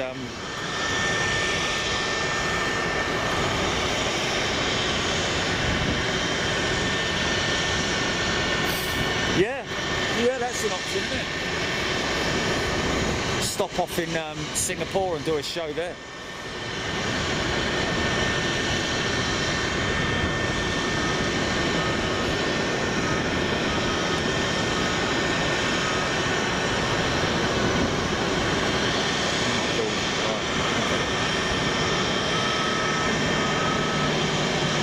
Well, to be honest with you, is that a DHL A300 over the top there? Oh, it's ABX.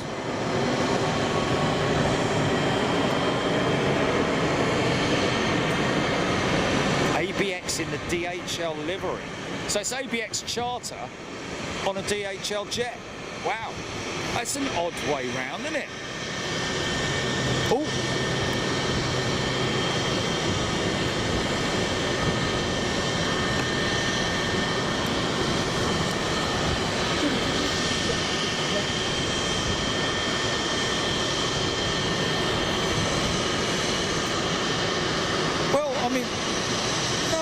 No. The whole skaboodle. The backpack. Do you know what I'm saying? Like, there must be. I mean.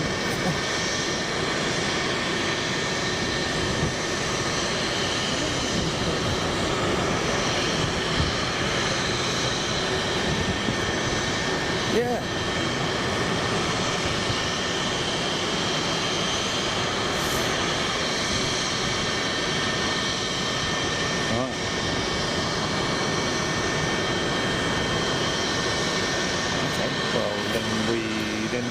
modes are a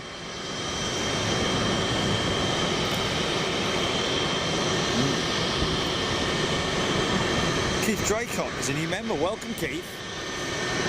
Joining in the early hours of the morning. Blimey, look at it. 5 to 3 in the morning.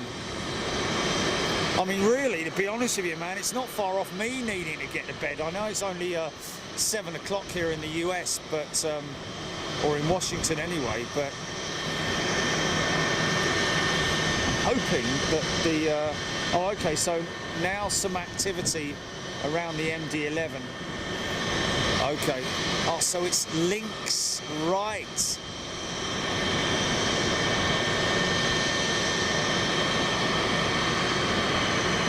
Oh, is he? Oh, okay. Hodgie's been telling me apparently for hours and hours that it's links. Because if you remember, right all the way this morning, they've had that bleeding thing in the way all day long, and I'm like, X. It's got X on the end of it. It's like, what is that? Oh, what's that? Oh, engine test.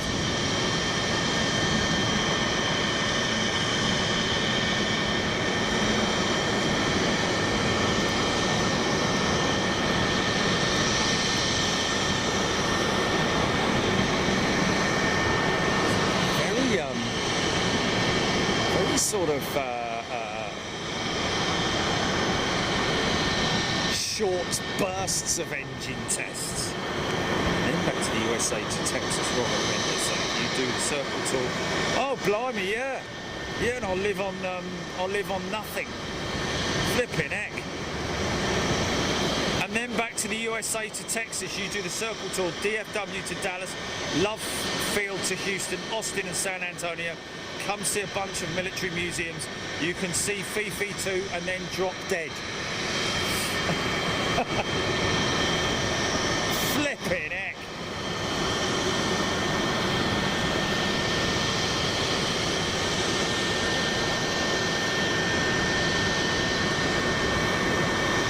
It takes a massive toll out on the human, I tell you. Yeah. It's not like I've got a couple of days out where I can go and spend on the beach or go and relax for a couple of days, get used to the climate, used to the time zone and all that. It's no.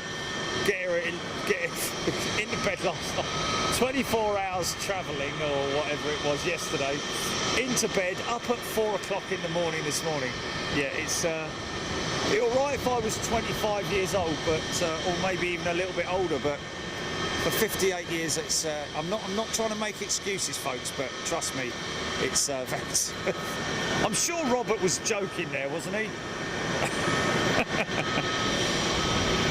Sailor Mike, Alaska Horizon Air-8 with Washington Huskies livery flying over shortly. Not going to see that, Sailor Mike, unfortunately. That would have been cool to see. Yeah, TCC, lots of quaffing tomorrow.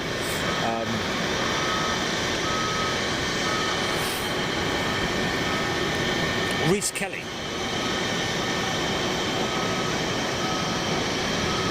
Oh, okay. Gold Coast introducing first internationals back on Monday. Scoot 787 from Singapore.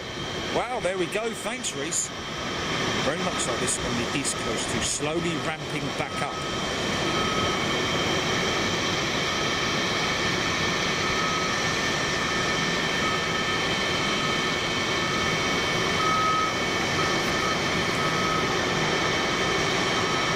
Yeah. Totally. Lots and lots of hard work and effort. I mean, don't get me wrong that the loading procedures are far easier than they used to be. I'm not saying they are easy, but of course with the new automated systems that they have on board the aircraft to move the pallets, there's still a tremendous amount, and I've seen it and witnessed it, and you've seen it on the show here, that there is a tremendous amount of physical effort needed, because those roller systems, regardless of how new they are, sometimes the pallet itself gets a little bit stuck and needs to be manhandled and moved. There's that engine test again. A little bit longer, that one.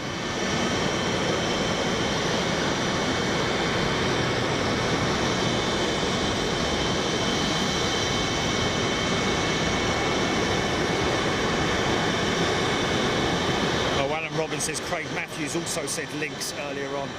Yeah, sorry to anybody who I missed their comment.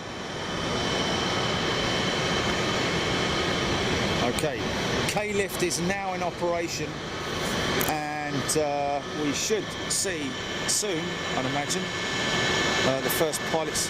It's like a little town over there, isn't it? It's crazy.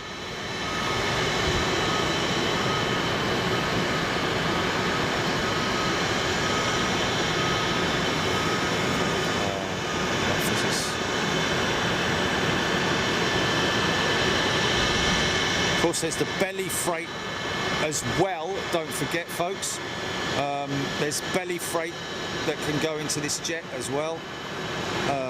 So both upper deck and lower deck cargo.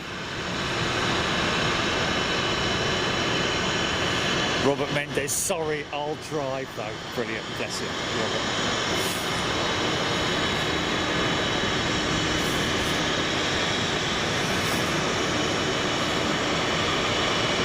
Oh, okay, so autopilot mentioning about it shows why the A330-200 freighter needed to be at least level. Imagine trying to load that pallet uphill. Yes.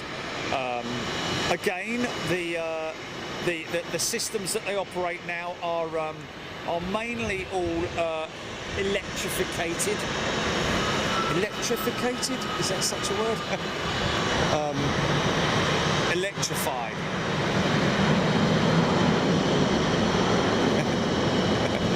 I'm from the 15th century.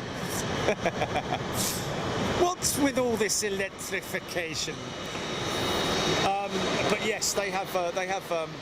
We've seen it with the 747s that we've filmed on board with Cargo Logic. The more modern interiors of these cargo jets have automated systems with different panels as you go up through the aircraft, right by that window there and that window there, and further back, and sort of like at different points on the aircraft there will be stations where the I don't know if there's any visible there, but they're electrical systems with almost like a joystick in there, which you can operate the pallet and literally move it up all the way to the end without having to actually physically push it. But sometimes, especially when it comes to the end of the loading procedure, some of the pallets have to be slightly manhandled, and that's where it can become very it needs a lot of see, now this is quite a low piece of freight there. Now the K-lift operator will slide that with the automated systems as well. That'll slide that into the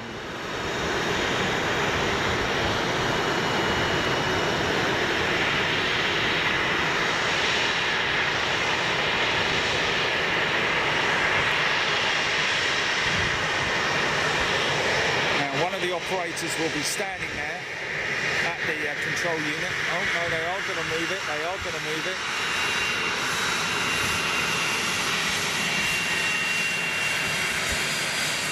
And not only that, but you have to appreciate as well, folks, that walking around inside that aircraft is not flat flooring, I can assure you. You have to really have your wits about you, because it's like walking over a pebbled beach is the best way to describe it. Lots of opportunities to sprain an ankle or break a toe or do some damage anyway. But yeah, so a lot of hard work goes into what these folks do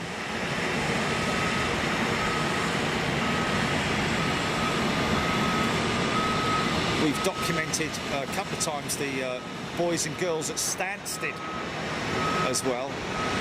So these are quite low profile pallets that are going on there.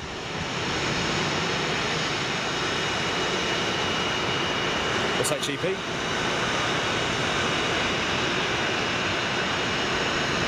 Who's on radar?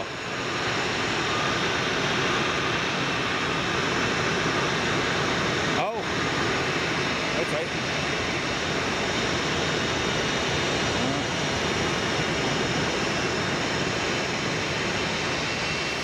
Oh, wait a minute. No. Oh yes, there we are. There we are. It is moving. The first one is moving. Blimey, that's the. That was the. Yeah, that was the. Yeah, that was the first one that came out, wasn't it? Now, here's the big question: which way are they going to push him? Yeah, no, he's. Okay, that's his APU being shut down, I think.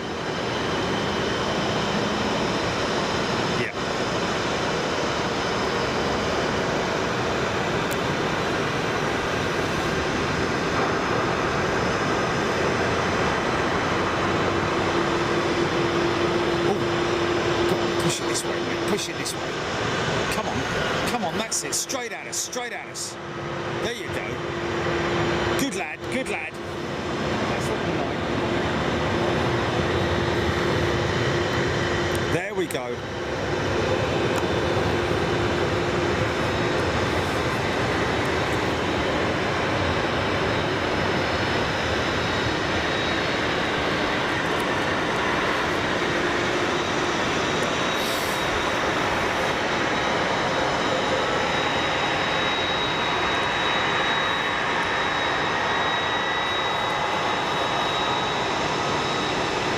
Jim K, yes, is the answer to that. That MD-11 that's in front of us.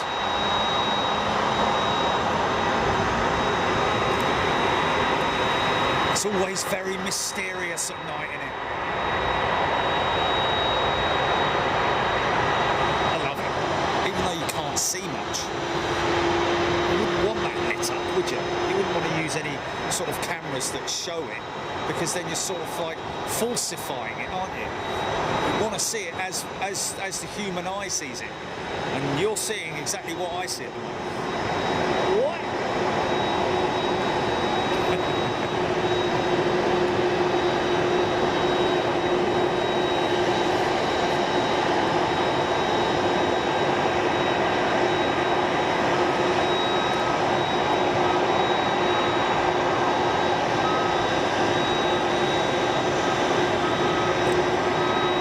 Autopilot, I couldn't agree with you more. Regardless of how automated the systems are, there is a hell of a lot of manhandling.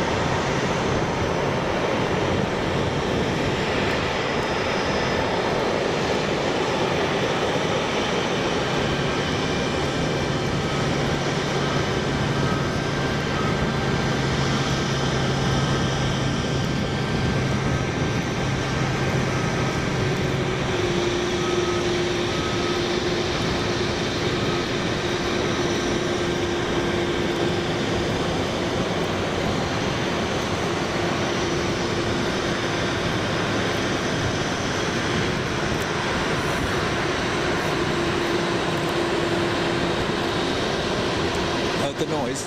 What noise?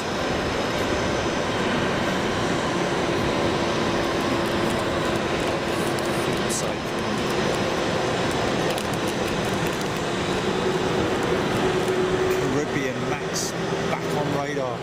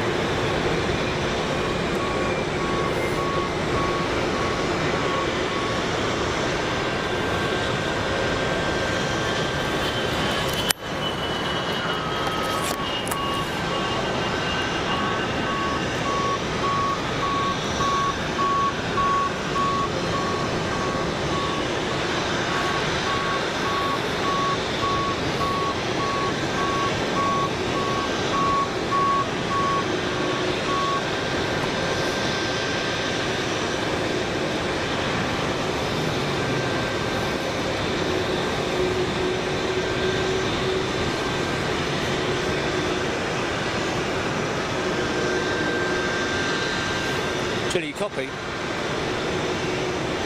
Can't hear, mate.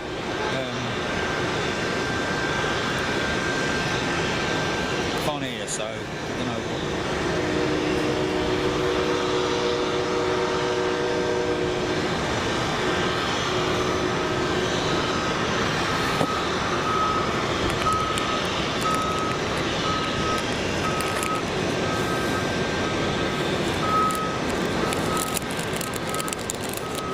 Saab 2000 Freight Runner Express. Keith Drake on say thanks, Keith.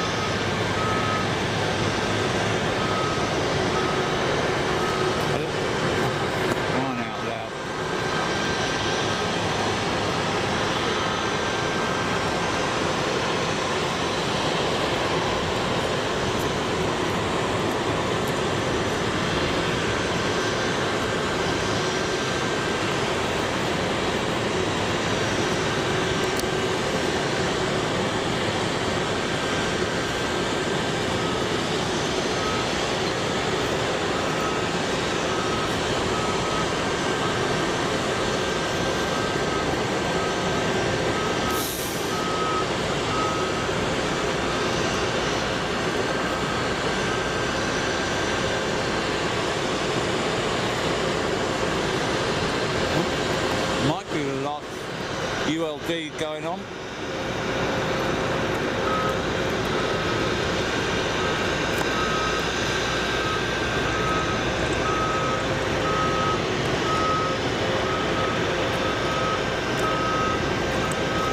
Don't forget that this is a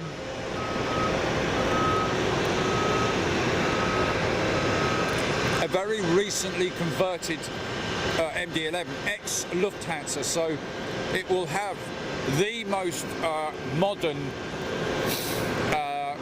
floor arrangement, should I say.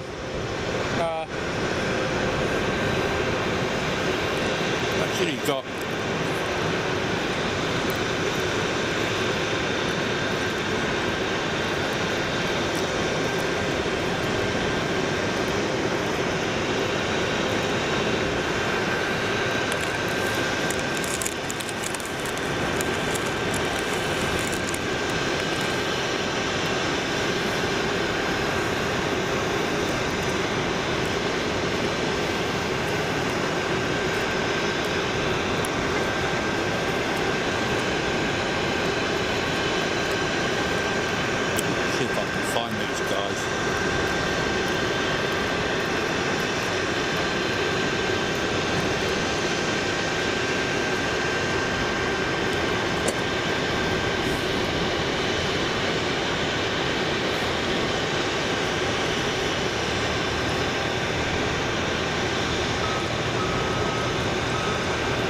hello.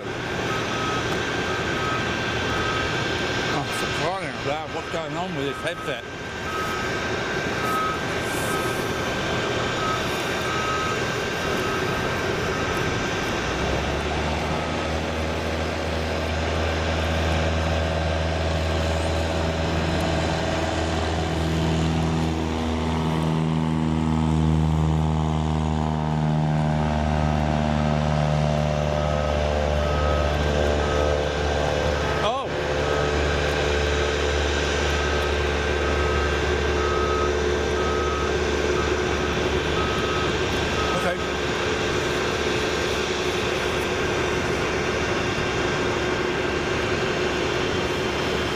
Was never converted. That jet was never converted. I swear I see the windows there.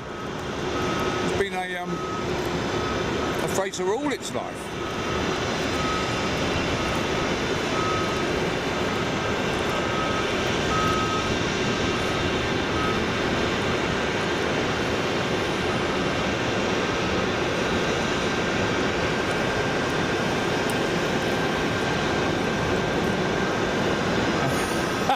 Mark Collier.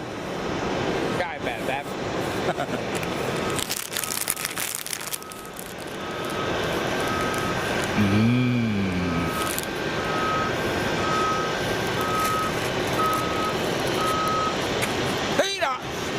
Shut up! Get whatever! Being an MD-11F, even when it was with Lufthansa, would it need to have been converted? No is the answer to that, Alan. They may have put a new deck in there, I don't know. But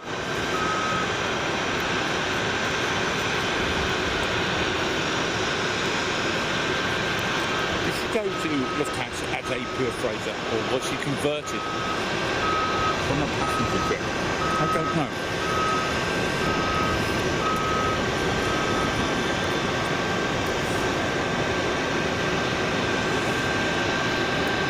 Well, certainly looks like they're going to put her out on time.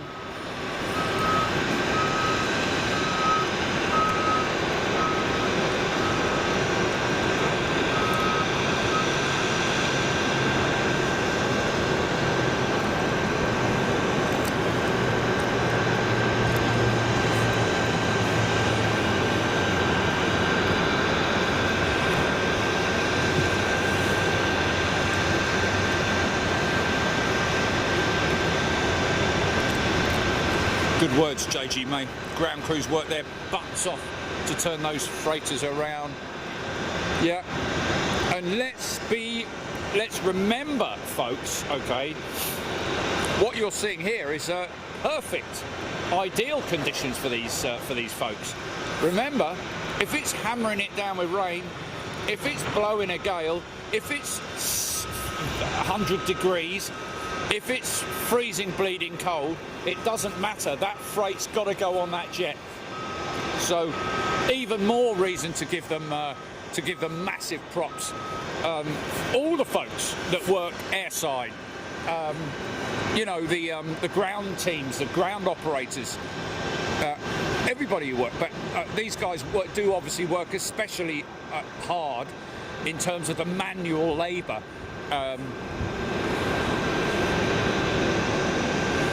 I don't know what's going on with the phone, Jilly.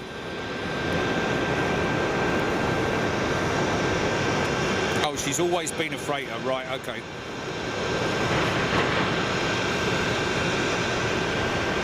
Hello? Is that my headset that's gone down, Jilly, or is that... Just stand by a second.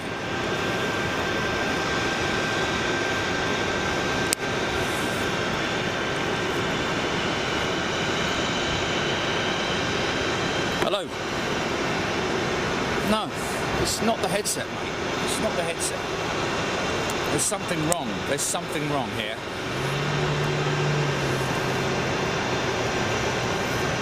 Keith Draycott. Been there, seen that, done it in all weathers. Been there, done that, sorry, in all weathers. L1 is now closed.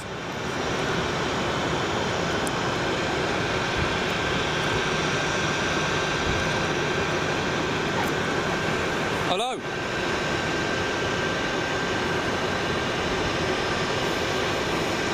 This is ridiculous, mate.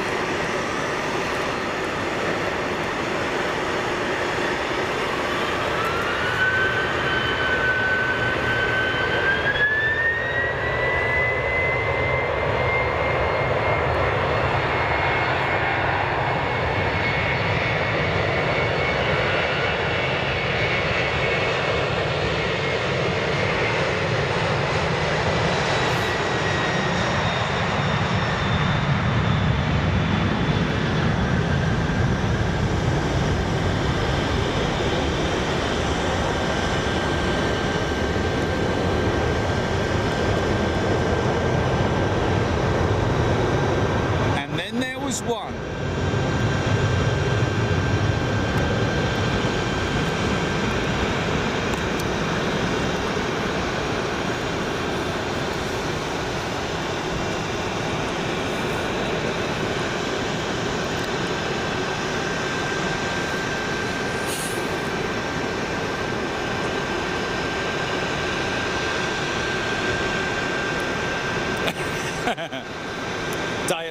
Raj, I know what you're saying. I just don't know what's going on, Jilly, if you can hear me.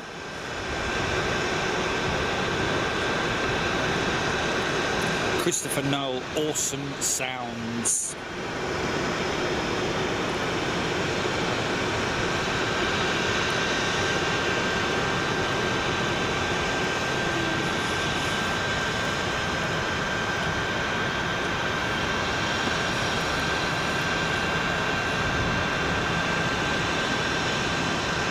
Okay, got that, Jilly.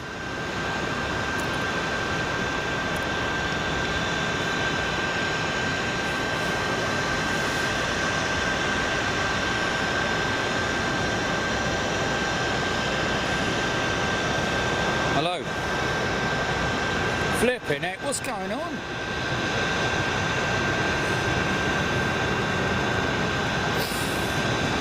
Yeah, no, we got him, we got him. Right, right.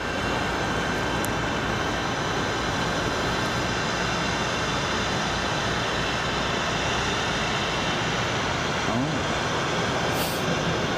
I don't really know. So she's always been a freighter, this jet, but why does she have the windows? Still quite clearly see the windows. I mean, obviously I can't see anything else, but where you can see it with the light, why are there windows? Maybe, I don't know. It's because I'm a Londoner. It all London's fair. Nah.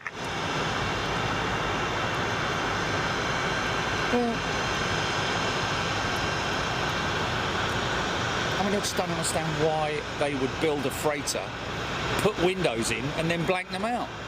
That's what I don't know.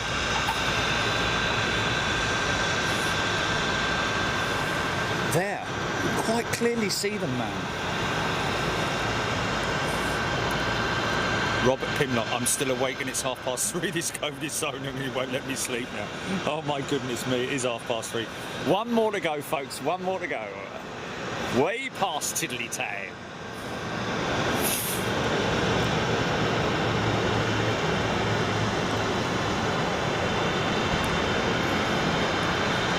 TCC, you can see where the windows were, should I say. There are not. It's interesting. That shouldn't be open, should it? But you can see where the windows. Can you see there? Even on the door, to be perfectly honest with you, you can quite clearly see where the windows were.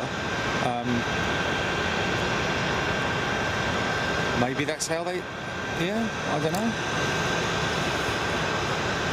I mean, we talked about this with the door, didn't we, on the Jumbo once? You can't see them.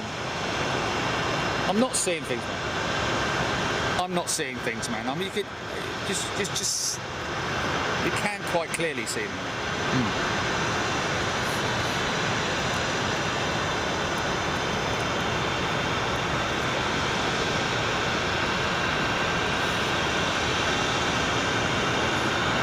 JG May, triple CF6 startup time, yes.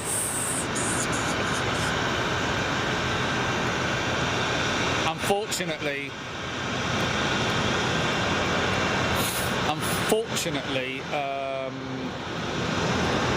I think I know why.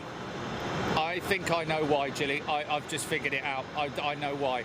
They used the skin of the aircraft with its original windows, but just filled the voids. Instead of using the usual glazing systems, they've used alloy and filled it with alloy. There we go.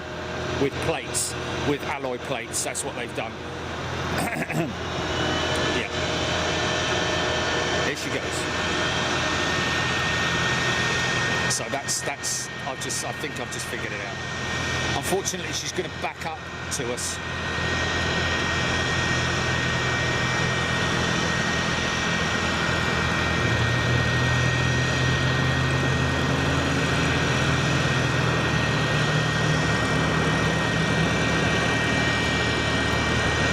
So when they built the freighter, they built it using the bodywork, so to speak, the skin of a passenger jet.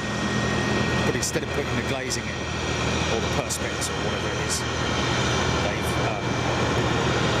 they've blanked it off with panels, with the alloy panel. There we go. Just figured it all out.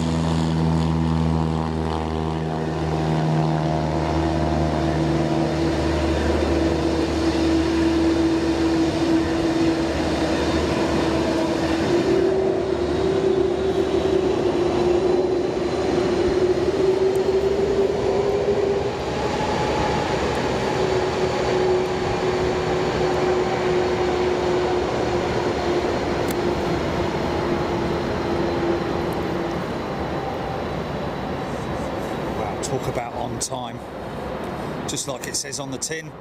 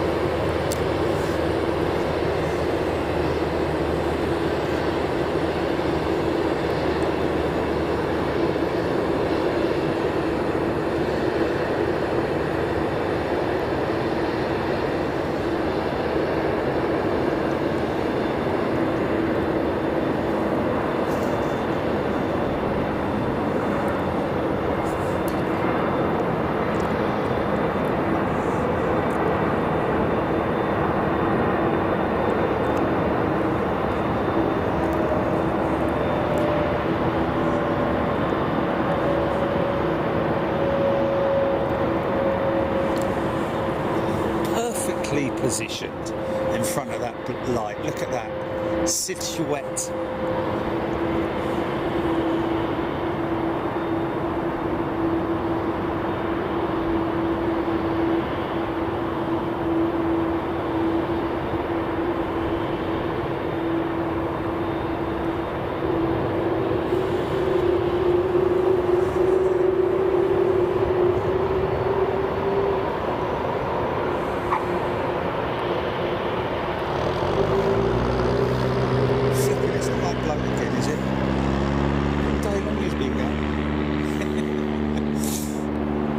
He hasn't got much to do at home.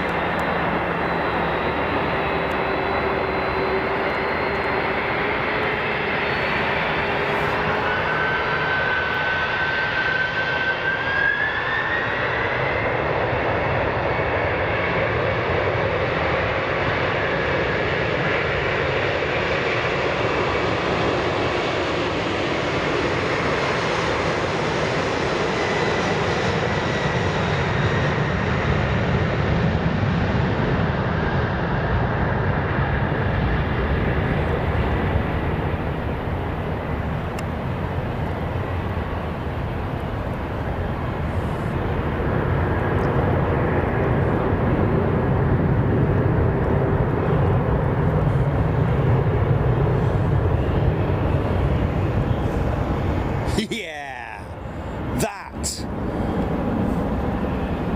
was just awesome. What a way to finish a show.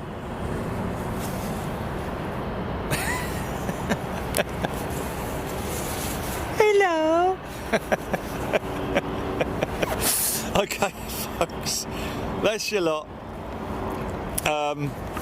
Well, thank you very much indeed for all of your patience today, of course, all you folks living in the UK, and hello to everybody living here in the United States of America.